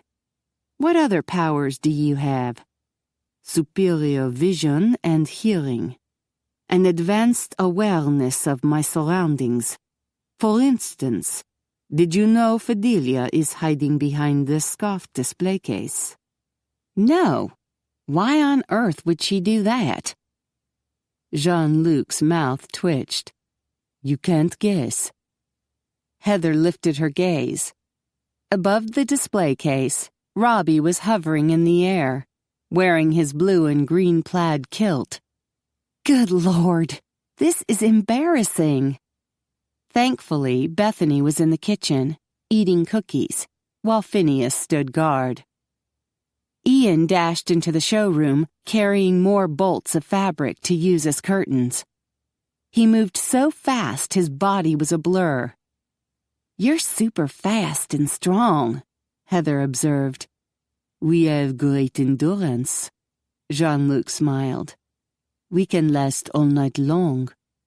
She scoffed. He had a one-track mind tonight. In that respect, vamp men had not advanced one iota from their mortal beginnings. Your eyes put you at a disadvantage. How's that? Don't you like knowing when you turn me on? Yes, but if I ever see you look at another woman and your eyes turn red, you'll be in big trouble. He winced. I never thought about it that way. Fortunately, I plan to be faithful. How could he remain faithful when she was old and gray? Heather sighed. What other powers do you have? Telepathy? We don't do it that often because it's not private. Any vamp could pick up a message being broadcast. That's the problem with vampire sex. What? Vampire sex. Any vamp can join in and play along. Heather grimaced. That's disgusting. He arched an eyebrow. You might like it. I'm not into group sex. Good. Because I refuse to share you. Time to change the subject. What other powers do you have? Mind control. We can manipulate and erase thoughts. She nodded. You think Louis might use mind control on someone involved with the show? Even Simone. It's possible, but don't worry. I won't leave your side. She wondered whom Louis would choose. Would his victim act strangely, making it obvious? Oh my gosh! What if he's messing with Cody? Jean-Luc blinked. Excuse me? Cody's been acting weird ever since Louis arrived on the scene. Maybe Louis's using him to get to me. Jean-Luc shook his head. No, he's not. How can you be so sure? Cody went berserk again last night. He must have cursed you. Billy said he was ranting about me, but how would you know? Jean-Luc sighed. He is being manipulated. By me. Heather gasped. Why would you do that? He was cursing you. He deserved it. He's been running around like a cockroach. Exactly. Jean-Luc nodded. It suits him perfectly. That's not your decision to make. I was protecting you. No! Anger sizzled inside her. You were scaring the hell out of me. I've been worried for days. I had to call my lawyer to see about changing visitation rights. I'll pay your bill. That's not the point. You had no right to interfere in my personal life. I thought I was part of your personal life. He crossed his arms, frowning. The next time I see your ex, I'll erase the command. He'll go back to being his usual repugnant self. Thank you. I can't believe I've been worrying over this, and it was just a joke to you. I was not laughing, Ezel. I wanted to kill the bastard for the way he was treating you. 100 years ago, I would have. Her chest constricted, making it hard to breathe. She felt closed in, suffocated. She wasn't ready for this. Are you all right? He touched her shoulder. Your heart is pounding. She stepped back. I have fought too hard for my freedom just to throw it away now. She turned and stalked to the kitchen to be with her daughter. He was losing her, and he didn't know what to do about it. Vampires weren't accustomed to rejection. In the old days, if Jean-Luc wanted a pint, he could always resort to mind control. That way, the lady in question never said no. But it wasn't blood he wanted from Heather. He wanted her love, and that was proving much harder to obtain. His sense of honor precluded using mind control on something this important. He wanted her love to be true. His old methods of seduction hadn't quite worked on Heather. She had her own career, her own home, her own family. She valued her independence, and she didn't really need him. Merde. The more she pulled away, the more he ached for her. In the days that followed, he was tempted several times to whisk her down to his bedroom and make love to her till she couldn't see straight. He also considered using vampire sex to seduce her while she slept. But he rejected that idea too. She'd not reacted well to his manipulating her ex's mind. She would not appreciate his playing games with her head. So he was left with a totally lame course of action. Being a nice guy. He'd always considered himself somewhat nice, so it was surprising how much he had to work at it. He had to constantly remind himself not to tease her with his usual lewd sense of humor. He had to force himself, over and over, not to touch her. She immersed herself in work, and every evening he reviewed her daily accomplishments in a businesslike manner. He made polite suggestions while he mentally pictured her clothes falling off. He gave her sincere encouragement while he imagined her screaming his name in the throes of a massive climax. As the week wore on, he even pictured her beautiful body growing ripe with his child inside her. Damn it to hell. He wanted to start a life with her. He wanted to be her husband. This being nice crap was for the birds. By Friday, Heather was ready to scream, and she didn't know why. Jean-Luc was being very polite. He didn't even try to touch her. Unfortunately, he also stopped teasing her and making jokes. He no longer looked at her like he was ready to devour her.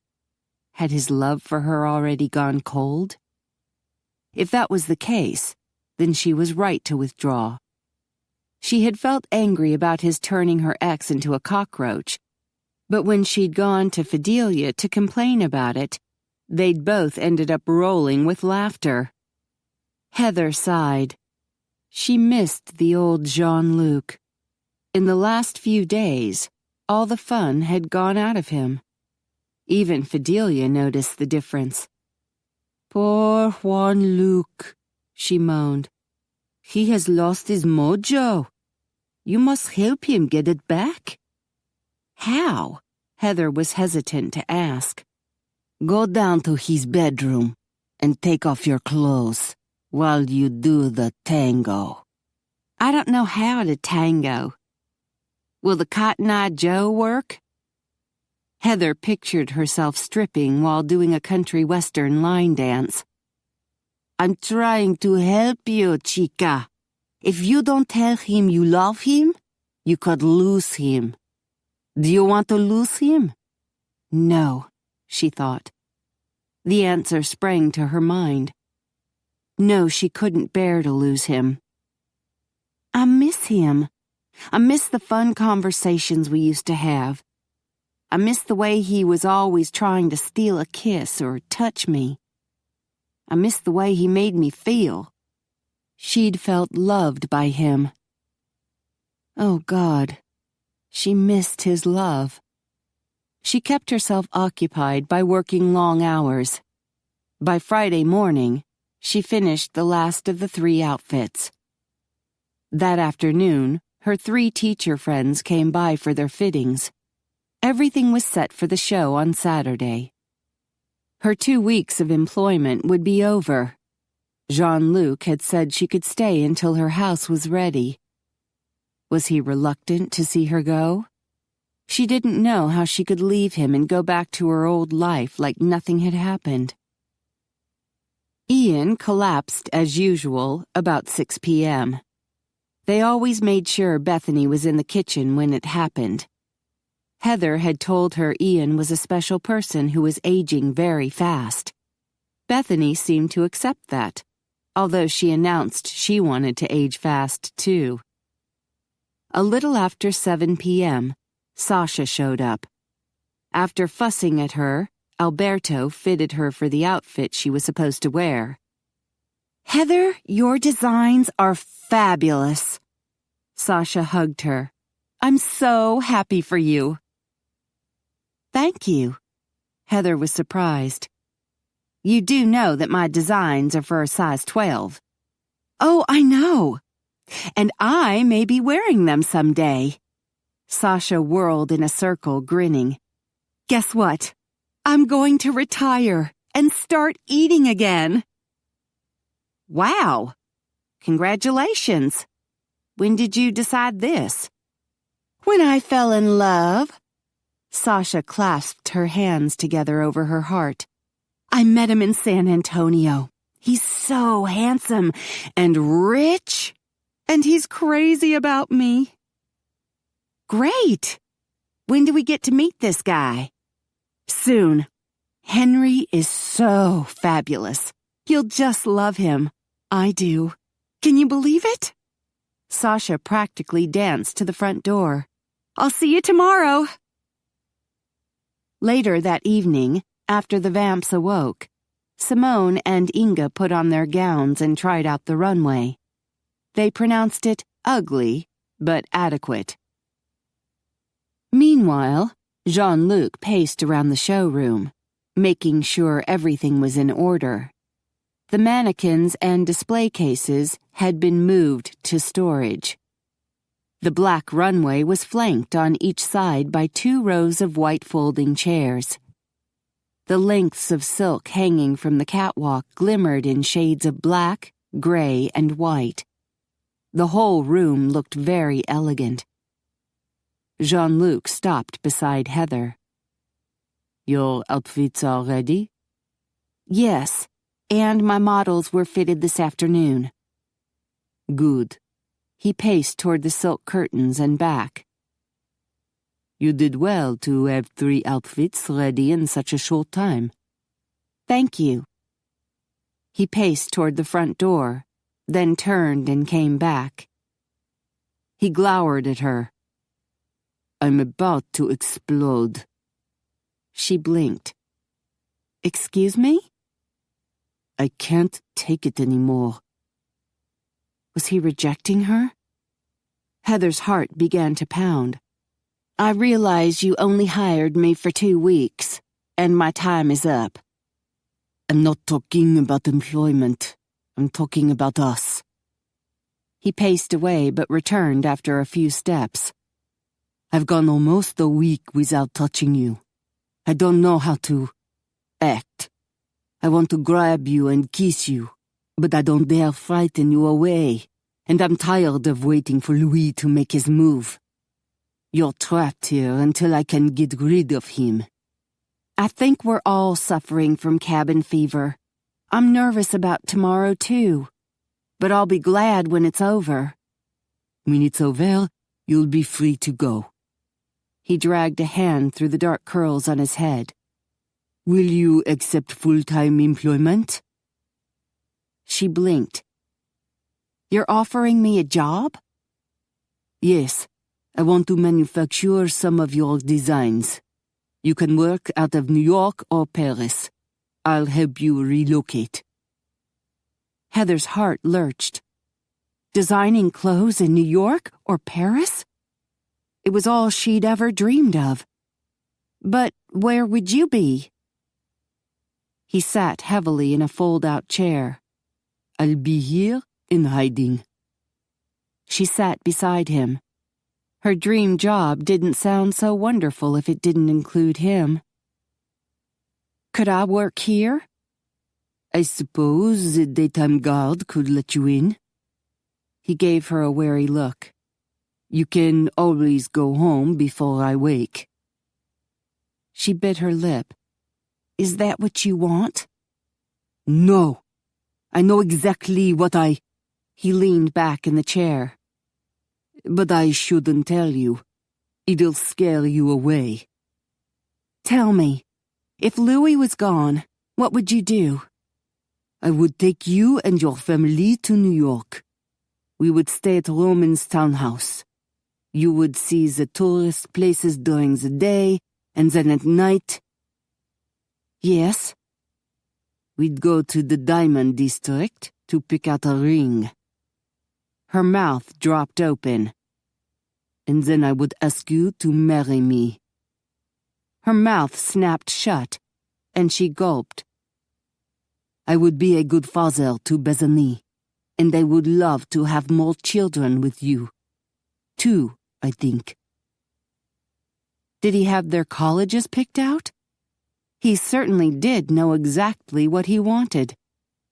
She struggled to breathe. He tilted his head, watching her. What do you think? I think you found your mojo, she whispered. Is that an answer? He looked confused. No. Heather clenched her hands together. I'd better leave you alone. I've said too much already. Merde. I've probably scared you away. He strode from the room. Heather's heart pounded in her ears. Good Lord. He wanted to marry her. Marriage to a vampire. And children. Was he scaring her away? Didn't she have enough to be scared about? Tomorrow was Saturday, the day of the runway show, and the night they expected Louis to try to kill her. Chapter 25.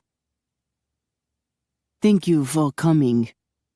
Jean-Luc shook hands with Grigori, who had just teleported into his office. No problem, bro. Grigori peered through the window at the showroom below. So you want me to MC your show? If you don't mind. Jean-Luc thought Grigori was the best choice since he'd once hosted a reality show on the Digital Vampire Network. I need to be at Ezel's side. Grigori nodded. She's the chick Louis wants to kill? Yes. Jean-Luc glanced at the silk curtain. She was behind there with her models. Phineas was standing guard, but Jean-Luc was anxious to take over that duty. This will be fun. Grigori adjusted the tie to his tuxedo. Lots of hot babes. Is Simone here? She's with Inga. They put on each other's makeup. I have a digital camera and monitor set up in the cellar so they can see themselves. Jean-Luc retrieved a piece of paper from his desk. This is everything you need to know. Grigori glanced over the script. Okay, let's do it. Robbie strode into the office. He nodded at the vice president from Romatech Industries. Grigori. Hey, bro. Grigori shook his hand. Everything's ready to go, Robbie announced. One of Heather's models was a bit nervous and had too much to drink. Heather has her drinking some coffee. Jean-Luc frowned. If she's drunk, her mental facilities will be weak. You're thinking she would be easy for Louis to control? Robbie said. Oui. Jean-Luc picked up his cane with the hidden sword inside. I'll keep an eye on her. Simone, too, Robbie added. Unfortunately, everyone in the building is a suspect. Jean-Luc strode to the office door, carrying his cane. Let's go. The three male vamps zoomed down the back stairs and into the kitchen. Phil and Fidelia were having a late-night snack with Bethany. You can go to my office now. Jean-Luc hunched down beside Bethany. You can watch your maman through the window. The little girl nodded, her mouth full of cookies. He passed by Phil and whispered, Keep them safe. Yes, sir. Phil nodded. He'd been instructed earlier to shield Bethany's view if things turned ugly. Jean-Luc strode to the showroom with Robbie and Grigori. Robbie pointed at the catwalk. I'll be up there during the show. Phineas and Ian will be down here. The sheriff's already here with 2 deputies. Jean-Luc noted Billy leaning against a wall with a toothpick in his mouth. His deputies were standing on the opposite side of the room. I'll check the guests as they come in, Robbie continued, and make sure they're all mortal. Simone and Inga strode into the room, ignoring the deputies who turned to gape at them. Hey, Simone. Grigori walked toward her, smiling. She stopped. Grigori. She lifted her hand and allowed him to escort her and Inga to the backstage area. Grigori lifted the curtains to let them pass. I'll be back here, he told Jean-Luc. Tell Ezel I want to see her. Jean-Luc waited. Heather peeked out. Her eyes widened. You're looking good. Thank you. He'd worn his best tux. We're ready to start. Okay, she glanced back. Good luck, ladies. Jean-Luc smiled when he saw she was wearing the black cocktail dress he'd purchased for her. You look lovely. Thank you. She smoothed down the skirt. I know a guy with great taste. That's right. Jean-Luc escorted her to the front row of chairs. I heard one of your models is a little drunk. She winced. Liz, I would have never believed that a drama coach would suffer so much from stage fright, but they're all dressed and ready to go. She was talking fast, and her gaze was flitting about. She was nervous, Jean-Luc realized, and with good reason. Come. He sat in a chair at the end of the row and motioned for her to sit beside him. He took her hands in his. They were icy cold, and he rubbed them. I will protect you, Ezel. I promise. She took a deep breath. I've been waiting for this for 2 weeks, and now I just want it over with. You'll do fine. Your outfits are beautiful. Well, that seems really unimportant compared to someone trying to kill me.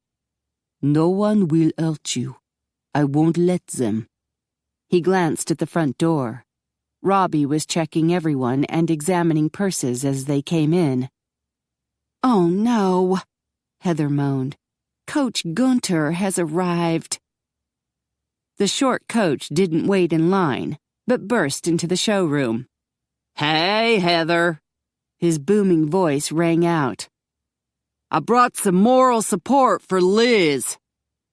He blew his whistle, and 2 cheerleaders from Guadalupe High skipped into the showroom, waving pom-poms and squealing. Oh, no! Heather scooted down in her chair. Jean-Luc chuckled. I've never seen this before at a fashion show. Only in Texas, Heather muttered. Coach and the cheerleaders sat in the front row, across from Jean-Luc and Heather. More people arrived, and soon all the seats were filled. Robbie shut the door, then walked down the hall. A few seconds later, he strolled onto the catwalk. Obviously, he'd used vampire speed once he was out of sight. Grigori stepped onto the platform next to the runway. Good evening, and welcome to Schnitzelberg's first fashion show. The small crowd cheered. Pom-poms waved. Grigori grinned. This is a charity event.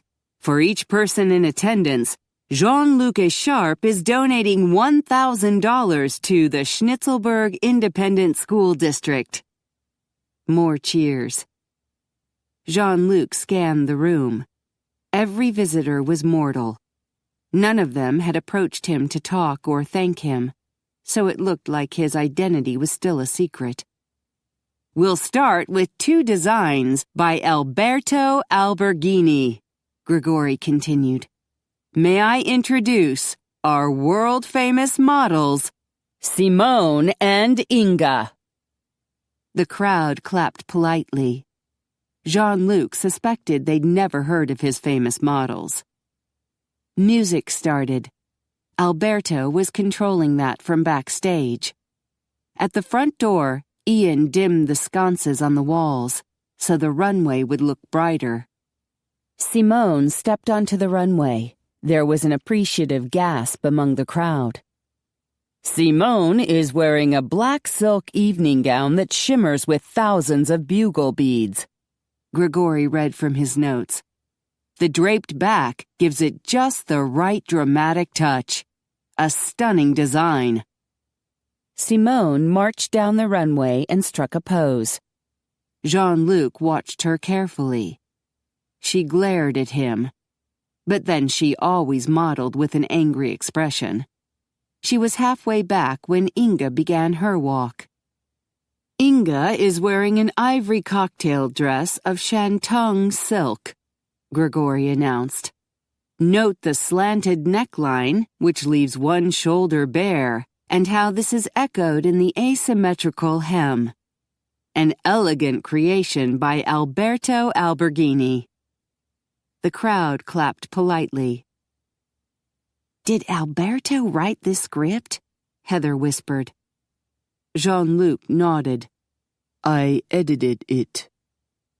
He knew Simone and Inga would be busily changing into their next outfits. Alberto had set up a screen so the mortal models wouldn't see them using vampire speed to change clothes. And now, Grigori continued, we have 3 designs by Schnitzelberg's very own designer, a promising new talent in the fashion world, Heather Lynn Westfield. The crowd cheered. Coach Gunter circled a fist in the air and hooted. The cheerleaders shook their pom-poms. Heather ducked her head. I can't believe this. The town loves you, Jean-Luc whispered. I can see why. She looked at him, her eyes sparkling with emotion.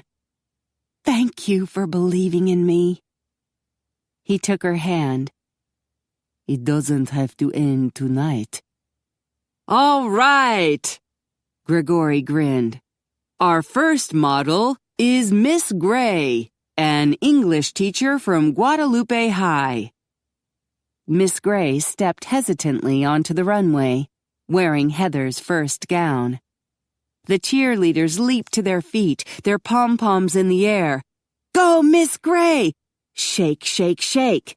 Go, Miss Gray! Alberto started the music up again. Miss Gray smiled and apparently realized she was among friends. She walked down the runway, her smile growing. Miss Gray is wearing an evening gown of royal blue silk chiffon, Grigori read from his notes.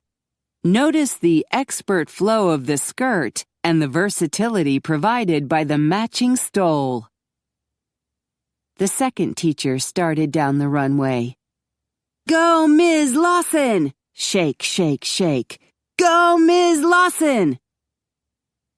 Ms. Lawson is wearing a black cocktail dress, topped with a bolero-style vest, Grigori announced. The red soutache trim on the bolero is repeated on the hem of the skirt, a creation both elegant and bold. Heather clung to Jean-Luc's hand.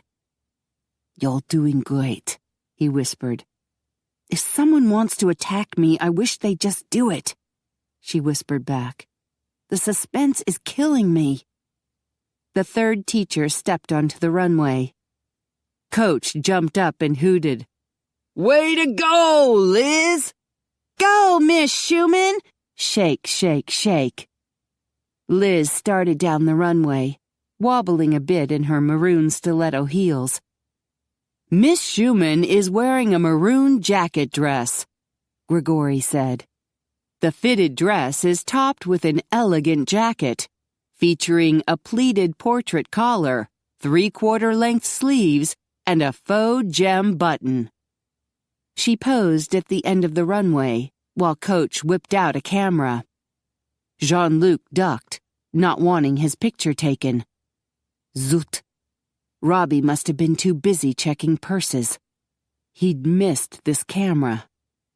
A light flashed, apparently blinding Miss Schumann, for the woman stumbled back, then squealed as she teetered on the edge of the runway and fell off. I got you, Liz! Coach rushed toward her and helped her up. She's okay! He raised his arms like she'd scored a touchdown. The crowd cheered. Heather started toward her friend, but Jean-Luc stopped her. You need to stay with me.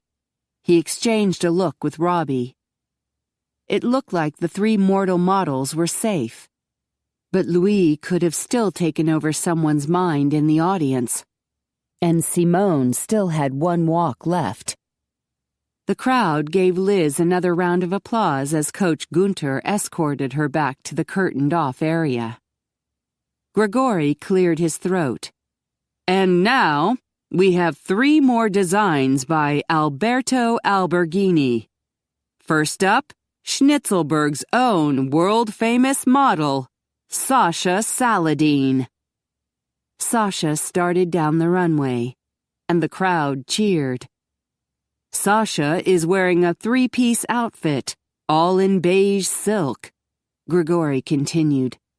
The tightly fitted pants and top make a stunning contrast to the loose and flowing full-length coat. Jean-Luc noticed Sasha had her hands in the coat pockets. That was normal for a model, but Sasha pulled out a gun, aimed at Heather, and pulled the trigger. Jean-Luc leaped in front and felt a sharp sting in his right arm. As thin as Sasha was, the recoil from the pistol sent her flying off the runway. Phineas jumped on her. The deputies and sheriff were running toward her. "Are you all right?" Jean-Luc looked at Heather. She was shaking, her eyes wide. He pulled her close. He glanced at the catwalk. Robbie was gone. Ian was gone too.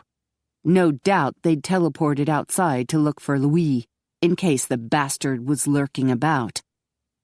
The crowd pushed toward the door, screaming. The sheriff jumped onto the runway. "Calm down! The danger is over!" Coach blew his whistle, and the crowd quieted.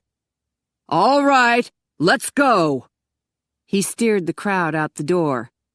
"Form a double line! Move it! Move it!" Billy jumped down to where Phineas had Sasha pinned on the floor. He helped her up, and she looked around, dazed. "What happened?" She looked at the sheriff. "Oh, hi, Billy. I remember you from high school." With a frown, he pulled her hands behind her back and cuffed her. "Sasha Saladin, you're under arrest for attempted murder. You have the right to remain silent." "What?" Sasha turned pale. "I wouldn't hurt anyone." Billy used a handkerchief to pick up her gun. "You just tried to shoot Heather with this." Sasha gasped. "I don't know how to shoot. I would never hurt Heather." "Yeah, right." Billy led her toward the front door. "You probably blew up her truck, too." Sasha gasped. "No! I don't know what you're talking about. Billy, please." She gave him a beseeching look. "Don't you remember me?" He looked sadly at her. "Yeah, I do." Heather pulled away from Jean-Luc. "Billy, she's telling the truth. She's not responsible." He gave her an incredulous look. "She shot at you. Everyone saw it." He led Sasha out the front door. "You have the right to an attorney." Heather turned to Jean-Luc. "We can't let her pay for Louis's crime." "I'll take care of it," Jean-Luc assured her. "For now, it's more important that we find Louis." He removed the sword from his cane, wincing when his arm objected. Heather gasped. "Oh my God!" "What are you doing?" Grigori strode toward him. "I want you and Phineas to guard Ezel while I hunt for Louis." Grigori shook his head, frowning. "Dude, you're not in any shape to fight. Let Robbie and Ian do it." "But it's my responsibility." Jean-Luc tightened his grip on his sword. For some reason, his hand was tingling and unresponsive. "I have to kill that bastard once and for all." Heather touched his left arm. "Jean-Luc, darling, you're bleeding. You've been shot." 2 hours later, Jean-Luc relaxed in his giant bathtub. The hot water swirled around, producing white foam. while the jets pummeled his back with pulsating water. He sat in the corner, his injured right arm propped along the side to keep the bandage dry. His left arm rested along the other edge, close to the bottle of Blisky. Jean-Luc had been surprised by the gunshot wound. He'd been so determined to protect Heather and kill Louis that his mind had ignored the pain. Grigori and Heather had escorted him down to his bedroom, while Alberto dealt with the aftermath of the disastrous show. Grigori knew a vamp doctor from Houston who had helped deliver Shanna's baby. He called Dr. Lee, and the vamp teleported straight to Jean-Luc's bedroom with his medical kit. Once Heather was assured that Jean-Luc would live, she ran upstairs to see her daughter. The bullet had to come out. Grigori handed Jean-Luc a bottle of Blisky to help with the pain. Dr. Lee removed the bullet, bandaged him up, left a bill, then teleported back to Houston. Grigori wandered off to see Simone and Inga. Ian and Robbie were still hunting for Louis, while Phineas and Phil guarded Heather and her family. Jean-Luc knew Louis had to be close by. He'd been controlling Sasha, and she'd been in the area for the last 2 days. He had to be close. The bastard would want to be close, to relish the damage he'd caused. Jean-Luc took another sip of Blisky. Here he was, once again, helpless. He couldn't fight tonight. He was useless. The pain had become a dull throb, but anger and frustration were steadily growing. Louis had to be found. This had to end. Jean-Luc couldn't force Heather to stay here forever like a prisoner. But if he let her go, Louis would kill her. Mon Dieu. She had every reason to hate him. She'd lost her newfound freedom because of him. He was crazy to even hope for her love. He heard his bedroom door open and shut. Robbie, is that you? Please tell me Louis is dead. Soft footsteps approached. Jean-Luc turned to look, his gaze blurred by pain. He blinked. He had to be dreaming. She was wearing the blue nightgown he'd bought for her. Yes, he had to be dreaming. It was a good dream. Heather slowly walked toward him. Jean-Luc. He blinked. You're real. She smiled slowly. Oh, yes. Chapter 26. Heather's eyes adjusted to the dim light of Jean-Luc's bathroom. Are you all right? I'm devastated. My best tuxedo was ruined. She figured his sarcasm was pain-induced. At first I thought vampires might not feel any pain, but Grigori assured me that you do. Jean-Luc leaned his head back on the marble edge of the tub and closed his eyes. I have all kinds of feelings. Anger that Louis has escaped me once again. Frustration that you're forced to accept my protection, whether you like it or not. I'm not complaining. You took a bullet for me. He waved a hand as if that was nothing. Then there are all my positive feelings. Devotion to you, respect for you, desire for you, and the joy I feel in your company. He opened his eyes and looked at her. Everything positive in my life revolves around you. She moved to a corner of the raised tub and wrapped an arm around the slender column. The marble was cool against her cheek. You have a lot to be proud of, Jean-Luc. You're very clever and talented. You've come a long way in life, and you've built a highly successful business. He rested his head back again. I worked hard, so I could be the one in charge, so I wouldn't be powerless to the whims of other men. He sighed. But Louis keeps coming back, and I'm powerless to stop him.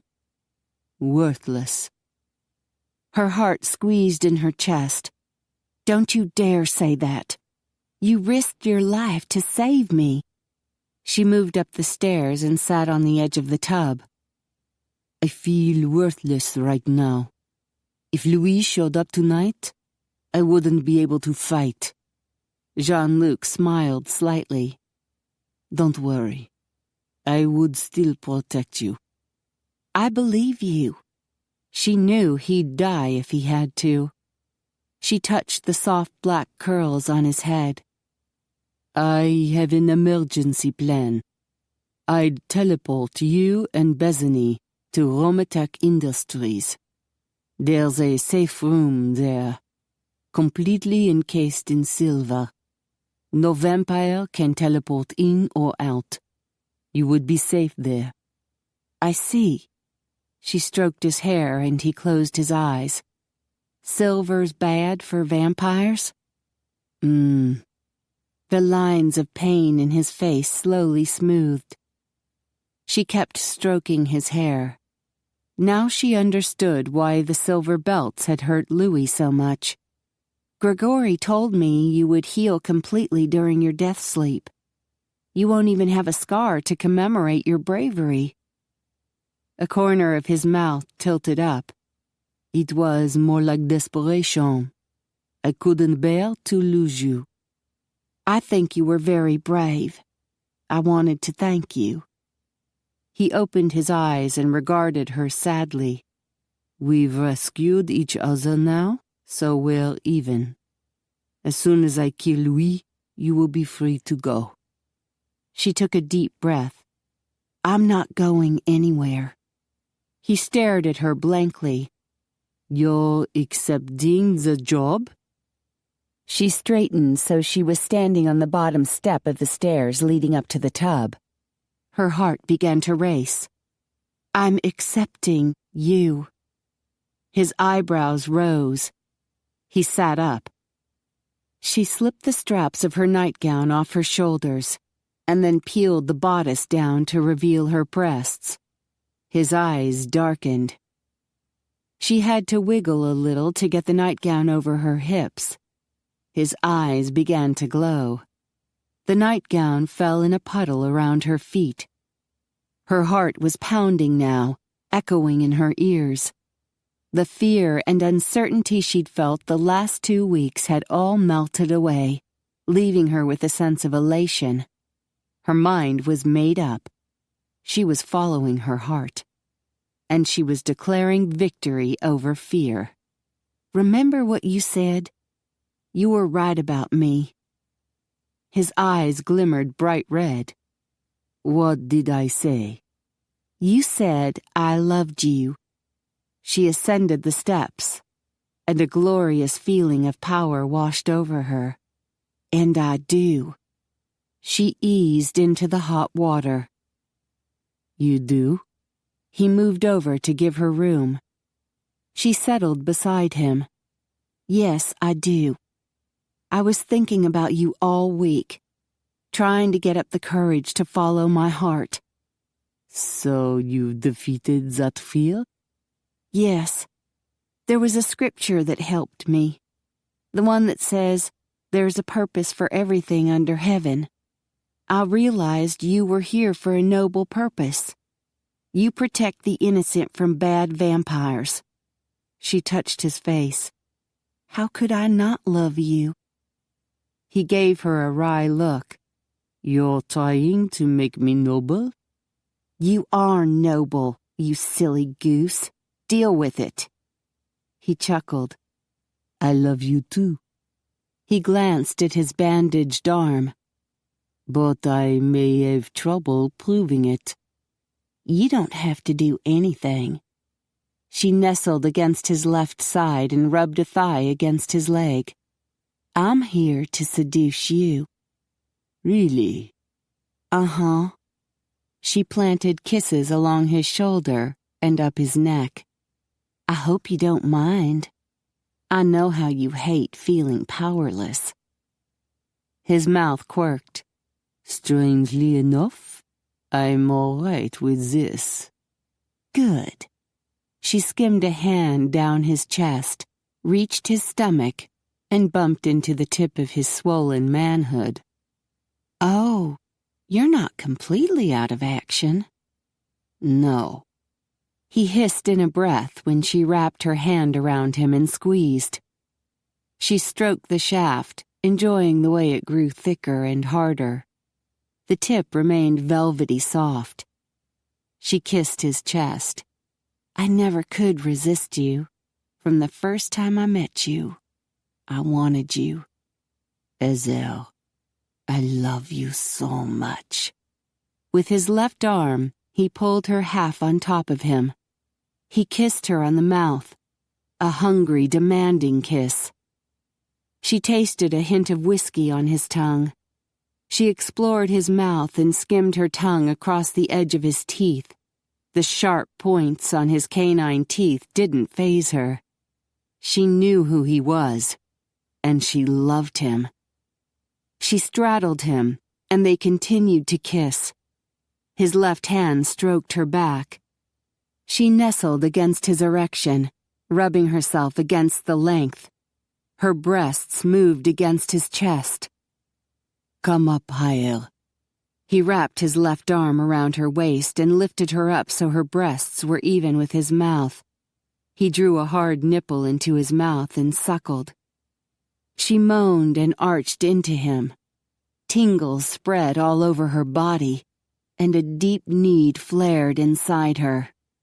Good Lord, Fidelia had been right. A man who had sucked blood for centuries knew how to use his mouth. Somewhere in the days of sensual pleasure, Heather realized he'd taken charge. Hey, she gasped as he tugged on her nipple. I'm supposed to be seducing you. You were wildly successful. Consider me seduced. With one arm, he lifted her out of the water and sat her on a corner of the tub. Wow, super strength came in handy. Goosebumps prickled her body as cool air caressed her skin, and her back came in contact with a cool marble column. Hold on. He eased her hips to the edge of the tub. Like this? She raised her arms overhead and grasped the column. She gasped when he buried his head between her legs. Oh, God, that mouth of his, that tongue. She pressed her fingers against the marble. Her heels dug into his back. He stroked and nibbled till she was panting and writhing with tension. Just when she was ready to explode, he pulled back. You're beautiful, he whispered. Then he twirled his tongue around her, and she shattered. Her body was still shuddering when he pulled her back into the hot, bubbly water. The swirling currents pulsed against her sensitized skin and sent another wave of tremors through her body. Oh, God! She fell limp against him. I should seduce you more often. Every night, Shelley. Hold on. Everything went black for a second. Then Heather felt herself falling back onto his bedspread. He must have teleported them straight to bed. He zoomed back to the bathroom. She sat up to see him zipping back to her with a towel. Here. He dried her back, then pushed her gently onto the bed so he could dry the front of her body. Wait! She pointed at the camera. He zoomed to the bedside table and grabbed the remote. Don't worry. The guys are out looking for Louis. No one's seen you. He turned off the surveillance camera, then jumped on the bed. He leaned over to kiss her breasts, then winced. Wait a minute. He moved to the other side of her so he could prop himself up on his left arm. I have a better idea. She shoved him flat on his back. You're the injured hero, so just lie there and take it like a man. His mouth twitched. You're cute when you're bossy. Cute? You think this is cute? She cupped his balls and lightly squeezed. He moaned. I take it back. You're an incredibly erotic seductress. That's more like it. She sat beside him and ran her fingers over his body. This was the first time she was getting a good look at him naked. He was lean and muscular. A few scars marked his pale skin. She traced them, realizing they had to be centuries old, dating back to his days as a mortal. Curly black hair shaded his upper chest. She traced the thin line of black hair down his torso, to the thicker patch surrounding his erection. She stroked the shaft, and it twitched. It's alive. He gave her a wry look. I need inside you. All in good time. She leaned over and kissed the soft tip. He winced. I really need inside you. We have all night. She dragged her tongue up the shaft, then took him in her mouth. He groaned. Take me inside you. Now. She swirled her tongue around the tip, then released him. Yummy. Damn it, woman! His eyes blazed red. Ride me. She blinked in surprise. Oh, you're so cute when you're bossy. I'm not bossy. I'm dying. He pulled her on top. She straddled him, then tried to position him in the right place. I'm not very experienced in this. Ah! She gasped when he shoved himself into her and pulled her down at the same time. Okay, that'll work. She settled down on him, letting him fill her completely. You feel so good. So do you. He breathed. He caressed her breasts. Love me. I do. She rocked on him slowly, then leaned forward to kiss him. He pulled down on her hips, urging her to go faster. She did, feeling the tension coiling tighter and tighter. He reached between her legs to rub her clitoris, and she went frantic. Somewhere, in the back of her mind, she realized she'd never behaved so wildly before. It was liberating. It was glorious. He tweaked her as she came down hard on him. Convulsions shook her, and her body went limp. She fell beside him. He rolled with her, then grasped her bottom as he drove into her. He groaned, grinding his hips against her as his climax shuddered through him. Slowly, their breathing returned to normal, and they lay on their sides, gazing into each other's faces. Wow, Heather breathed. Indeed. The red in his eyes slowly faded. She touched the curls on his head. I love you. She felt tears crowding her eyes. I love you so much. Will you marry me? Before she could answer, he sat up and continued. I promise to get rid of Louis. You won't have to live a life of entrapment. We'll be able to travel and enjoy life, and we can... She put a finger on his mouth. The answer is yes. He grinned and kissed her finger, then kissed the palm of her hand. She shivered. Let's get under the covers. He pulled back the bedspread, and they snuggled between the sheets. He winced when she accidentally bumped against his injured arm. Oh, I'm so sorry. She kissed the shoulder. I'll be out of pain in a few more hours. When the sun comes up? Yes. Ezel, will you leave before I go into my death sleep? It doesn't scare me,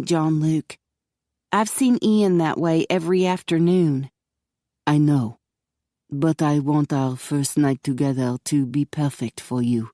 I don't want your last memory of it to be my dead body. All right. Maybe with time, he wouldn't feel embarrassed about it. She kissed his cheek. I love you just the way you are. Heather woke around noon in her bedroom upstairs. She stretched, smiling as memories of lovemaking replayed in her mind. After an hour of rest, Jean-Luc had suggested they find another position that didn't put any weight on his injured arm.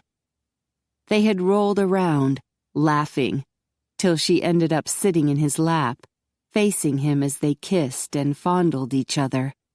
They rolled around some more. Eventually, she found herself on all fours while he stood beside the bed and entered her from behind.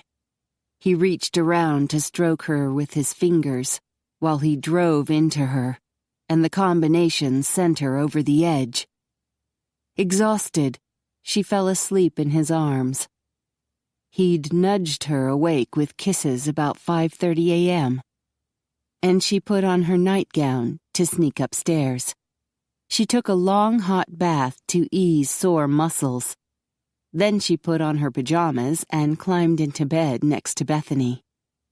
She vaguely recalled Bethany trying to wake her up sometime later. She'd mumbled something, and Fidelia had chuckled. Your mama's worn out, little one. And about time, too. Let her sleep. Now Heather rested in bed, half asleep, thinking about Jean-Luc. She'd agreed to marry him. Her fears that it wouldn't work out had been cast aside. She dressed and went downstairs to the kitchen. Ian and Phil had moved the furniture back. She greeted them and gave Bethany a hug. Fidelia hefted herself out of the recliner and waddled into the kitchen. Come, have some breakfast. Heather followed her. Fidelia grinned as she took a box of cereal from the pantry. So, how was it? Heather snorted. It was very private. That good, huh? Fidelia poured the cereal into a bowl while Heather fetched the milk. I had a bad dream last night. Fidelia lowered her voice. The red glowing eyes and gnashing white teeth. We already know what that means. Heather poured milk into the bowl. I'm not so sure. Fidelia frowned. I'm getting a real sense of danger. And then there was this stone building. Ruins. An old church, I think. Interesting. Fidelia sighed. Ian told me they still haven't found Louis. They'll go hunting again tonight. And Jean-Luc would be fit and ready to fight tonight. Heather's breath caught when she realized he'd be risking his life again. She stared at the bowl of cereal, her appetite suddenly gone. There's a car coming up the driveway, Ian announced. Heather followed Ian and Phil to the front door. Phil peered out the window. A woman driver. She looks like one of the models from last night. It's Miss Gray, Alberto called as he strode down the hallway, pulling a suitcase behind him. She's here for me. I'm off to Paris, and Linda's giving me a ride to the airport. Heather peeked out the window. Linda Gray was one of her friends from Guadalupe High. I didn't realize she knew you. She didn't until last night. Alberto entered the foyer. When Sasha started shooting last night, I flung myself over Miss Gray to protect her. He grinned. She thinks I'm a hero. Well, I guess you are. Heather offered her hand. Have a good trip. Alberto shook her hand. I might be back to visit soon, if things work out with Miss Gray. Phil opened the door, while Ian moved away from the sunlight. "Good luck to you all." Alberto rolled his suitcase out the door. "Ciao." Heather went back to the kitchen to enjoy a day off with her daughter. Around supper time, Ian collapsed on the kitchen floor. Bethany giggled. He takes naps like a baby. "Yes," Heather smiled, but he no longer looked like a baby. Ian had aged 12 years over the last 12 days. If I take a nap, will I get older too? Bethany asked. "Sweetie, you get older every day, just much slower than Ian." But I want to grow up faster. Bethany protested. "I know, but I don't want to lose you any faster than I have to." Heather stood. "Let's see what we can find for supper." After their meal, the doorbell rang, followed by pounding on the door. Heather and Phil went to see who was there. Cody was outside, pacing on the front porch. She sighed. Too bad Jean-Luc wasn't awake. He needed to undo the cockroach spell. Maybe she could get Cody to come back after sunset. But for now, he should be safe to talk to. He was under Jean-Luc's control, and Bethany was in the kitchen with Fidelia, so if Cody started acting strangely, his daughter wouldn't see it. Heather opened the door. Cody whirled around to face her. "I didn't get to see Bethany this weekend." "You said you weren't able to see her." "I know I did." Cody scratched his head. "But I don't know why. Something's wrong with me." Heather stepped onto the porch. "It'll be all right, Cody. You can see Bethany next weekend." "Is she all right? I heard there was some trouble here last night." "She's fine. We didn't let her see anything bad." "Okay." Cody descended the steps, headed for his car, then turned. "I bet that witch is doing this to me." "What witch?" "That gypsy psychic lady you let take care of our daughter. She's a bad influence." Heather sighed. Just when she thought Cody was going to behave, he ruined it with something stupid. "Fidelia's a wonderful, loving person, and she'd do anything to protect Bethany." "Right, like put some kind of spell on me." Cody paced in front of his car. "I'm gonna sue. That's what. I'll have her arrested." "On what charge? She hasn't done anything." Heather noticed Billy's squad car coming up the driveway. Phil stepped out onto the porch. Cody grinned. "Great timing. I'll have Billy drag that witch off to jail." "Fidelia hasn't done a thing to you." Heather descended the porch steps. The squad car rolled to a stop, and Billy climbed out. "You're just in time, Sheriff." Cody walked up to him. "I want you to arrest that gypsy woman. She's put a spell on me." "That's ridiculous," Heather snapped. "Fidelia's not a gypsy, and she doesn't do spells." "Then why did she force me not to see Bethany this weekend?" "Cody, come back next weekend. You can take Bethany then." "You can't tell me what to do," Cody yelled. "Billy, I want you to arrest Heather. She's in violation of the divorce decree." She scoffed. "Billy, will you please make him leave?" Billy had been calmly watching the argument. He walked to the back of his car and motioned to Cody to follow him. "A father has rights too, you know." Cody stopped next to Billy and turned to give Heather a dirty look. In one quick movement, Billy removed his pistol and clonked Cody on the head with the handle. Cody crumpled to the pavement. Heather gasped and ran down the steps. "What are you doing? I just wanted you to talk to him." Billy stuffed his gun back in the holster. Then he opened the back door of his squad car and shoved Cody inside. Billy? Heather stepped closer. Phil ran to her and grabbed her arm. Come back inside. Something's not right. Billy whipped out his gun and shot Phil in the leg. Heather screamed. Phil tumbled onto the driveway. Blood oozed from his wounded calf. What the hell? Fidelia looked out the front door, then pulled a gun from her purse. Mama! Bethany cried.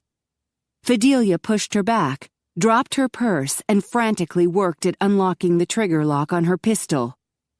Get inside! Phil hissed as he lay on the driveway. Heather started, then hesitated. How could she leave Phil behind? Get in the car. Billy motioned with his gun toward the open door of his squad car. She noticed the glassy look to his eyes.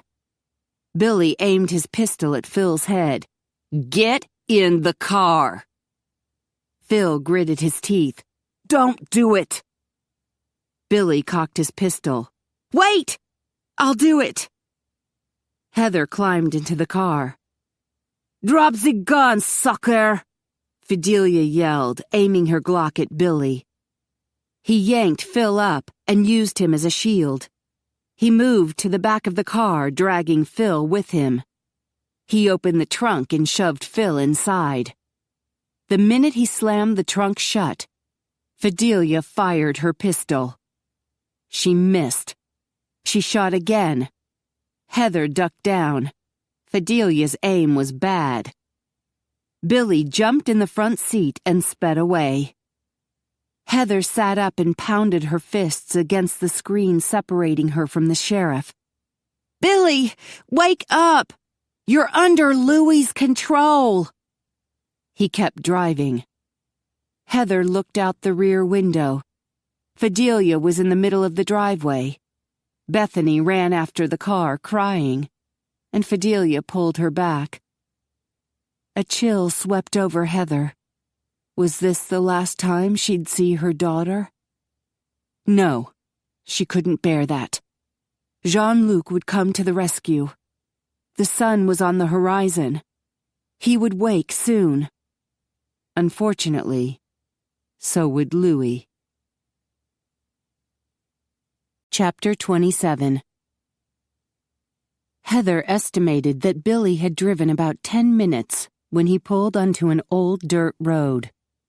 The car bounced over dried ruts, and she tried to keep Cody from falling off the seat. She winced at the thought of poor wounded Phil getting jostled in the car trunk. She tried several times to talk to Billy, even asking him about Sasha, but he was totally unresponsive. Cody groaned. What's going on? He rubbed the back of his head and scowled at Heather. Did you hit me? No, Billy did. Cody looked around the squad car with a confused expression. We're going to jail? I wish. Jail was in town where there were people. The car rolled to a stop in what looked like an old courtyard overgrown with weeds. An old stone wall encircled the yard. Sections had fallen over and crumbled. This looks familiar. Heather shielded her eyes against the harsh glare of the setting sun. There, in the distance, was an old stone chapel. She caught her breath. This must be the place Fidelia had dreamed about. Billy exited, then opened her door and pointed his gun at her. Out. She climbed out very slowly. Her chances of survival would greatly increase if she made it past sundown. As soon as the sun set, Jean-Luc and his vamp buddies would come charging to the rescue. Cody clambered out of the car. What the hell are you doing, Billy? The sheriff motioned toward the chapel. Walk. You'll be hearing from my lawyer, Cody growled. Billy lifted his pistol even with Cody's face. Okay, I'm walking. Cody stalked through the weeds. Slow down, Heather whispered. She glanced back at Billy. His face was still expressionless. She remembered this place now. As a young girl, she'd come here with her family for a picnic. They'd left early because her mother had been afraid the old building would collapse on them. "You're at war with fear," she reminded herself. She needed to stay calm and look for windows of opportunity. "Lots of good memories here, huh, Billy?" Cody looked back at the sheriff. "Remember that time we brought 2 cheerleaders here?" Billy didn't answer. "This was our favorite place to go parking during high school," Cody explained to Heather. "Didn't Billy bring you here?" "No." So Billy must have cheated on her during high school. That wasn't surprising, since he'd gone out with her only so he could be around Sasha. "Billy, where's Sasha? What have you done with her?" "Sasha?" Cody snorted. "Boy, she was here, making out every Saturday night. We never did get a turn with her, did we, Billy?" "What are you doing?" Heather whispered. "I'm trying to remind him that we're old friends," Cody hissed. "He stopped being your friend when you married me," Heather reminded her ex. "Yeah," Cody sneered at her. "It's all your fault." They arrived at the double wooden doors of the chapel. Heather glanced at the sun. It was just peeking over the horizon, shooting its last golden rays through the gaps in the tree line. The sky was pink in the west, but already dark in the east, where a full moon was rising. "Inside," Billy ordered. Cody pushed at the right half of the double door, and it swung open with a loud creak. Heather and Cody stepped inside. She moved out of Billy's way as he entered and slammed the door shut. The air inside was cool and musty. The ceiling soared high overhead. A section behind the altar had collapsed, leaving a gap in the roof. The top half of the rising moon crept into the gap, illuminating the altar below. The altar was nothing more than a long wooden table, scarred with years of abuse. Visitors had carved their names into it. Teenage lovers had chiseled hearts with their initials. 3 pillar candles were clustered in one corner. Along the walls, window panes had been smashed out. The long, arched windows now served as gateways for the birds that fluttered in to make nests in the high rafters. Close to the entrance, in the nave of the chapel, an old staircase led up to a lopsided wooden choir loft. Beneath the choir loft, the chapel was dark. Heather detected movement in the shadow beneath the stairs. Sasha stepped into the dim light. "Welcome."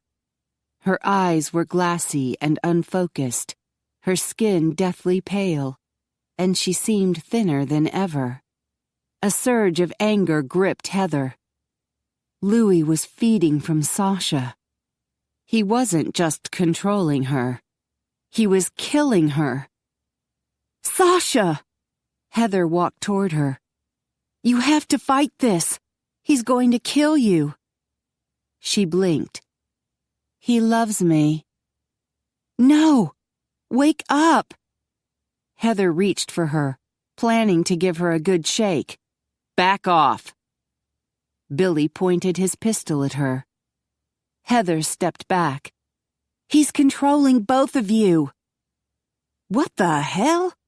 Cody turned to Heather. "Who's controlling them?" "Louis," Heather replied. "Henry." Sasha sighed with pleasure. "Henry?"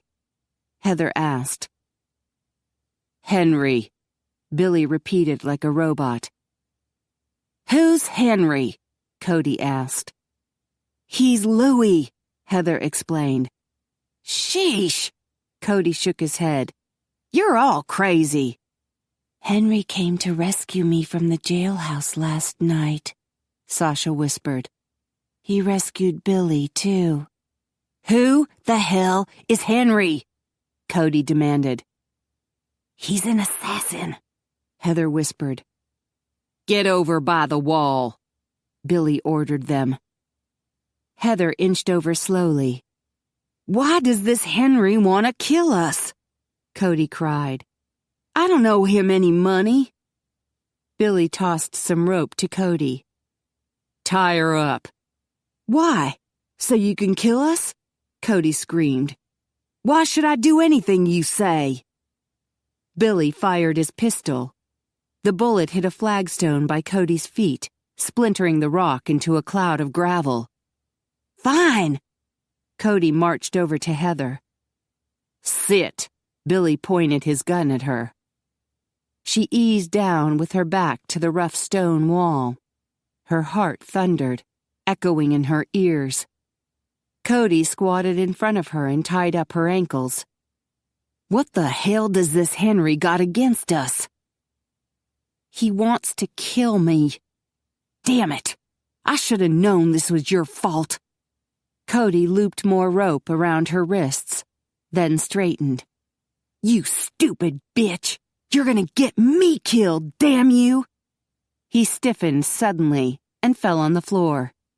His body twitched, then he flipped over onto all fours. I am a cockroach! He scurried into the shadows near the stairs. Stop him! Sasha cried. Billy fired his pistol. No! Heather cried, straining at the ropes. I am a cockroach! Cody squeaked from the shadows. Billy shot again. There was a scurrying sound on the staircase. He was climbing up to the old choir loft. Heather winced. It couldn't be safe up there. Of course, it wasn't any safer down here. She could barely make out Cody's dark figure as he scrambled across the choir loft. Billy took aim and fired. Cody jumped and ran in the opposite direction. Billy shot again. Heather watched horrified. It was like shooting a duck at the firing range of an amusement park. Just then, a tremendous howl filled the air. Billy stopped shooting to listen. Heather caught her breath. She'd never heard a dog or coyote howl so loud. The sound was deafening, and it had to come from a very large creature. What was that? Sasha whispered. I don't know, Billy replied, but it sounds close. Heather jumped when she heard a loud noise in the courtyard. It sounded like metal being ripped apart. The chapel grew darker. The sun must have set. The only light was from the stars and full moon that gleamed through the hole in the roof. Billy and Sasha stiffened and turned to face the altar. The Master awakes, Sasha whispered. She hurried to the altar and picked up a box of matches off the table. She lit the 3 candles. Billy set his pistol on the table, a few feet behind the table. He leaned over and hooked his fingers through a large metal ring in the floor. He pulled, and a wooden door screeched open. A figure in black levitated through the opening in the floor. He kept floating up toward the hole in the ceiling. Moonlight surrounded him like a silver nimbus. Heather couldn't see his face, but she felt him looking at her. She jumped when Billy slammed the cellar door shut. The vampire Louis lowered to the floor. His hair was no longer white, but black like his trench coat. He looked about 35 years old, Heather estimated, but she knew he was probably well over 500. Billy and Sasha bowed. Master, you brought me Jean-Luc's latest whore, Louis said quietly. Very good. He glanced at the choir loft. And you brought me another mortal. Cody scurried into the shadows. He will amuse me before he dies. Louis turned to look at Heather. She swallowed hard. She'd never seen such cold, black eyes. In that terrible moment, she realized there was nothing human left in him. He'd simply become a creature that preyed on humanity. He stepped toward her. Allow me to introduce myself. I am Henri Lenoir. His lips curled in a humorless smile. You won't live long enough to tell Jean-Luc. It'll be our little secret. She bent her knees to conceal her hands in her lap. Cody hadn't tied them very well, so it might be possible to work them free. For now, it might be best to keep Louis talking. That would give Jean-Luc and his friends more time to find her. And it would give her more time to get her hands free. Why do you hate Jean-Luc so much? Louis removed his black leather gloves and stuffed them into the pocket of his trench coat. His hands were pale, the fingernails long and painted black. Casimir has offered me a small fortune to kill Jean-Luc, and I will have his position as Coven Master of Western Europe once Casimir takes over. The reward is great for such a small task, but I want to make Jean-Luc suffer first. That is where you come in. I'll be killing you for free. What if I paid you not to kill me? A corner of his mouth twisted. You are an amusing one, but I doubt you could afford me. His black eyes raked over her. Besides, I enjoy killing women. Her stomach twinged. I plan to kill you slowly. He moved closer. You don't seem very afraid. Was that what he wanted? To see her cry and beg? Sure, she was terrified, but she wouldn't give him the pleasure of seeing it. She lifted her chin and glared at him. I shall, of course, rape you while I feed on you. It's more insulting to Jean-Luc that way. Her stomach roiled, and she swallowed hard at the bile rising in her throat. Rape was a lot more insulting to her, but Louis obviously didn't care. She was simply a way to hurt Jean-Luc. She had no other value, nothing to bargain with. I am ravenous now. Louis strolled back to the altar. I must take the edge off my appetite. I would hate to accidentally kill you too quickly. A heavy feeling of doom invaded her. She wouldn't be able to reason her way out of this. She tugged at the ropes. Come, my dear. Louis lifted a hand toward Sasha. She ran to him. Yes, Master. He led her to the altar and pushed her sleeve up her arm. Heather winced at the sight of puncture wounds.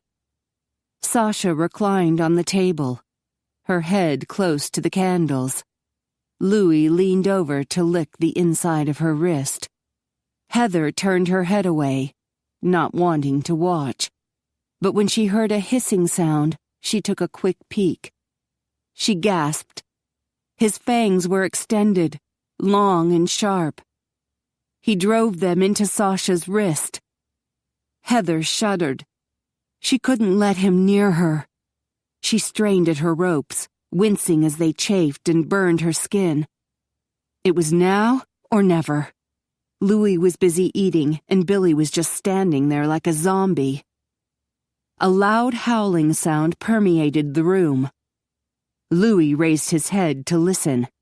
Blood dripped from his fangs onto Sasha's pale skin. Another howl began, long and plaintive. It echoed around the stone walls. Birds, frightened from their nests in the rafters, took flight out the windows. "We have company." Louis retrieved the pistol from the table and handed it to Billy. "Prepare yourself." "Yes, master." Louis returned to Sasha, lifted her arm, and bit her. Heather slipped one hand free. Yes! She loosened the ropes on the other hand. She might just manage to escape. Just then, a large black blur shot through an open window. It landed on the stone floor just a few feet away from Heather. She froze, unable to breathe. It was a huge, dark wolf with long and shaggy fur. A growl vibrated in its throat.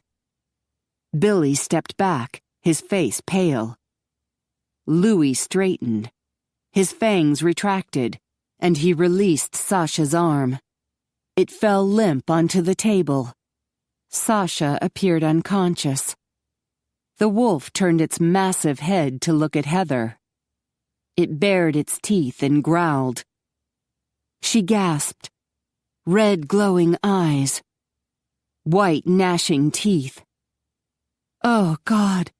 This was Fidelia's dream of danger. She could be killed slowly by a vampire, or mauled to death quickly by a huge wolf. Either way, it looked like her time was up. Chapter 28. Jean-Luc jolted awake, coughing as something foreign slid down his throat. Someone was grasping his chin, forcing his mouth open. He shoved the hand away. "It worked!" a woman's voice shouted. He tried to sit up, but a wave of dizziness knocked him back. Strong hands caught him. His vision was blurred with a greenish tint. A foul taste tainted his tongue. Mon Dieu. Poison. He struggled to get out of bed, but his body wouldn't respond. "'Tis all right, Jean-Luc." The strong hand moved to his shoulder. "It takes a wee moment to adjust." He recognized Ian's voice, though the Scotsman's face was still a greenish blur. "What have you done?" "I gave you some of the stay-awake drug." Ian showed him the vial of green liquid. "The sun hasna set." It was still daytime? Jean-Luc's vision cleared, and he noticed Fidelia hovering in the doorway of his bedroom. She was holding Bethany, whose face was streaked with tears. His heart plummeted. His worst fear. Something had gone wrong while he'd rested powerless in his death sleep. "What happened?" This time his body obeyed his command to move. He slid to the edge of the bed and realized he was still naked. "Turn the little one away." Fidelia hugged Bethany, burying the little girl's face in her blouse, and Jean-Luc zoomed into his walk-in closet. "Tell me what happened," he called out as he ripped the bandage off his right arm. The gunshot wound was gone. With vampire speed, he pulled on some pants and a shirt. "I woke Ian up," Fidelia confessed. "I knew he had the drug in his purse." "Sporen," Ian grumbled. "And I poured some down his throat," Fidelia continued. "I figured it couldn't hurt, you know. He was already dead. When he woke up, we came here to wake you." "Where's Ezel?" Jean-Luc stuffed his feet into socks and a pair of black boots. His chest constricted when he realized they weren't answering. He ran from the closet. "Where's Ezel?" Bethany started crying. Fidelia's face crumpled. "Billy took her away. I think he's under Louis' control." Jean-Luc's heart wrenched. God, no. His worst fear, but at least it was still daytime. Louis would still be dead, so Heather was safe for the moment. He grabbed his belt with the leather scabbard and buckled it around his hips. How long ago? About 10 minutes. Fidelia shook her head. I didn't know what to do. I wanted to follow them in your car, but I didn't have the keys, and I couldn't leave Bethany here alone, and Ian was dead on the floor. You did right. Jean-Luc selected his best foil and slid it into the scabbard. Where's Phil? Billy shot him and stuffed him into the trunk of his car. All right. Jean-Luc joined Fidelia in the hallway. Ian, if you have more of that drug, go wake up Robbie and Phineas. Aye. Ian zoomed past them to the guard room. You have to save her, Fidelia whispered. I will. He rested a hand on her shoulder.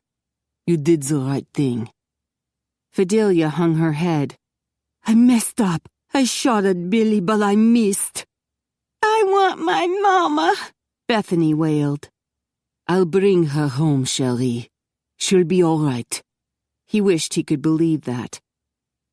Bethany wrapped her arms around his neck. When he realized she wasn't going to let go, he settled her on his right hip, opposite his scabbard. Come. He strode down the hall to the cellar kitchen. You say Billy took her about 10 minutes ago? Yes. Fidelia followed. How long till sunset? He turned into the kitchen. It was small, consisting of a fridge, a microwave, a small dishwasher, and a cabinet of glasses. I don't know. Fidelia paused in the doorway. About 5 minutes, I guess. So Billy has given himself 15 minutes to take her to Louis. Jean-Luc retrieved 4 bottles of synthetic blood from the fridge. Louis' hideout could be fairly close. He set Bethany on the counter so he could unscrew the tops off the bottles. I suppose. Fidelia grabbed one of the bottles to help him. He set all 4 bottles in the microwave and turned it on. Did you see which way Billy went? I did. Bethany raised her hand. He went down the driveway. That's good. Jean-Luc smoothed back her strawberry blonde curls. They turned onto the highway, headed south, Fidelia said. Last night, I dreamed about an old stone church. I think that's where he's taking her. Where was it? Jean-Luc removed a bottle from the microwave and guzzled down the warm blood. In the countryside. She leaned against the door jamb, frowning. It would be south of here. She straightened suddenly. There's an old Spanish mission down the highway. It's only about 10 minutes away. Robbie, Ian, and Phineas gathered around the doorway. They were all dressed and fully armed. We have a location. Jean-Luc handed them each a bottle. A Spanish mission, 10 miles south. Good. Robbie turned to Phineas. You'll stay here with the ladies. Oh, come on, man. Phineas grimaced. I want some real action. And you may get it if Louis comes back here for more victims, Robbie muttered. You could get more action here than you can handle. I can do it, Phineas nodded. Just let me at that sucker. He'll be sorry he ever messed with me. Phineas. Robbie gave him a stern look. If he comes here, the first thing you do is send out a psychic message to us. We can teleport here in a second. Gotcha. Phineas upended his bottle of blood and gulped it down. He wiped his mouth with the back of his hand. I'll protect the women with my life. And I have my guns, Fidelia added. We'll be fine. Let's go. Jean-Luc set his empty bottle in the sink and gathered Bethany back into his arms.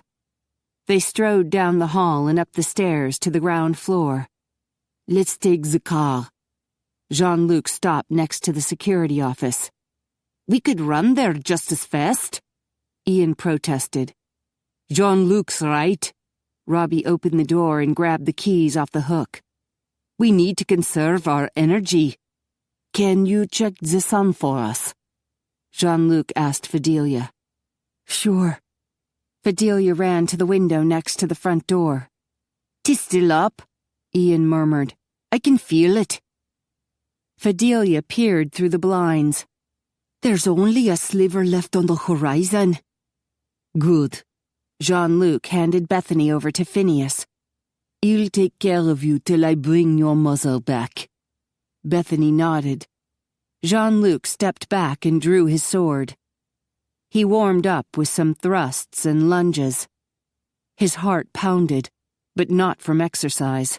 He couldn't allow himself to think about how frightened Heather might be. Just the thought brought bile to his throat. At least Louis was a sick enough bastard that he'd take his time with her. The stay-awake drug had given them a few precious extra minutes to prepare, and those minutes might make all the difference. Robbie emerged from the security office with an extra sword in his right hand. "We'll need to check the car for explosives. I'll look under the carriage. Ian, look under the bonnet." "Aye." Ian tightened the straps that held the sheath and claymore on his back. "Is it true," Robbie asked, "that the sheriff tossed Phil into the trunk of his car?" "Yes," Fidelia continued to peer out the window. "I doubt Phil can help you very much. He was shot in the leg." Robbie exchanged a look with Ian. "'Tis a full moon tonight." Ian nodded. "Good. 'Twill give us another advantage." "What advantage?" Jean-Luc sheathed his sword. "The sun's down." Fidelia threw open the door. "Go!" "The keys." Jean-Luc caught them and zoomed out the door with Robbie and Ian. He climbed behind the driver's seat, and the second they told him it was safe, he started the engine. They jumped in and he floored the accelerator. He turned south on the highway, then gained more speed. After a few minutes, Robbie held up a hand. "Pull over." "Why?" Jean-Luc veered onto the shoulder and stomped on the brakes. "Listen," Robbie whispered. Jean-Luc heard a strange howling sound coming from the south. "What is that?" "Focus on it and teleport there now," Robbie ordered. He and Ian wavered, then disappeared. Jean-Luc ripped the keys from the ignition and concentrated on the sound. Everything went black. This was no ordinary wolf. Heather had never seen one close up before, but she knew they didn't have red glowing eyes. This one had to be bigger than normal, too. Billy lifted his pistol and took aim. "Wait." Louis raised his hand. "We can always kill it later. I want to see if it will chew on her first." Heather gulped. Those jaws looked incredibly strong, and the teeth very sharp. The wolf moved toward her. She pressed back against the wall. It was limping, favoring a back leg. The fur was matted with something dark and shiny. As the wolf limped forward, it left a bloody paw print on the stone floor. Heather glanced at its eyes. The glow had faded, and the red was turning pale blue. It stopped in front of her and tilted its head like it was studying her. Maybe it was. The eyes looked intelligent and somehow familiar. It inched closer, its muzzle over her drawn-up knees. "No," she breathed, lifting a hand to ward it off. It leaned forward and licked her palm. With a gasp, she closed her hand. Her mind raced. The wounded leg, the screeching sound of metal being ripped, the sniffing for bombs, the familiar eyes. "Phil?" she whispered. The wolf whimpered. Oh my God. She closed her eyes briefly against the sting of hot tears. She wasn't alone. Phil was here to protect her. Louis sighed. What a disappointing beast. Billy, kill it. Billy lifted his pistol. Phil spun around, growling, and charged. Billy pulled the trigger, but nothing happened. He backed up, frantically pulling the trigger over and over. Phil knocked him down and snapped his jaws on Billy's arm. Heather grimaced. She didn't want Billy to die. A loud howl reverberated through the room. Phil had pinned Billy to the floor and appeared to be enjoying his victory. He threw his massive head back and howled again. Damned creature. Louis circled the altar, unbuttoning his long black coat. I'll take care of it myself. He whisked off his coat and tossed it on the table. It landed on Sasha. Just then, two forms wavered before Heather's eyes and became solid. She cried with relief. Robbie already had a sword in his hand. Ian drew his claymore. A third form appeared. Jean-Luc! Heather cried. He glanced at her. Thank God. He drew his foil and spotted Louis by the altar. He strode toward him. Let's finish this now. Louis sneered. Agreed. He vanished. No! Jean-Luc shouted. Louis suddenly appeared next to Heather. His left hand gripped her arm. Good Lord, he meant to teleport away with her.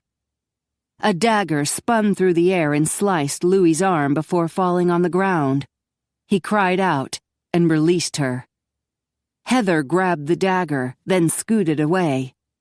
It must have come from Robbie or Ian. She sawed at the ropes binding her ankles.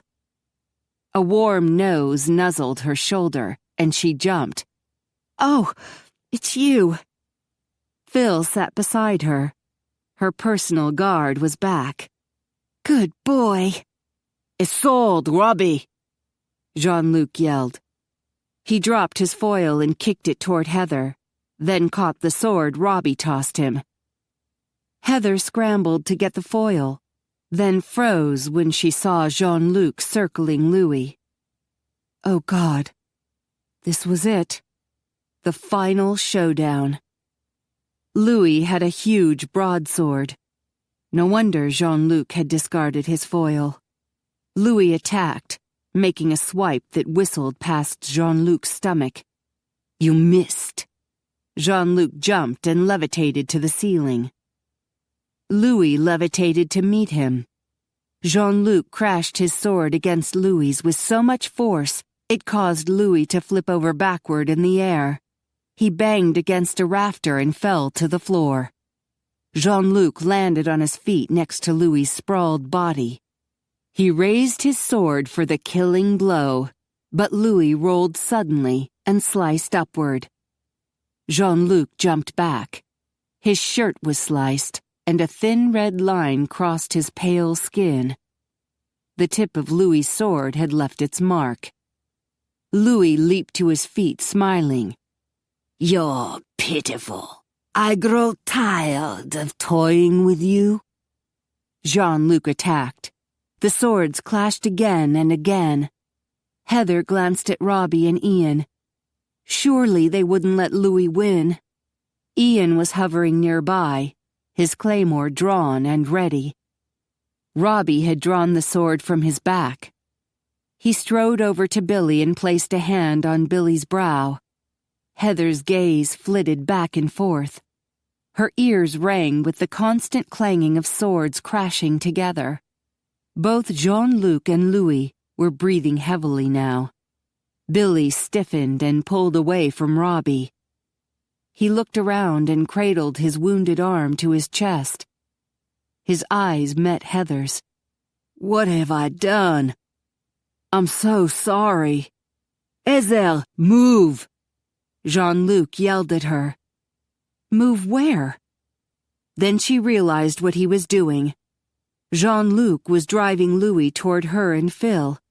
She scrambled away and Robbie grabbed her. Jean-Luc continued to force Louis to retreat.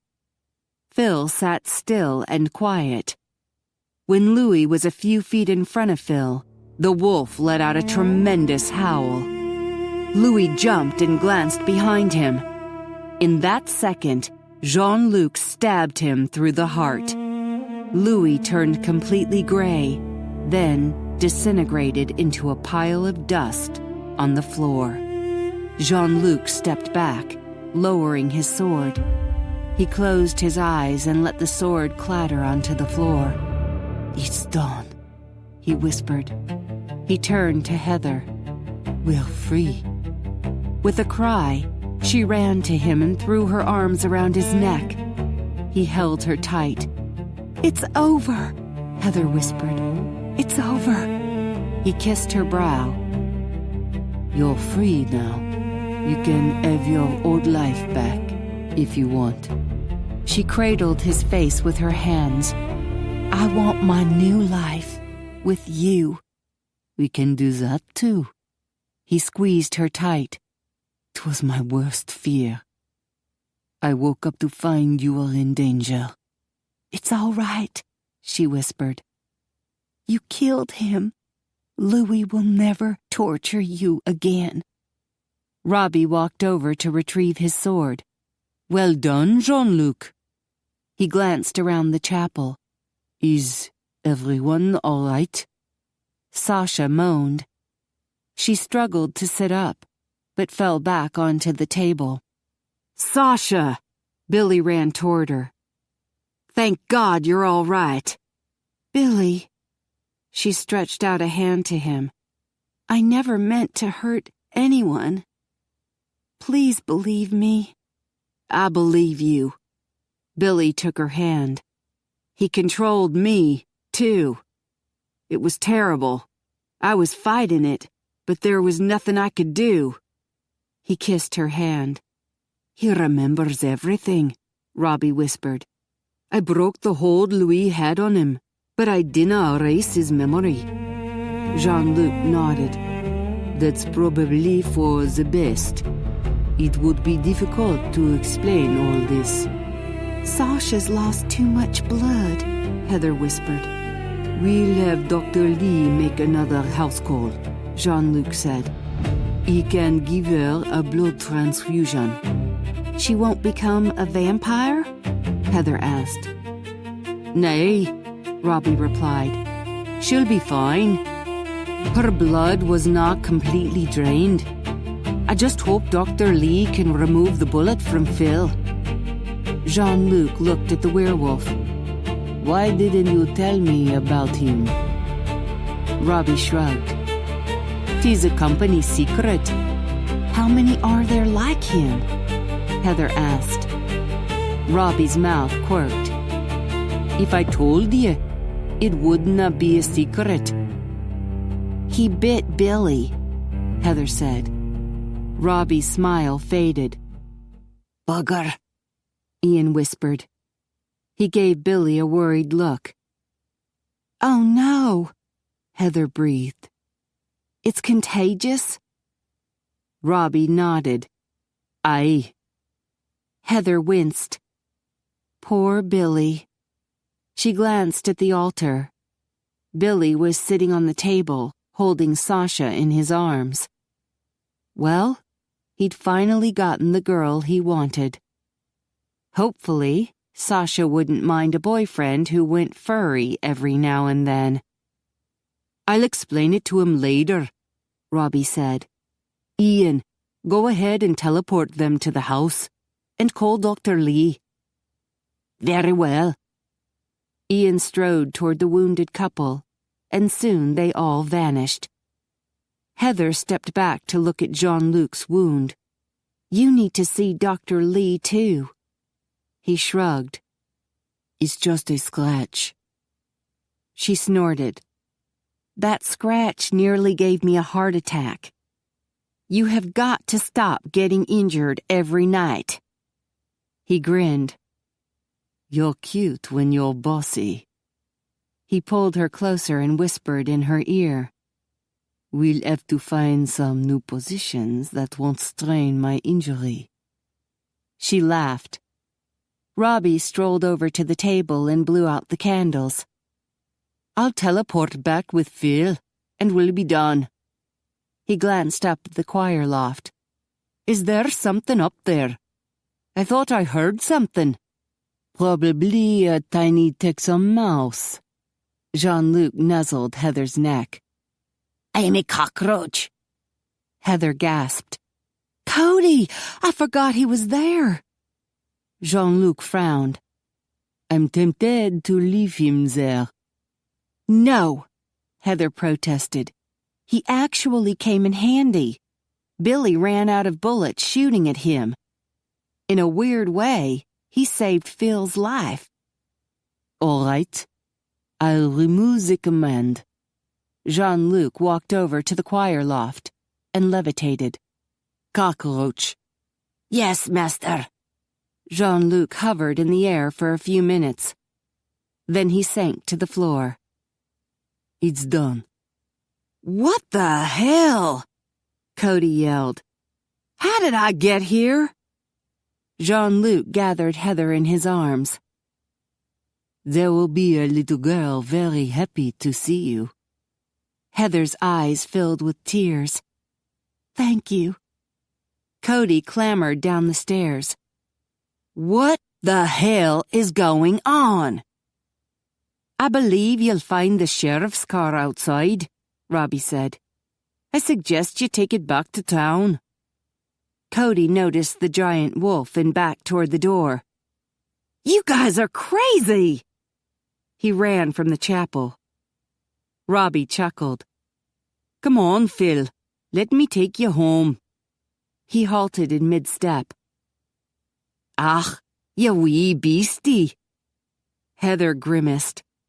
Phil had raised a leg and was dousing the pile of dust that had been Louis. Oh, ick! How could she ever look Phil in the face again? Phil finished, then sat on his haunches. He gave them a wolfish grin, his long tongue lolling out. With a laugh, Robbie wrapped an arm around the furry beast. The two vanished. Our turn. Jean-Luc smoothed the hand up Heather's back. You remember how to do this? You hold me tight. I remember. She wrapped her arms around his neck.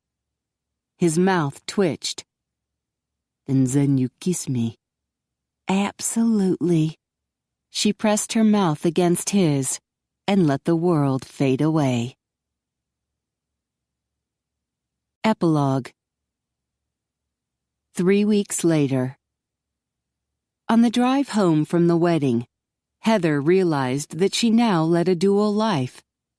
Living in two worlds had meant they needed 2 wedding receptions.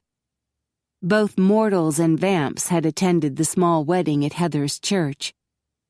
While the vamps had discreetly left, Heather's mortal friends had gathered in the church's fellowship hall for wedding cake and punch. Jean-Luc had happily shoved a piece of wedding cake into Heather's mouth, but she'd purposely missed his mouth, smearing it on his cheek. Everyone had laughed, never realizing that Jean-Luc had not eaten any cake at all. Then Heather tossed the bouquet over her shoulder. He scores! Coach Gunter caught the bouquet and lifted both arms up, signifying a touchdown. Heather and Jean-Luc made an early exit to the limousine parked out front. Her friends thought they were rushing off to catch a plane. But their next stop was the vamp reception at the studio. Heather understood why the vamps wanted to party in private. How else could they drink bubbly blood and perform old dances like the minuet? She was actually looking forward to the dances. Jean-Luc had spent the last few weeks teaching her the steps when he wasn't busy making love to her, or overseeing the production of her wedding dress. She smoothed out the ivory silk, trying not to crush the skirt in the back of the limo. It's the most beautiful wedding gown ever. For the most beautiful bride ever. Jean-Luc kissed her cheek, then nuzzled her ear. I plan to ravish you thoroughly tonight. Shh. Heather didn't want her daughter to overhear. Bethany was busily opening and shutting all the cabinets in the limo. She looked adorable in the blue flower girl dress Heather had made for her. Fidelia, the matron of honor, had scooted down the seat to the window behind the chauffeur. She knocked on the glass.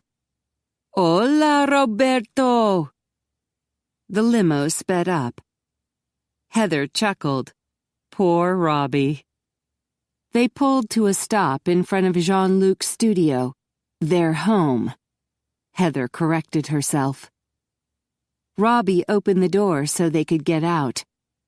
Fidelia fussed behind her, making sure the long train of her skirt was perfect. Ready? Jean-Luc took her hand. Yes. She climbed the steps with Jean-Luc as Robbie opened the door.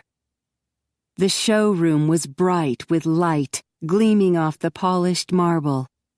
The room had been cleared for the reception. A few round tables lined the wall, topped with white tablecloths and bouquets of flowers. There was a small buffet of real food, punch, and champagne for the few mortals in attendance, plus another table covered with champagne flutes and bubbly blood chilling in ice buckets. The center of the room was left empty for dancing. A band called the High Voltage Vamps had teleported in from New York and were set up beneath the catwalk. Cascades of oil and flowers hung from the catwalk, leaving the air scented with roses and gardenias. It wasn't a surprise to Heather, since she'd helped with all the plans and decorations, but she still felt a thrill upon seeing it. It was perfect. Vamps lined up to meet her. Her worries that they might not approve of her melted away. Angus and Emma McKay were first in line, and both gave her a big hug. They invited her and Jean-Luc to use their castle in Scotland whenever they liked. Next in line was a handsome Italian vamp named Giacomo. He kissed her cheeks and invited them to visit his palazzo in Venice. A few more of Jean-Luc's coven members from Western Europe had made the trip. I see that Simone and Inga didn't make it, Heather whispered to Jean-Luc. The two models had teleported back to Paris after the runway show. He grinned. What a shame. Did you ever find out where Simone was sneaking off to at night? Jean-Luc nodded, still smiling. You won't believe it. She was fishing. For man? He laughed. For fish. In the river. Apparently, she likes to fish, but doesn't want to admit it. Weird. Heather figured Simone liked stabbing the worms with the hook. She was suddenly grabbed for a big hug. I'm so thrilled for you.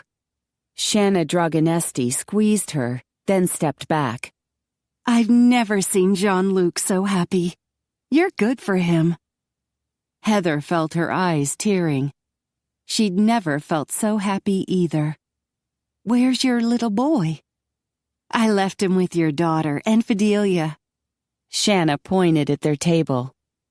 He was hungry, and Fidelia was sweet enough to fix him a plate of food. She's a hoot. Heather smiled. Yes, she is. Oh, dear. Shanna shook her head. There he goes again. Heather's mouth dropped open. Constantine was floating up to the ceiling. Bethany squealed with delight. He's just showing off, Shanna muttered. He loves the attention. Heather pressed a hand to her chest. But he... he's immortal. With a vamp daddy. Shanna smiled at her husband. Heather turned to Jean-Luc. Did you know about this? He was watching Constantine with a stunned expression. No. I'd heard that our DNA was a bit different, but I didn't realize. Oh, dear. Shanna gave them a worried look. I hope this won't stop you from having your own children. Constantine is a very loving and sweet child. I'm sure he is. Heather watched him descend to his chair. He was giggling along with Bethany. Does he do anything else? His main talent appears related to healing, Roman explained. Everyone who comes in contact with him feels better afterward.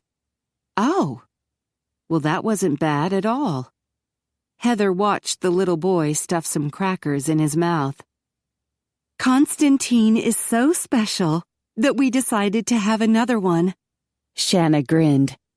We're expecting. Oh, my! Heather hugged her. That's wonderful! Congratulations, mon ami. Jean-Luc slapped Roman on the shoulder. Roman smiled. He looked handsome in the écharpe tuxedo Jean-Luc had given him as a present for being best man. I'm very proud of you, Jean-Luc. You've come a long way. Roman slanted a wry look at Heather. Did he tell you that I taught him how to read and write? No. Heather curled her hands around Jean-Luc's arm and leaned against his shoulder. And I taught Roman how to fight, Jean-Luc said. He was a slow student. Roman snorted. I was reluctant to kill. My mission has always been to save lives. Isn't he wonderful?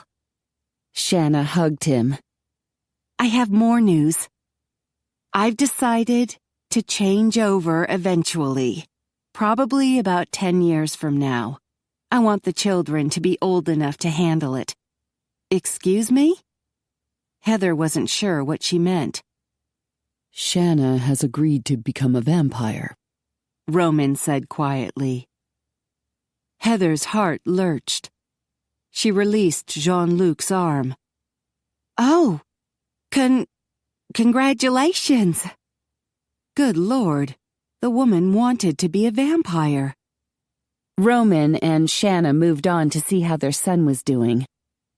The rest of the reception line flowed by in a daze. Are you all right? Jean-Luc whispered. Do you need to sit down? You look pale. I think I'll sit down. Jean-Luc led her to the table reserved for them. Then he dashed away at vampire speed and returned with a plate of food and a cup of punch. I wasn't sure what you liked. He set the food in front of her. This is great. Thank you. She popped a grape in her mouth. He sat beside her. You were shocked by Shanna's announcement? Yes. It never occurred to me that we have another option. I can understand her wanting to be with her husband forever, but she'll have to give up her days with her children. I know. Jean-Luc took her hand in his. I would never ask you to do it. But you hoped that I would. He lifted her hand to his mouth and kissed her knuckles. Let's take it one day at a time. Or rather, one night at a time. She smiled. I would like to have children with you, even if they do end up floating around the nursery. He squeezed her hand. Good. I want more little girls who look like their maman. She ruffled the black curls on his head. I want a little boy who looks like his father. He leaned over to kiss her. A flash of light caught their attention. Gotcha! Grigori was holding a digital camera and grinning. The music started with a waltz. The first dance. Jean-Luc stood and held out a hand. I'd like to dance with my wife.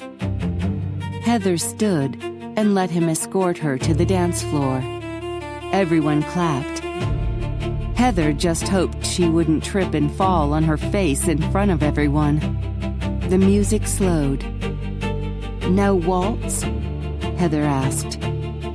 We can do one later. Jean-Luc slipped his arms around her waist. For now, I just want to hold you close.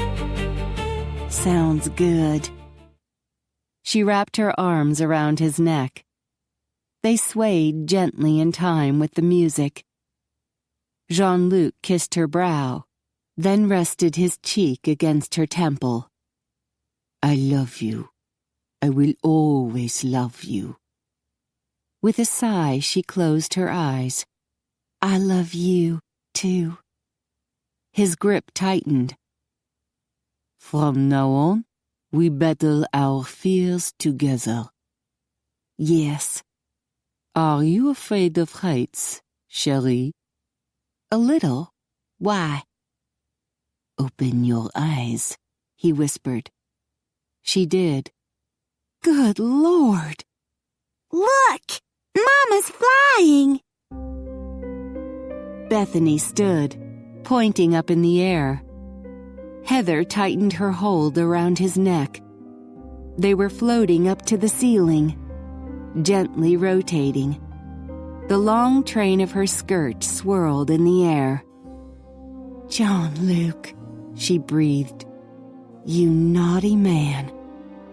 He chuckled. Stay with me, chérie. I will take you places you've never dreamed of.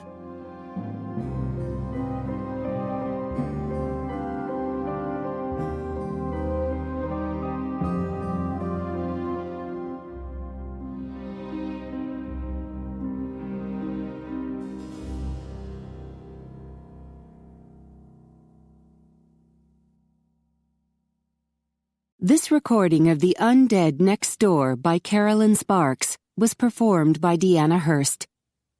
It was produced and directed by Bob Dion. Executive producer, Karen Jakonski. Text copyright 2008 by Carolyn Sparks.